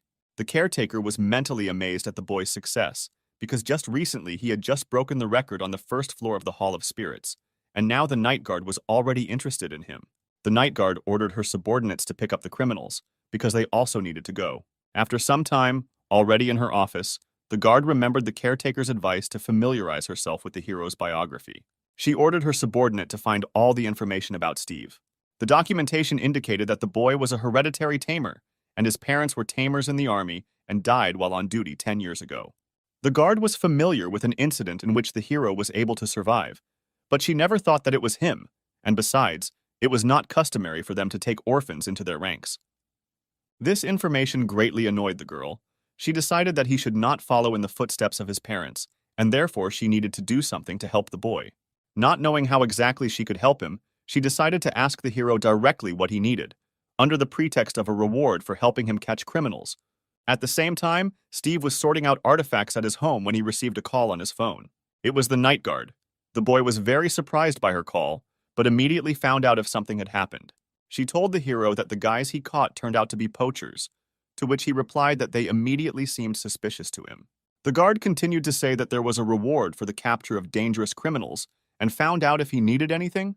Under the pretext that they could not refuse a reward, she said that if he needed something, he could tell her about it, to which the hero quickly came up with an idea. He asked to be taken to the alien kingdom again, because he really wanted to develop Erhu as quickly as possible, and in such places, it was the fastest to do this. She was surprised by such a simple request, because getting the right to enter was not something very difficult. But the boy said that this was more than enough for him. She heard Steve's request and promised that she would fulfill it, to which he happily thanked her. After finishing the conversation, the guard suggested that it was precisely such zeal that was the reason for the boy's rapid growth, after which she thought about how she could obtain the right of entry for him. She instructed a subordinate to draw up a document to transfer her quota for a quasi-night raid to Steve, which her employee was very surprised by. He asked the guard if she was sure of this decision, because if she did this, the boy would be able to apply for her position in the future. She was tired of her subordinate's unnecessary questions, but she replied that this was her place, and she decided how to deal with him. She hurried her subordinate. She believed that most likely the guy would not even think about taking her place, so they would not replace her soon. But this way, she would at least be able to fulfill his request. Later that day, someone came to the hero's house. Indignant, he went to meet the uninvited guests. Army workers came to the guy to present him with an award, and how quickly the award was prepared for him was amazing. The envelope that was handed to him contained the token of the chief assistant to the leader of the Night Guards, which meant that the Night Guard Triss had appointed the hero as her successor. This news stunned the hero, because they were only defending themselves from the attackers, so the reward seemed to him too large. The army workers explained that this was a gift from their head. With its help, you can freely visit alien kingdoms and calmly leave them, and the guard also said that he would not accept refusal. The guy thanked the soldiers and asked them to convey their gratitude to the guards. It was unexpected for the hero that he could return to the kingdom so quickly, but he was incredibly happy about it. Thanks to this medal and his new status, he became even closer to his goal. He scratched the wolf and said that he would soon be able to take him home.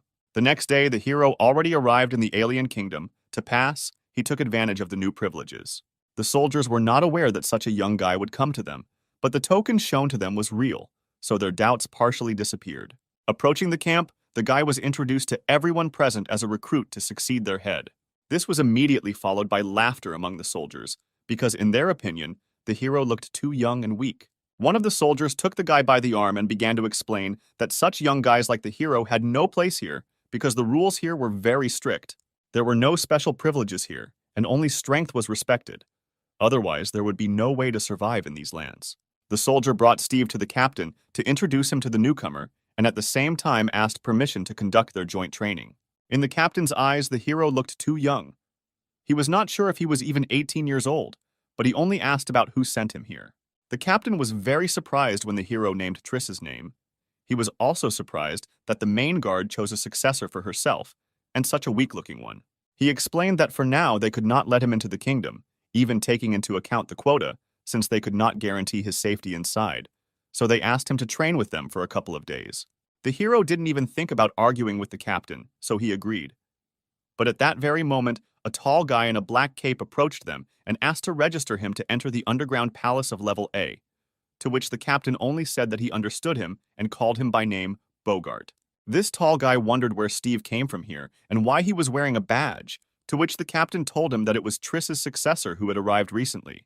Bogart was surprised by what he heard, but did not say anything. He was wondering why the main guard chose this guy and not him. However, questions about the hero did not bother him for long, so after moving away a little, he relaxed, not seeing competition in him, and went on about his business. The hero became interested in why this guy could move freely here, to which the captain told him that at the age of 20, he was already a professional level leader and had sufficient qualifications to freely visit dungeons. The captain called the boy along, saying that perhaps they would be lucky to see Bogart in action, and Steve thought that if he could show his strength, he would be recognized, and he would also be able to freely visit the dungeon. The hero asked the captain what a level A palace was, to which he received the answer that this is how they rank dungeons according to the degree of danger into levels B, B, A, and C, where B were ordinary, B were ordinary elite, A were elite, and special rank C were extremely dangerous. The Dark Maiden's Nest dungeon that Bogart went to was one of the most dangerous among the A level. Only due to the lack of a Monarch level boss in it, it was still not recognized as a C level. The boy noticed that he was already familiar with this dungeon, but even so, before going, he needed to prepare in any case. The hero was forced to obey the order, but he really wanted to quickly raise his wolf to the level of a lord, and this particular dungeon was a suitable option. The commander received a call and was informed that a dungeon, presumably level B, had been opened nearby, to which he replied that he would send a team to investigate. The commander turned to his subordinates, checking with them whether their animals were rested and whether they themselves were ready, after which, making sure that everyone was ready, he gave the order to explore the dungeon. Steve seized on this as an opportunity to prove himself, so he asked the commander to send him along with the squad. Reluctantly, the commander nevertheless agreed, asking the hero to obey all instructions. Otherwise, he would get into trouble, and they would not be able to help him. The squad moved through bad weather. The wind and snow did not allow them to move calmly towards the dungeon, but did not stop them at all. One of the soldiers turned to the elder with a question about the hero. He wanted to know whether they should even take him with them on their further journey, because if they encounter danger, they will have to save him. Until this moment, the guy had not complained and calmly overcame difficulties. But it was still clear that he was not very strong yet, because he had recently turned 18, and at this age, people usually have only ordinary or high-level animals with them. The soldiers were interested, why he was chosen as a successor. In response, the elder only said that they would try to take care of him as best they could. After all, the chief guard Triss helped them a lot at one time. The elder summoned his beast Shachan to use his wind barrier ability. The hero noticed this, in his opinion. Using the beast to make his way easier was reasonable, but it must waste a lot of energy, so he assumed that the elder did this in order to help him. Steve immediately turned to the elder named Khan so that he would not waste spiritual strength on him. But the elder only told him not to worry, because the wind should soon end, and the boy should save energy. After some more time on the road, the squad safely reached the underground palace of Level B. Khan turned to the squad and outlined all their tasks, namely, determining the types of alien beasts, deeper penetration for detailed study. They had to avoid fighting, because if there was a clash with the enemy, the most correct decision was to retreat. The elder gave instructions to Steve to follow him. The boy did not contradict and simply replied that he understood everything. The detachment began their descent. But before even a minute had passed, the soldiers had already detected movements in the caves. A giant stone snake, Fang, appeared in front of the party. It was an elite 8-star level and was clearly not in a friendly mood. One of the soldiers reacted immediately, summoning his beast with steel claws, thereby taking on the enemy. With one swing of his paw, the beast smashed the snake's body into pieces, instantly killing him. Han quickly analyzed the situation and reported that since they came across elite stone snakes, then most likely there was a stone python lair somewhere nearby.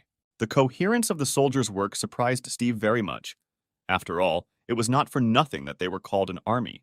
At the same time, in the office of the head of the Night Guard, Triss was informed that her new successor had been sent on reconnaissance to the newly discovered Level B palace. The guard in general was not worried about his successor, but when she heard that he was sent to Dungeon B, she only said that there was nothing to worry about, because Steve would playfully cope with even a Level A dungeon.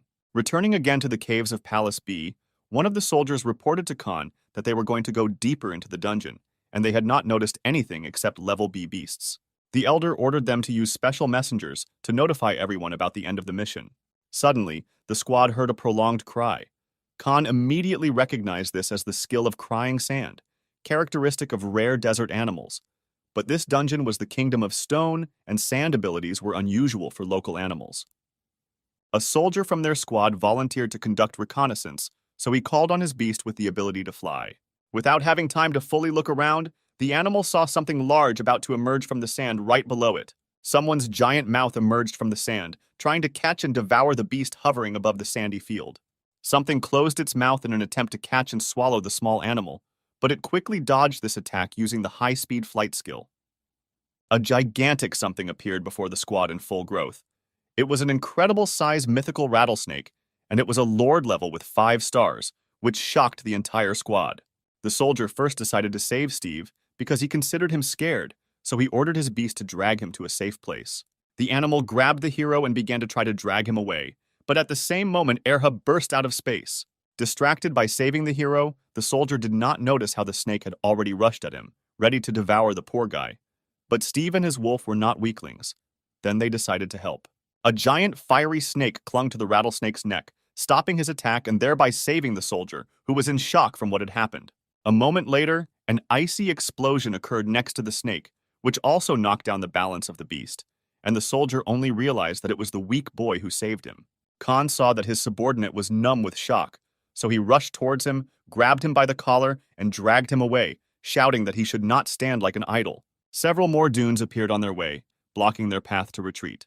Two more snakes burst out of these dunes, and in order not to end up in their mouths, the commander turned around and ran with his subordinate in the other direction, assuming that they had ended up in a lair. On the tails of the kites, one could see something vaguely resembling the silhouette of a person, but made of sand. With the help of this something, the snake took advantage of the ability to rain from sand. Khan summoned his steel-clawed beast and ordered it to use a storm of steel claws to repel the attack. The animal spun in place like a top, reflecting lumps of sand flying at them. Although this method worked, some of the attacks still reached the soldiers, causing them minor damage. Steve jumped up to them and covered them with his energy field, demanding that they get out first. Khan thanked the hero, but shouted for him to also retreat while his steel tiger delayed the opponents. Before they could do anything, the sand under their feet began to disappear, opening up a gigantic mouth into which they were about to fall. The elder and the other soldier gradually slid down the sand. Realizing that things were bad, Khan ordered his subordinate to save the guy. Steve didn't like the fact that the squad believed that he definitely needed to be rescued, so he got ahead of them. At his command, Erha rushed down directly towards the snake, preparing his wolf soul skill to attack. The wolf slashed his shadow paw right across the snake's face, thereby forcing it to close its mouth. Khan, seeing how the snow wolf was pushing back the snake lord, being only an elite rank, could not believe his eyes. Steve went down a little lower to the soldiers, shouting for them to get out, but they were unable to grab onto anything because the quicksand was an obstacle. Thinking how they could all get out, the guy ordered his wolf to use an avalanche on the sand. Before carrying out the order, Erha threw a fire snake directly at the snake at the bottom of the quicksand. The snake was severely scorched, after which he lost consciousness, unable to fight further. Realizing that the snake was no longer a threat, the wolf, as his master ordered him, used an avalanche directly under himself. To prevent the squad from being accidentally hit, the boy used his shield, and now, having the opportunity to cling to less viscous snow, helped the soldiers get out of the trap. Erha at that time soared into the air, and another snake attacked him from under the ground. The wolf, without hesitation, hit him right in the face with his shadow claws, not giving him a chance to attack. The squad was able to grab each other, thanks to which the flying beast of one of the soldiers was able to pull them all out of the depression. The animal lowered the entire squad to the ground, where they were able to calmly catch their breath, and the soldiers realized that they were very wrong about the new guy. At the same time, a flock of snakes surrounded the steel tiger and the snow wolf from all sides, closing all escape routes. However, the beast tamers did not even think about retreating, attacking all the snakes in turn, without giving them a chance to attack. The squad ran as fast as they could while the animals were making a meat grinder behind them.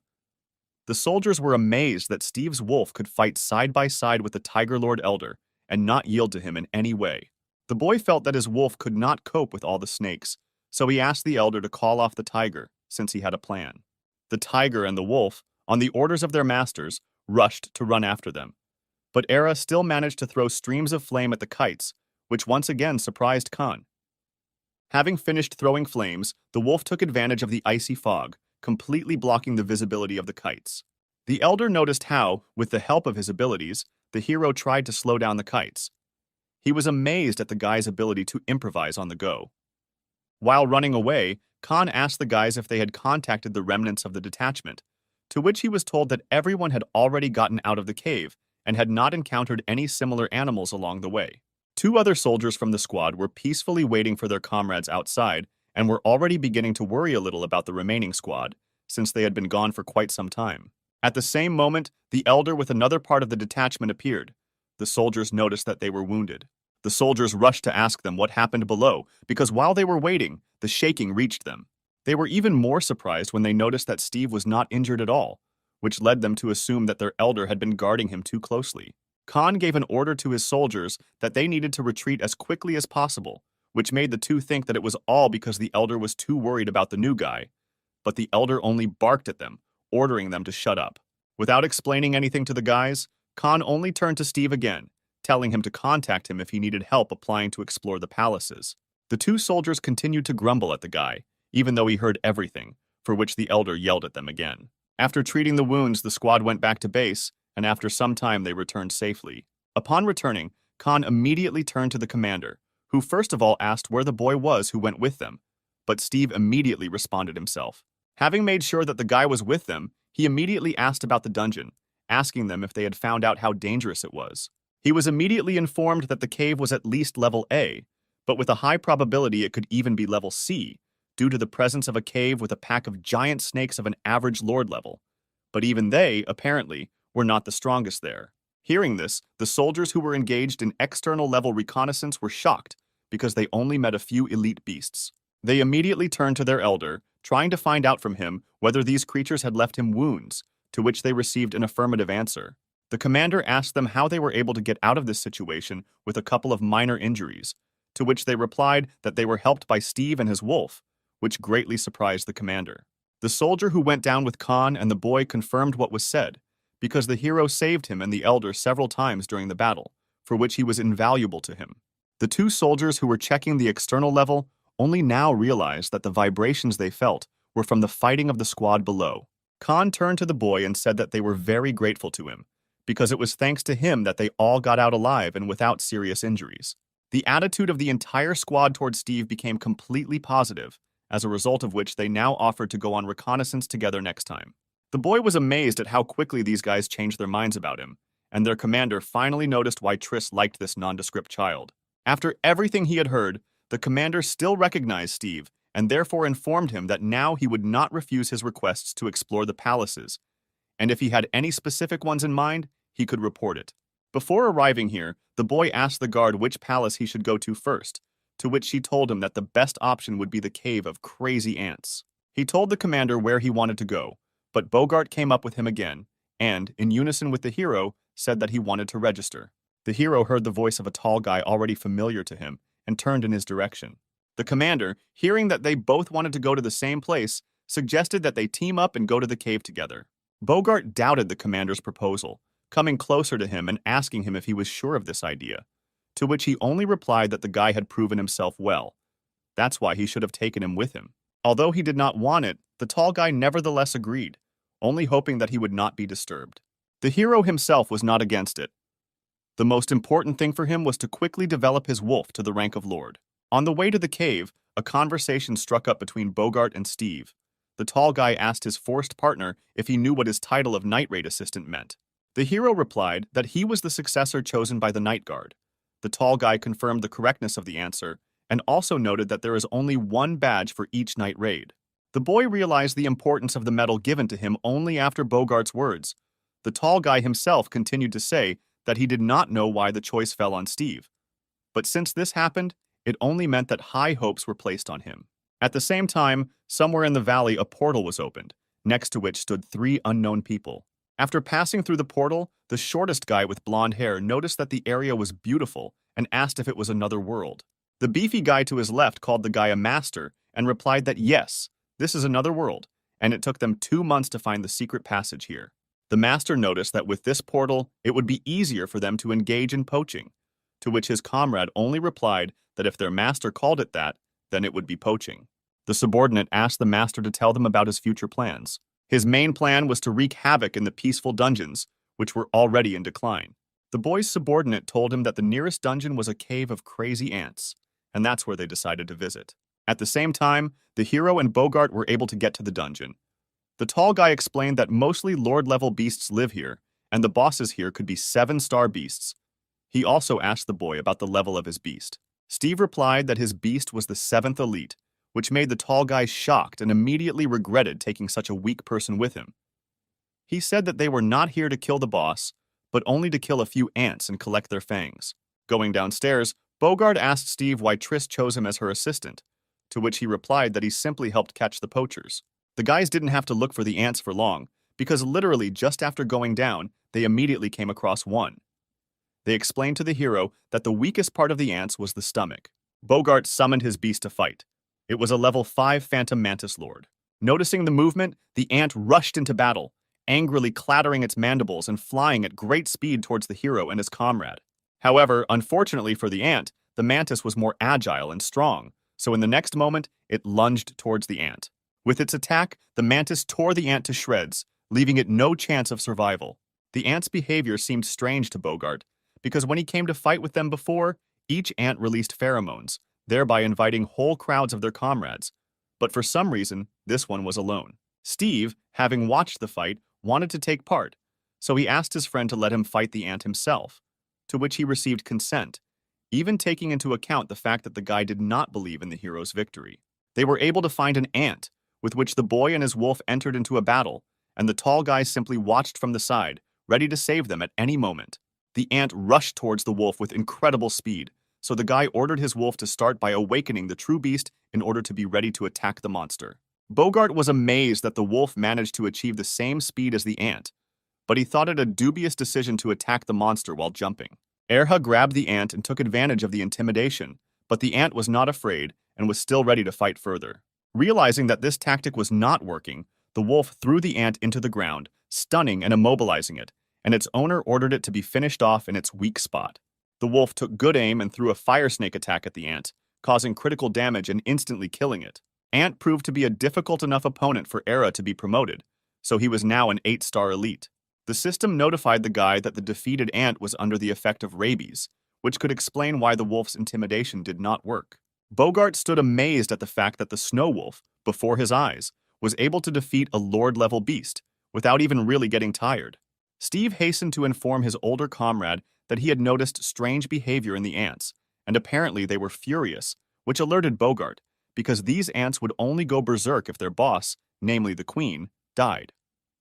At that moment, there were already poachers in the boss's lair. Their master was disappointed in the ant queen, because for him, the 7-star lord was too weak an opponent. The guy's henchman praised how his master quickly and single-handedly defeated the queen, and also reported that simple ants outside had already begun to rage. Realizing that they had nothing to do in an A-rank dungeon, the guy asked his assistant where the C-class dungeon was, to which he replied that there was one nearby, in which many stray mechanical beasts lived. The guy heard someone approaching them, to which the assistant replied that the army could not arrive here so quickly. Using the mechanical beast, the smuggler master was able to discover that only 2 people were approaching them, so he immediately stopped worrying. The henchman suggested that his master get rid of possible witnesses, because even though these 2 were clearly strong, they could definitely deal with them.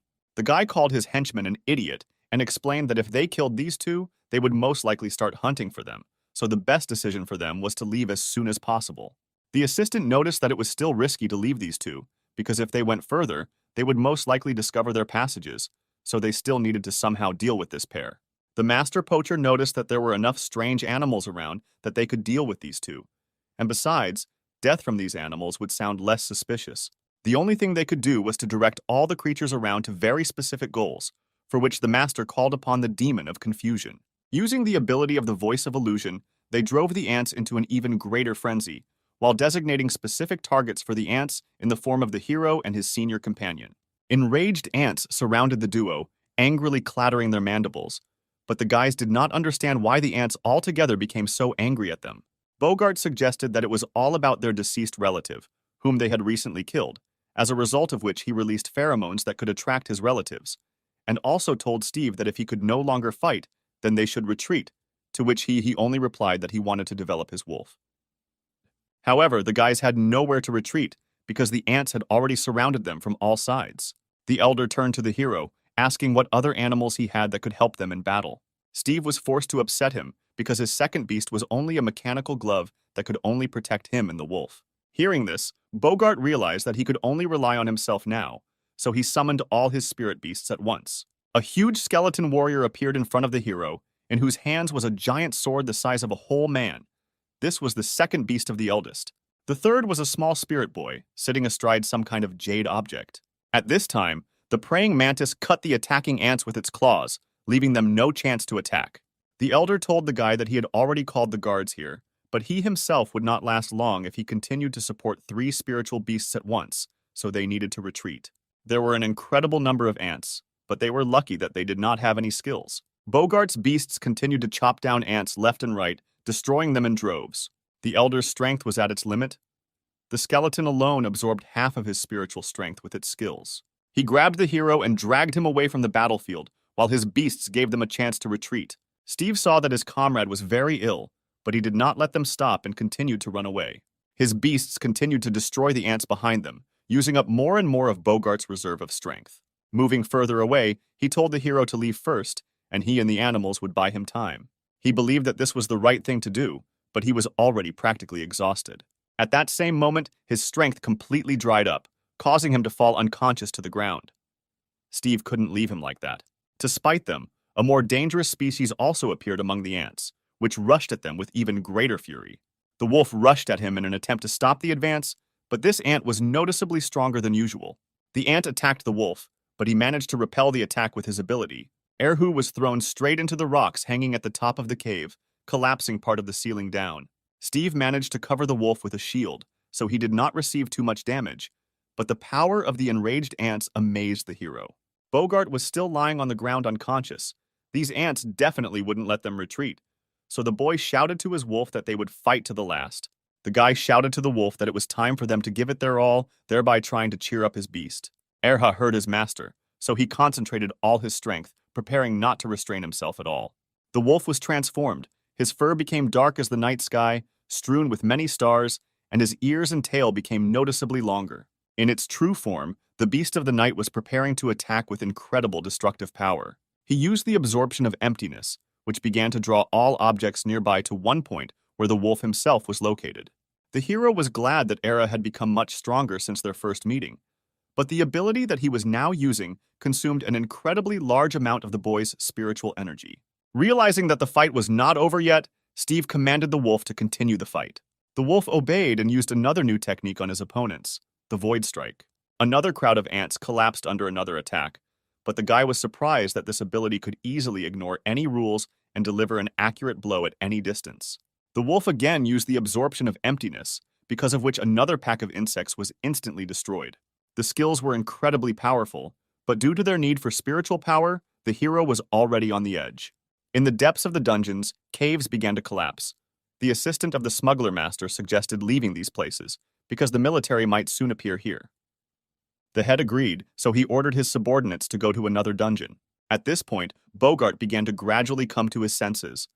At first it seemed to him that he had died, but he quickly realized that he was still alive, sensing that his warrior skeleton was still active somewhere nearby.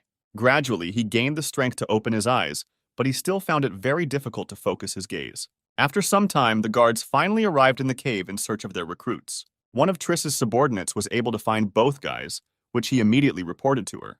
They were both alive and well, but the subordinate insisted that the main guard come and see the picture that he himself was now seeing. After an even longer period of time, Bogart finally came to his senses, but in a hospital room. He was not sure who saved him, but he definitely remembered that he was able to see a strange beast that he had never seen before. In another ward, Steve also came to his senses, who at the same time was being visited by his friend Yuna. The guy didn't understand where he was, so his friend explained to him that he was in the city hospital, and she also said that although he was not seriously injured, he still scared her a lot. His girlfriend also said that Bogart was also in this hospital, but his injuries were noticeably more serious than the hero's. Erha also expected his master to awaken, but something changed in him, namely that he was now a 9th-level elite, and his reserve of mental strength had increased significantly. Since Steve did not have serious injuries, he was discharged quite quickly, and already at home he wondered why Erha's strength had increased so much. The main assumption was that this was due to the large number of killed ants. The guy assumed that the wolf was able to absorb the defeated animals, and because of this, it noticeably increased its characteristics, which could explain its gigantic gap in strength with simple wolves. Steve directly asked his wolf if he could become as strong as a witch when he reached the level of a lord, but Erha just shook his head. Then the hero took a smaller bar and asked about the demon bull Triss, but the wolf did not answer anything. Deciding not to pester the wolf with questions anymore, he simply scratched him and said that most likely he was already at the level between a lord and a monarch. The guy remembered how Erha used void absorption.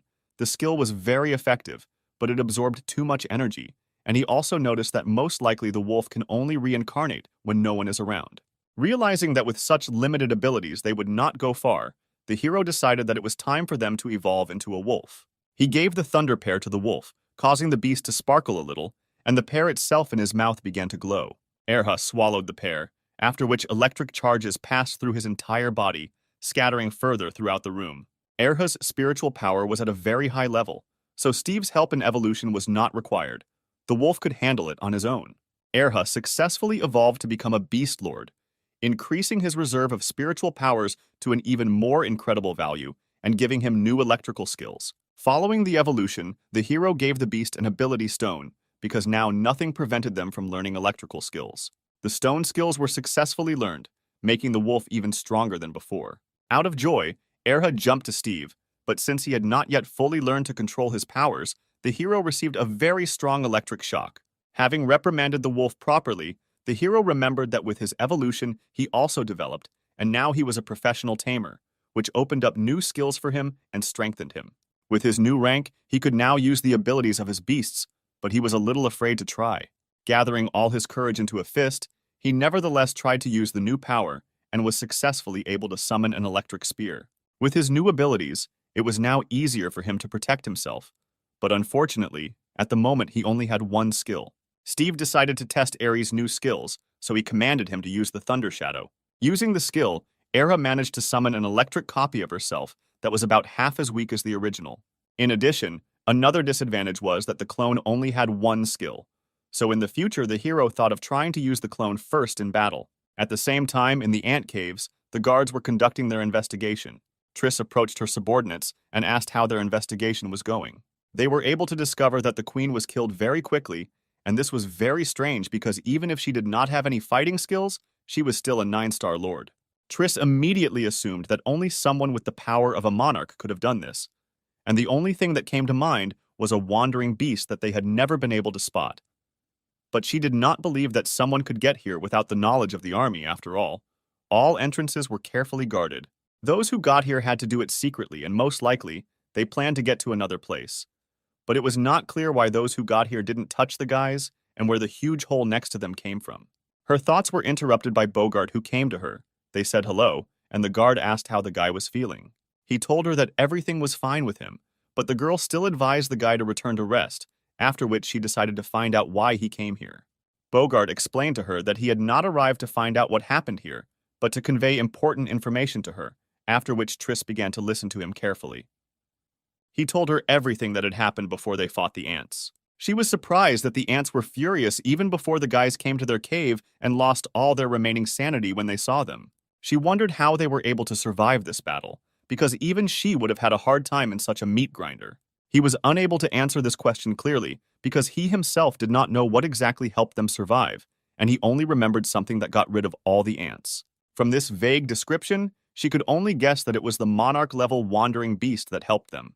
Without dwelling on this thought, she was only glad that the guys were okay and asked Bogart if he had seen Steve, to which he replied that he initially doubted the boy. But after this whole situation, he changed his mind. Realizing that there were only the two of them in the cave at that time, it was most likely the hero who saved him, which indicated that he had incredibly frightening power. The Guardian asked Bogart to introduce the boy to the rest of the applicants, to which he agreed, because he himself was interested in seeing the shocked faces of his comrades when they saw the hero's strength. At the same time, smugglers were watching the cave from the outside. The henchman informed his leader that the army had already reached the 6th level of the cave.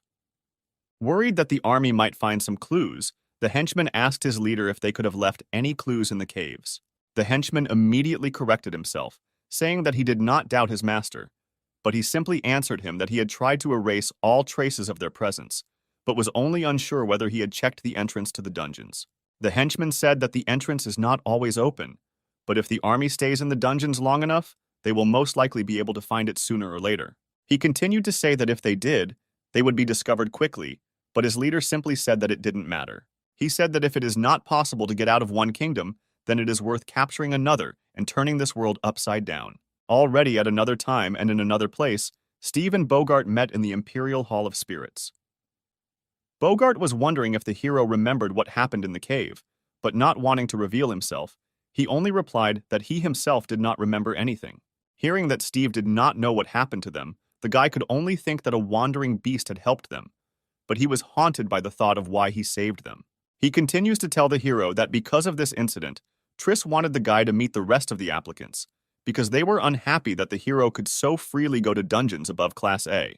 He also noted that candidates can be arrogant and rude, so there is no point in arguing with them, and he also noted that Steve had reached the level of a professional, which was worthy of his respect. The hero thanked Bogart for the compliment, but kept in his head the idea that he should be careful with him. After some time, the guys arrived at the training hall, where other candidates were training. A guy with yellow and red splayed hair was practicing a technique called a mental strike. After performing the blow, a notification was heard, announcing the strength of the guy's blow and other characteristics. There was also a girl training nearby, but she was using the landslide ability. Her attack was even more devastating, although not by too much of a percentage. The girl heard that her result was better, so she began to praise herself, to which the guy only snorted under his breath and expressed dissatisfaction that her attack was stronger. She tried to hook him by saying that her attacks were stronger, even though she was at a lower level, and she succeeded as the guy was clearly angry, questioning her ability to win in a real fight. Their argument was interrupted by Bogart, asking the disputants where the other contenders were today. The girl immediately answered him that after he forbade everyone from going into the dungeons alone, the guys gathered a squad and left altogether, and she, because she was late, was forced to stay here and train. She asked to introduce the newcomer, and the hot-tempered boy continued to grumble, reminding Bogart that it was forbidden to come to this hall without an envoy badge. He heard the little man grumble, so he replied that the hero was Triss's successor, which made the guys very surprised, because they still didn't believe that she had really chosen her successor. Steve introduced himself to the guys and was once again surprised at how important the guard was. The guys also introduced themselves. The hot-tempered boy's name was Leon. His beast level was a 6-star lord. The girl's name was Barbara. Her beast level was a 5-star lord. The hero answered them that his snow wolf had just become a lord. That's why he had 1 star. The guys were surprised by what they heard. A lord of only the 1st level, and also a snow wolf. For them, it sounded like a joke. They didn't want to offend their new comrade, so they very artificially tried to say that the snow wolf was really strong. Bogart saw this whole picture. The naivety of the guys reminded him of how he had just recently underestimated the hero in the same way. Steve quickly broke the awkwardness by asking the guys what they were doing now, to which they immediately perked up.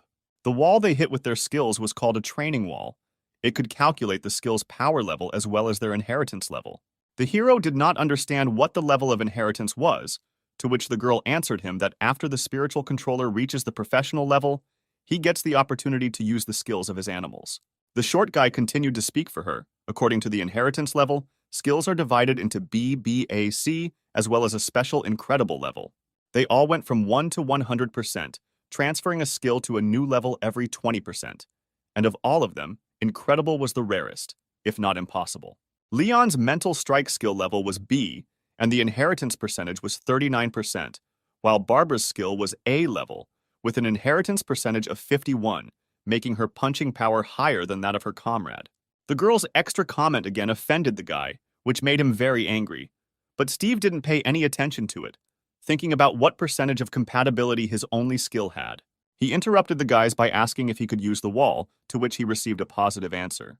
The guy walked a little further away from the guys, and then concentrated to use the skill.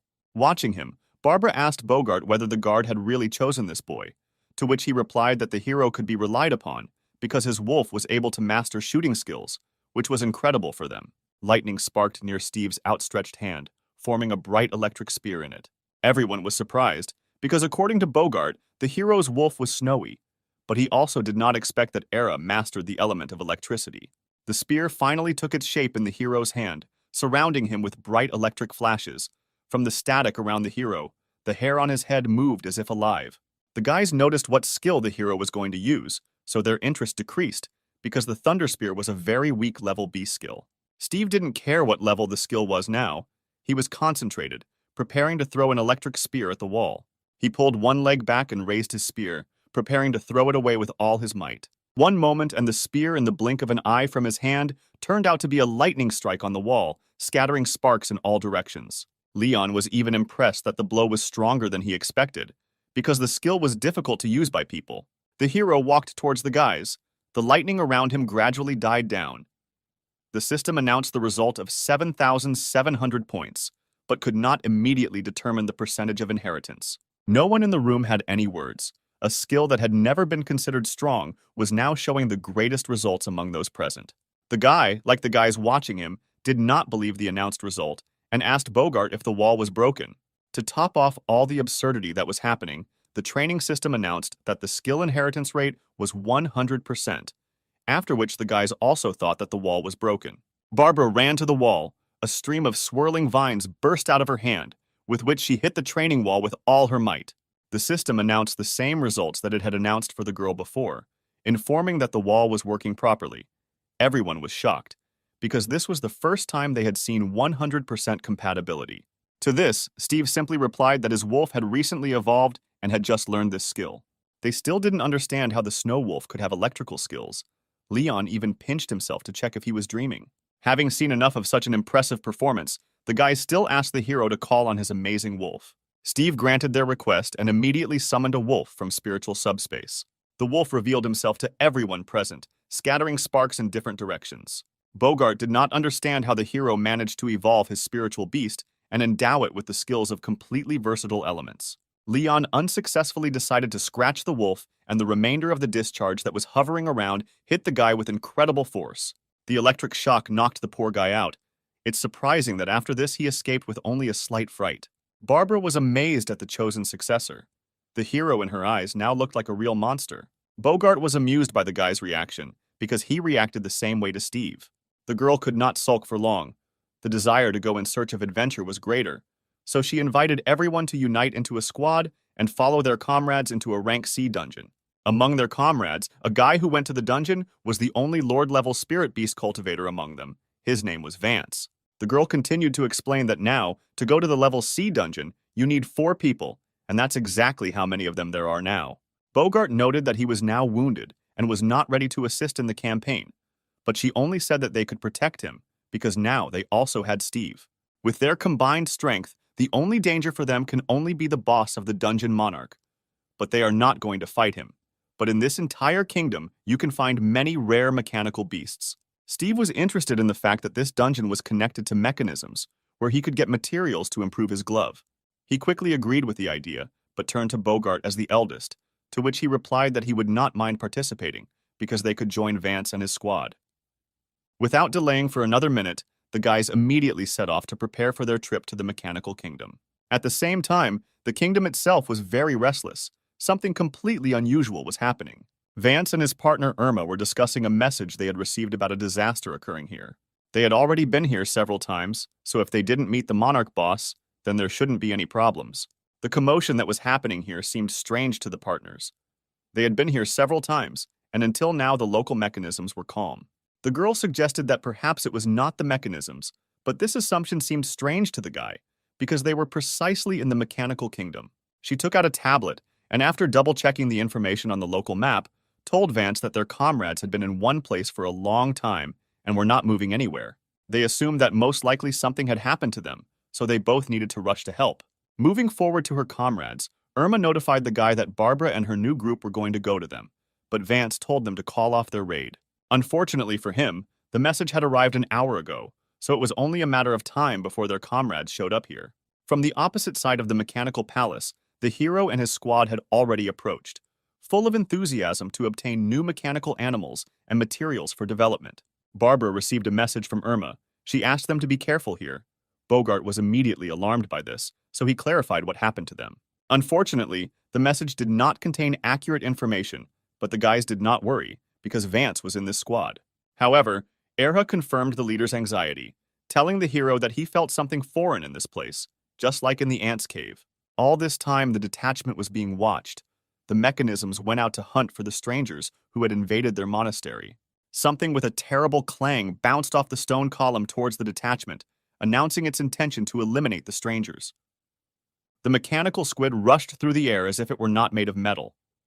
No emotions could be read in the metal mask, but the beast directly communicated its intention to destroy the uninvited guests. Without even having time to approach the detachment, a bunch of vines pierced the beast from underground, leaving him no chance of survival. The guys in the squad had no hint of alarm.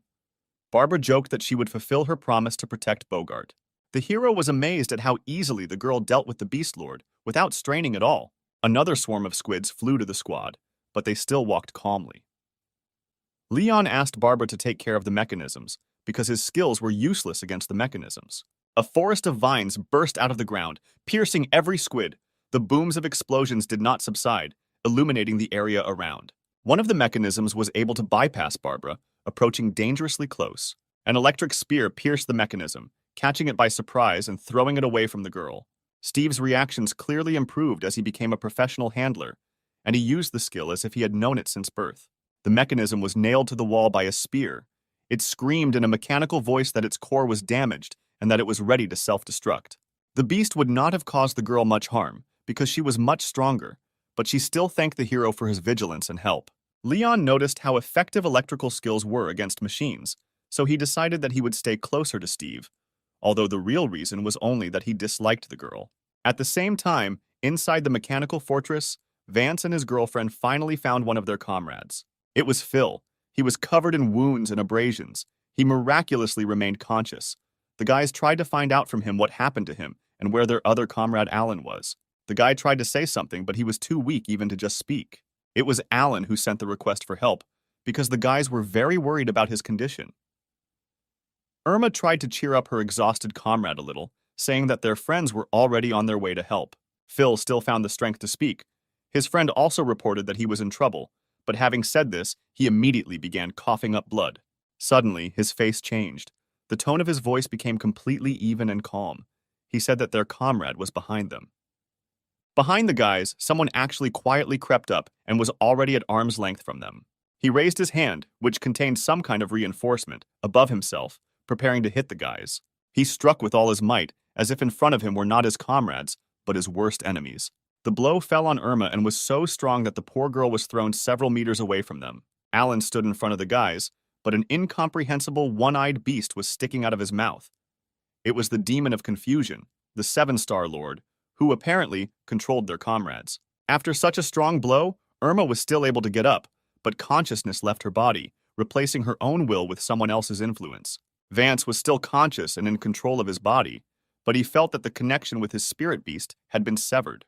Above this whole picture was observed by the leader of the smugglers and the owner of this terrible beast. He was amazed at the guy who could still resist the influence of the demon. His henchmen offered to send his subordinates to deal with Vance, but the leader refused, saying that it was more interesting to see how they themselves deal with each other. The guy below was still able to restore contact with his spirit and call on him for help, and a lizard swordsman, a Seven-Star Lord, appeared before him. He ordered the lizard to destroy the demon that was influencing him and his comrades, to which the lizard only nodded obediently. Without a moment's hesitation, he drew the sword from its sheath and drew it with a wild clang in one swing. This swing immediately cut through the creature sticking out of their comrade's mouth, but without hitting the guy himself. The blow was accurate, but it had no effect on the creature, because the demon was incorporeal and physical attacks could not affect it. The head was surprised at how steadfastly Vance held himself, but decided that he had no time to watch this battle and called his henchmen with him to go to the local boss and try to profit from something. The singer did not contradict and only obediently pointed out where they needed to go. His comrades surrounded Vance. They were all under the control of the demon, and no good could be expected from them now. The demon loomed over them and grinned terribly, only as he watched as his comrades were about to attack their leader. A fight was clearly unavoidable, so the leader was going to accept this fight. But he also remembered that he could not overdo it, and that he could not overdo it and harm his friends. The lizard swung his blade, throwing away all the puppets controlled by the demon, opening up space for Vance and marking the beginning of a full-fledged battle. At the same time, the guys outside were still calmly fighting with the mechanisms. Barbara was worried about her comrades inside the fortress, because Irma had not answered her for a long time. Leon offered to find them in order to destroy a couple of high-level monsters. He turned around and walked away, saying that he was leaving the remaining squids to the girl, which infuriated her wildly. Steve wandered from one piece of machinery to another, trying to find materials for his gauntlet, but they were all too damaged to use. Barbara checked the map once again and found that they had almost arrived at their comrades, who were probably waiting for them. A little later, already inside the building, the guys were able to find the room where, judging by the map, their comrades should have been. The guys entered the room, but there was no one around, and there was deathly silence. A small light source caught my eye, lying on the floor a little further into the room. Barbara approached the light source and discovered that it was her friend's tablet, which she used to track her comrades. She came close to pick up and examine the tablet, but someone was hiding in the darkness next to her.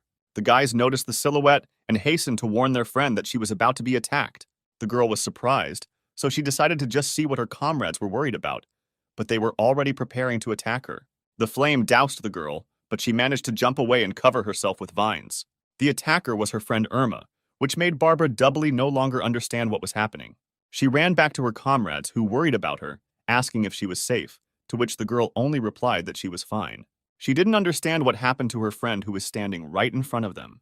The next moment she rushed away from the squad. Barbara tried to call out to her, but it was to no avail. Steve noticed that there was someone else sitting on the balcony above, and he also didn't look too friendly. Leon immediately recognized the guy who had jumped on them as his comrade Alan, as well as his technique, which he was already preparing to attack. The guys dodged the attack, but they still could not understand why their comrades attacked them. Everything that was happening seemed very familiar to the hero, as if he had already encountered such a situation quite recently.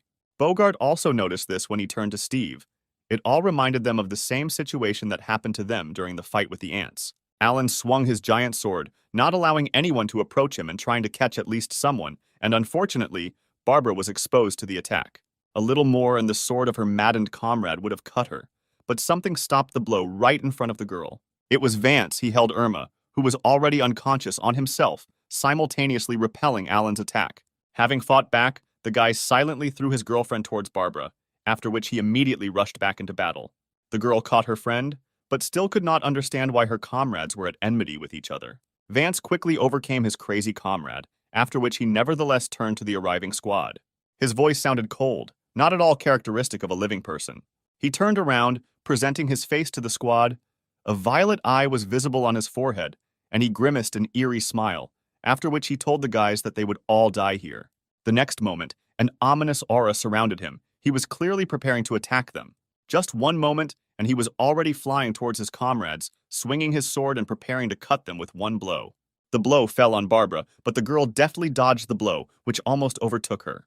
Leon tried to bring her to her senses by informing her that their comrade was also under someone's control, after which he summoned his spirit beast as quickly as possible. Not a beast, but a book spirit appeared next to the guy, preparing to attack. The spirit rushed towards the distraught Vance, preparing to use a mental blow. The guy deftly dodged this attack and rushed towards the squad, again preparing to strike. Leon asked his comrades to help him detain the mad swordsman, because he knew how to get rid of control over his mind. Barbara revealed her spirit, a mountain god, who looked like a giant tree of roots and vines that vaguely resembled a person. She ordered him to grab Vance, after which the beast plunged its hands into the ground, from which writhing vines immediately began to appear. The swordsman deftly dodged the branchy thickets, but they still served their purpose, slowing him down. The distraught swordsman froze. The vines gradually surrounded and enveloped him entirely, blocking his ability to move. With one powerful and lightning-fast blow, Vance cut through all the vines that surrounded him, once again opening up the entire battlefield to him. Barbara knew that the swordsman's skills were level A, but after seeing how he cut off all the vines of her mountain god with one swing, she did not believe that he was that strong. Bogart stood aside, covered by his warrior's skeleton, because in his condition he could not help his comrades in any way. The spirit of Leon called for help from a small spirit in the form of a unicorn, who was preparing to attack their mad comrade. He rushed towards Vance, preparing to strike him while he was not looking.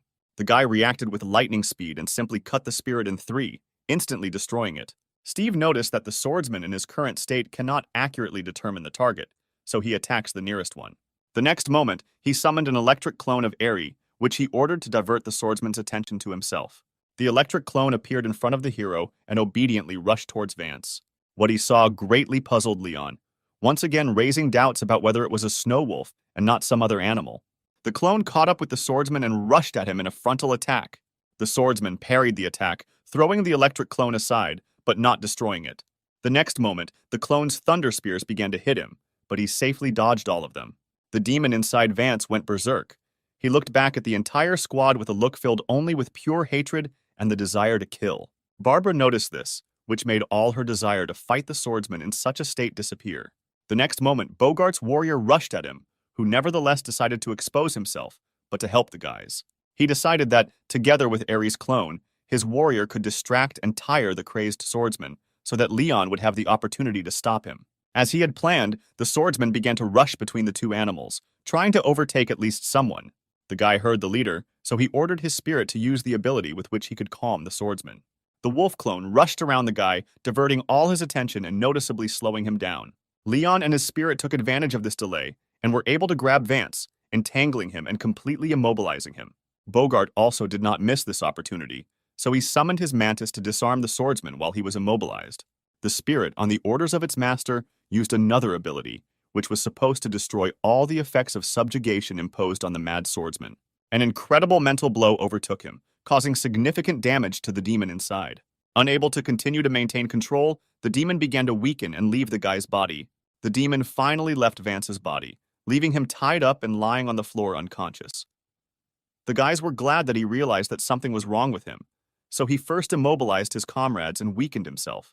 Leon also noticed that thanks to Steve and his wolf, they were able to distract their comrade, because if not for them, no one would have been able to cope with his speed. Barbara wondered what happened to their comrades and what exactly caused their madness. The hero also wondered who could disturb the peace in alien kingdoms, creating such confusion. The next moment, the ground shook under their feet. It felt as if a powerful earthquake had begun. Sirens blared. A mechanical voice announced that a program of extermination of aliens was beginning. Apparently, the boss of this place had awakened. The guys began to panic, because although the boss here was a mechanical monarch, which made him weaker and stupider than ordinary beast monarchs, he was still incredibly strong. Now Steve understood for sure that someone was behind this, as well as behind the madness that he had experienced in the anthill. At the same time, the leader of the poachers and his closest follower were in the boss's room of this fortress. They were unable to fully study it, so their plans could have failed. An incredibly huge robot appeared in front of them. He was the local boss, a one-star monarch, a divine mechanism. Behind the leg of this giant robot, a portal began to open, which was what the leader needed. Seeing this, the panic on his face was replaced by a solemn smile. He was lucky again. He was glad that the secret of the alien kingdoms was so close to him, so he called upon one of his animals to help him. To help himself, he called upon a shadow spirit, a 9-star lord, with whose help he was going to get into the portal undetected.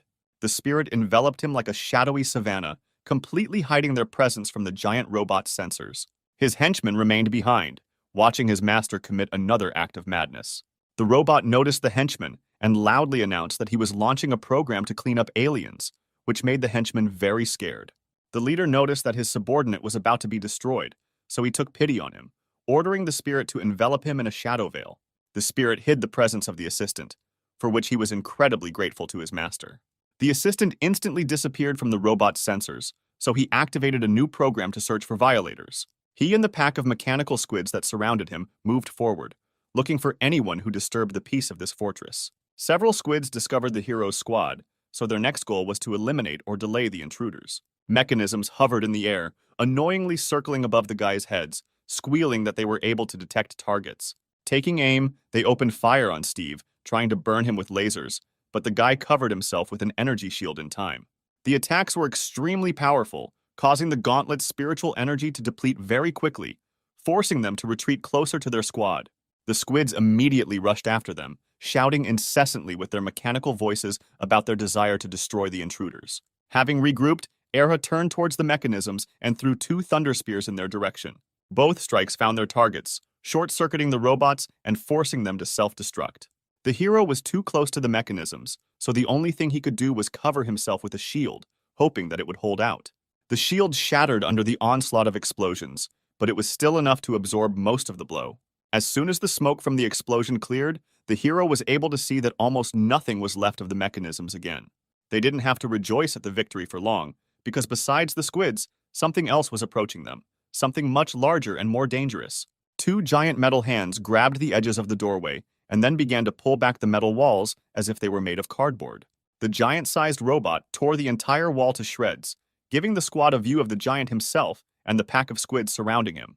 The guys were incredibly scared because the monarch boss appeared before them, a battle with which they were not at all prepared.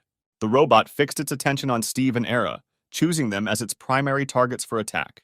The next moment, a compartment opened on the machine's wrist from which missiles poked out, humming quietly and preparing to launch. Leon realized that the mechanism was preparing a massive attack across the area, so together with his spirit, he began to prepare a shield. The missiles scattered in different directions, after which they focused on one point, but did not reach, crashing against the newly summoned shield. It was a very powerful attack. It didn't hit anyone, but the aggressive boy felt it well, receiving it with his shield and partially taking the blow on himself. But even so, he volunteered to cover the guys during the attack on the giant mechanism. The giant machine stood in front of Steve. He thought that if the Thunder Spear had an excellent effect on other mechanisms, then with this robot, the skill might not be so effective. There was no time left to think. The giant machine swung at his comrades, so the guy ordered the wolf to use a thunder spear in the hope that it would work. The wolf heard his master, so as quickly as possible, he threw lightning into the mechanism, which flew in a curved arc straight into the attacking hand. The spear successfully reached its target, and with a bright flash flew straight into the joint of the machine, scattering sparks in different directions. It worked. The arm of the mechanism froze, and he himself loudly announced the breakdown of the engines in the damaged arm. Leon was surprised that the hero managed to damage the monarch's mechanism, but Steve himself shouted that no one should relax because the robot's arm was only temporarily disabled. The next moment, the robot slammed its damaged arm onto the ground, shaking the room with the force of the impact.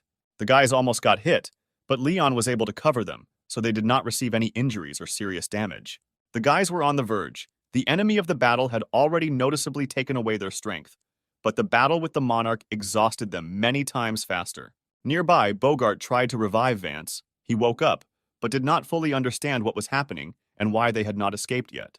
Unfortunately, the reason why they had not yet escaped was raging nearby. The swordsman noticed a boss fighting with his comrades. Barbara tried to use the vines to delay the mechanism at least briefly while her comrades regrouped for the final retreat. Their plans were disrupted by Vance, who had come to his senses, suggesting that the hero try to defeat the boss, and if they fail, then retreat. Barbara tried to tell them how crazy their idea was, but she was quickly asked to step aside because she was now even less useful than the wounded Bogart. What was said greatly hurt the girl, so she immediately wanted to punch the rude swordsman, but Leon kept her from rash actions. The swordsman turned to the hero and asked him to again use the skill on the boss that had previously made him numb. Steve's main task now was to slow the machine down enough so that Vance could inflict sufficient damage to the machine's core, thereby disabling it.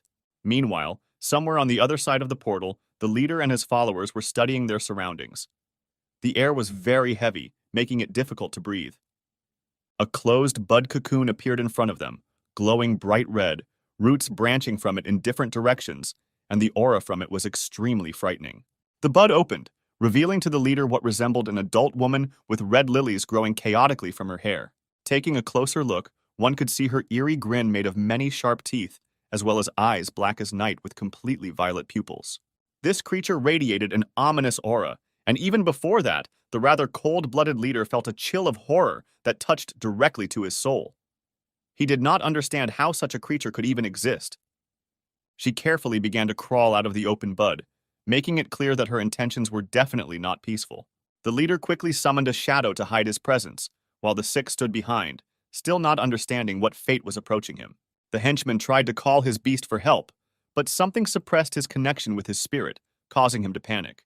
The leader shushed the bad henchman and ordered him to immediately come to him so that he could hide him. It was too late. The six felt that something was wrong. He grabbed his neck. Something in him was changing with incredible speed, getting ready to break out. He didn't even have time to move when a gigantic crown of red burgundy foliage, covered with flowers, burst out of his mouth and crawled upward at great speed. The vines and branches of this tree quickly enveloped the poor guy, not giving any chance of salvation. But the leader jumped away so that he too would not be hit. The creature amazed him with its power, because he didn't even have time to understand or feel when she managed to activate the skill. His heart trembled with the realization that he could enter into an agreement with such a monster. The battle with the robot continued. The guys rushed into the scattered area so that the robot would be distracted by the swordsman, because the Colossus fixed its attention primarily on opponents with the greatest reserve of strength. The robot continued to record targets, but instead of what the guys had planned, the machine recorded Erhu as a target. From the visor on the head of the car, a laser shot right at the place where Steve and his wolf had just been, narrowly missing them. Vance was surprised that the plan immediately went downhill. He did not expect the robot to prioritize a target based on any criteria other than spiritual strength. The robot continued to shoot lasers, but from his hands. The swordsman was even offended by the fact that the Colossus ignored him as a potential target. The hero and the wolf continued to evade the machine's single attacks, so the giant decided to change strategy, starting to fire from everything at once, firing suppressing fire and limiting the escape routes. A new priority target appeared on its sensors.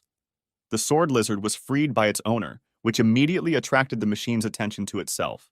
The giant did not have time to react to the unexpected appearance of a new enemy, so he missed a serious cutting blow directly to his body.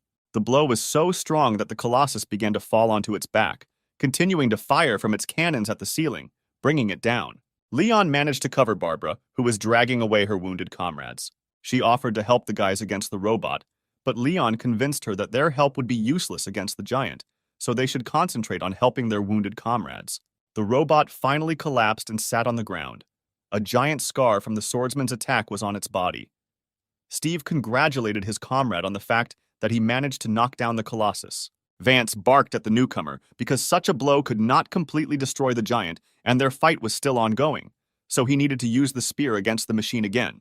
The boy was a little offended by such harshness on the part of the elder, yet he was just trying to be happy for him. Fortunately, he was not one of the touchy people, so he let the situation slide and, together with his wolf, prepared a joint attack with a thunder spear. A barrage of lightning appeared directly above them, after which each of the spears rushed straight towards the giant robot.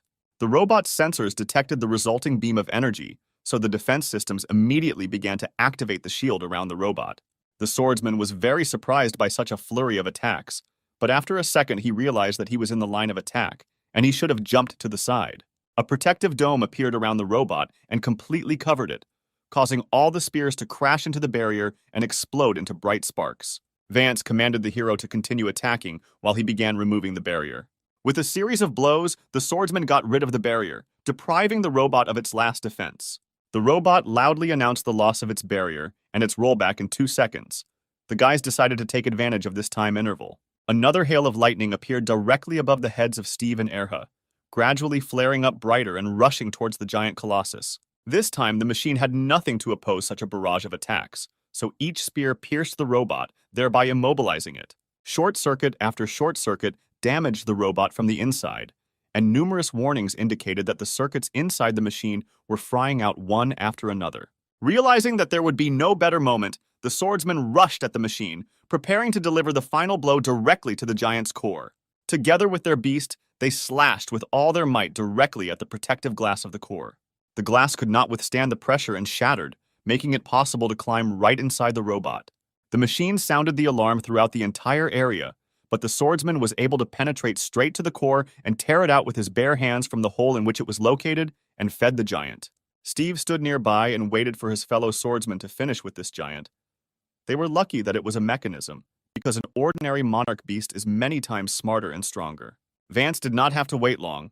He safely jumped out of the skeleton of the robot, which was laid to rest, now forever. In his hand was the very same core that could be used to improve mechanical beasts and mechanical equipment, so it could also improve his gloves. The swordsman noticed how Steve was looking at this core, so he asked if he wanted to get it, to which the hero only joyfully confirmed his desire to get this item. Vance wanted to assert himself a little, so the condition was that the hero now call him Big Brother, to which he obediently agreed, immediately addressing him as his elder. The swordsman was satisfied with the hero's complacence, so he recognized him as his younger brother and threw a cannonball at him, but it never reached the target. Their comrade intercepted the cannonball on the fly, after which he immediately ran away from them. This action puzzled the swordsman. He was surprised that their comrade was still under someone else's control, even though it seemed to him that Leon had already taken care of everyone. As it turned out, the guy was in his right mind and simply did not want to give such an expensive artifact to some unknown person, reminding him that all the loot should be handed over to the night hunters. The swordsman did not like the words of his comrade, yet it was thanks to Steve that they were able to get out of this whole mess alive. Phil didn't want his elder to look at him so disapprovingly, but he reminded that all materials received from dungeon bosses from level C must be handed over to the night guard. He looked at Steve and said that he could not betray such a valuable find to an incomprehensible strange guy whom he had seen for the first time. The hero did not start a conflict, so he simply agreed to give what he found to the guards, which surprised his new older brother. So he tried to cheer up the boy, saying that the guards would definitely give the core to him when they read the report about this incident. Steve asked his brother not to worry about him, because if the rules were like that, then they should stick to them. Vance replied that he would help apply for this core. Leon and Barbara approached the guys. The hot-tempered boy was surprised that Phil had the core, to which the hero answered him that they would hand it over to the guards according to the rules. Those who came up were surprised by what was said, because according to them, they always shared what they found on their own, without any commissions. Phil continued to insist that this was the right thing to do, and that he had previously made a big mistake by violating the general rules, which caused even more misunderstanding in his behavior. Still doubting, the elder turned to Leon with a question whether he had brought their strange comrade back to consciousness, to which he was told that Phil's head had been properly cleared. Vance had no doubt about his comrade's ability to bring people to their senses, but the fact that their comrade wanted to do the right thing raised a lot of questions. Steve approached the older man and distracted him on another issue, wanting to discuss what actually happened here. He told about all his notes and guesses about mind control and the invasion of someone else, which forced the swordsman to think deeply. However, at the moment, no one in the squad had the strength to investigate. The battle had exhausted everyone. Vance would have been happy to help his new little brother with the investigation, but as the leader of the group, he was obliged to get everyone out of here alive. Defeating the main boss of this dungeon would most likely negatively affect the functions of the other beasts of the mechanisms in the fortress, so it was not worth staying here for a long time. The best idea was to leave the fortress now and inform the guards that the place needed to be locked down for further investigation. The guys ran away from the fortress of the god of mechanism. The remaining machines flew around, almost not paying any attention to them. So leaving this place was not something difficult, but already outside, they heard an ominous aura from behind them. This aura was difficult not to notice, so the entire squad turned around to find out what was behind them that was emitting such an eerie and chilling cold horror. Behind them, they saw how the territory of influence of the unknown beast of the monarch was being formed. Apparently, besides the god mechanism, there was something else in the abandoned city, something more sinister and dangerous that was already consuming this place. A giant spider lily flower appeared in front of them, which was even more frightening with its size. The power that had just created this gigantic something in front of them was incomparably greater than that of the mechanism monarch, which frightened the hero. Steve knew that if he wanted to fulfill his goal and bring Era home, he would need to work harder to be able to fight such monsters, so materials were needed to improve his mechanical beast. The boy hugged the wolf, promising that they would both try in the future. Erha suggested that the owner fight in order to quickly raise the level, but Steve understood that there was a completely different level, and entering into battle was mortally dangerous. Before all this happened, the leader of the poachers continued to observe the mysterious feminine monster. The monster that appeared before him was of the level of a monarch, which meant that it could change the surrounding area, increasing its strength and weakening its enemies. For example, lava beasts changed the territory so much that any beasts specializing in close combat simply could not get close to them.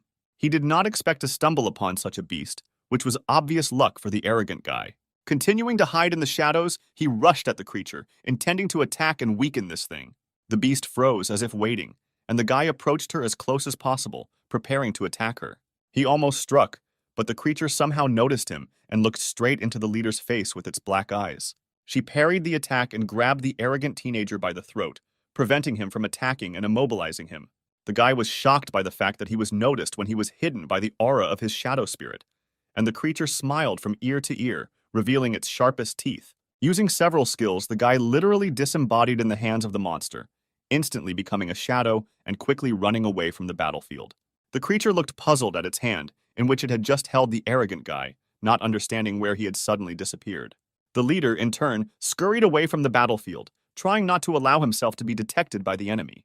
After thinking a little more, the monster realized that its prey was escaping, so it decided that it was worth doing something to catch it.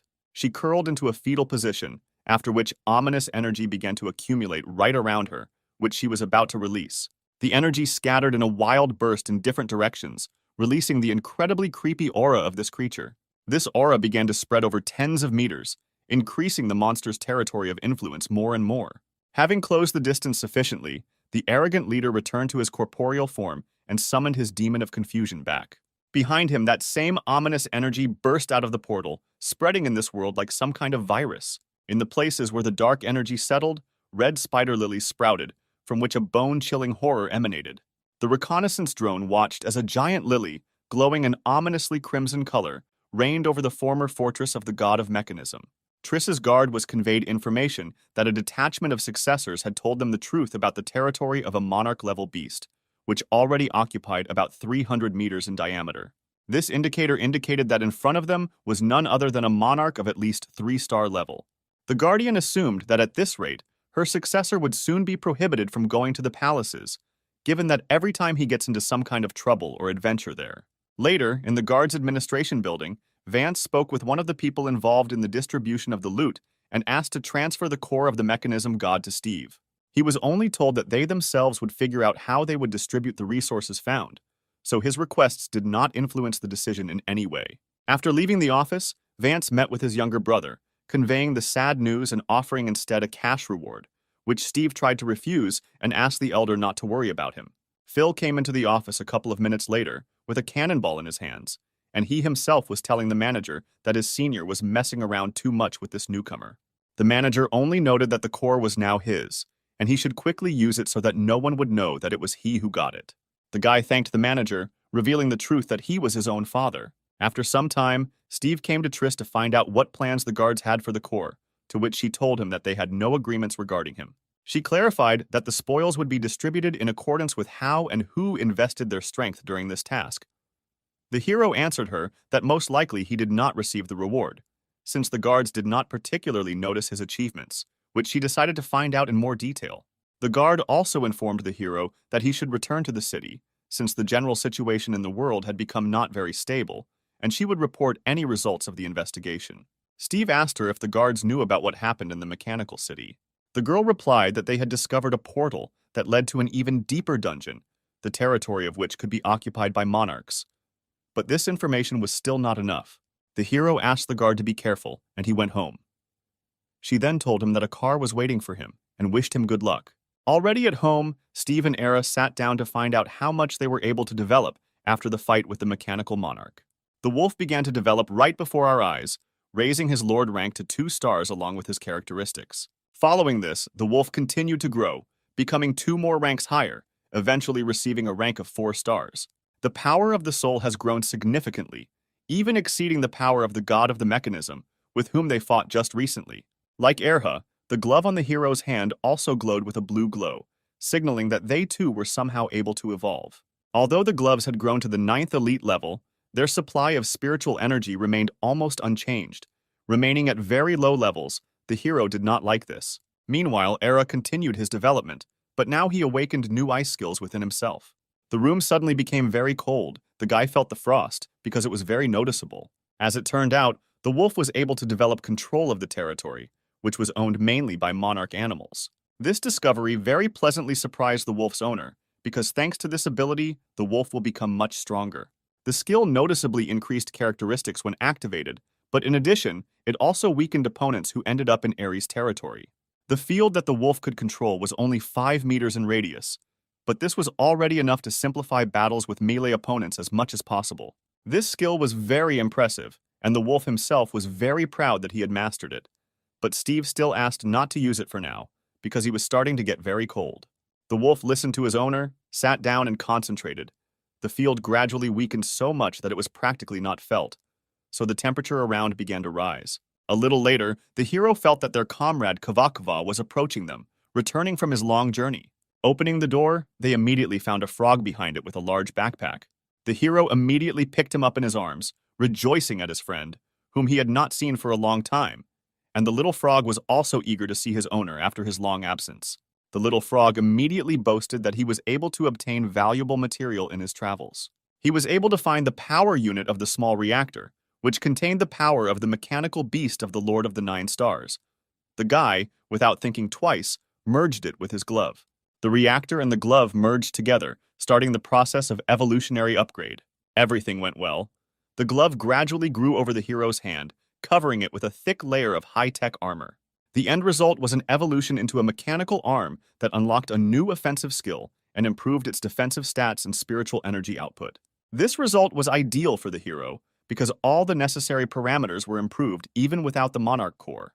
Steve thanked his amphibian friend with all his heart and also informed him that Era was now a lord, so they should focus on the development of the frog.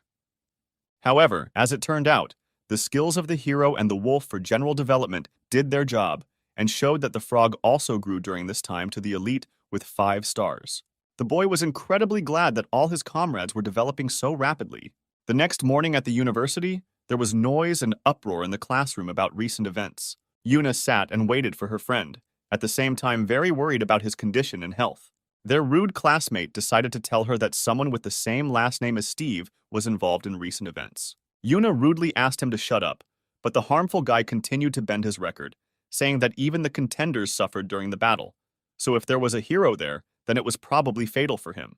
He angered the girl even more, to which she jumped up and angrily asked what he meant, to which the guy only said that he would not mention him again, simultaneously hoping that he died.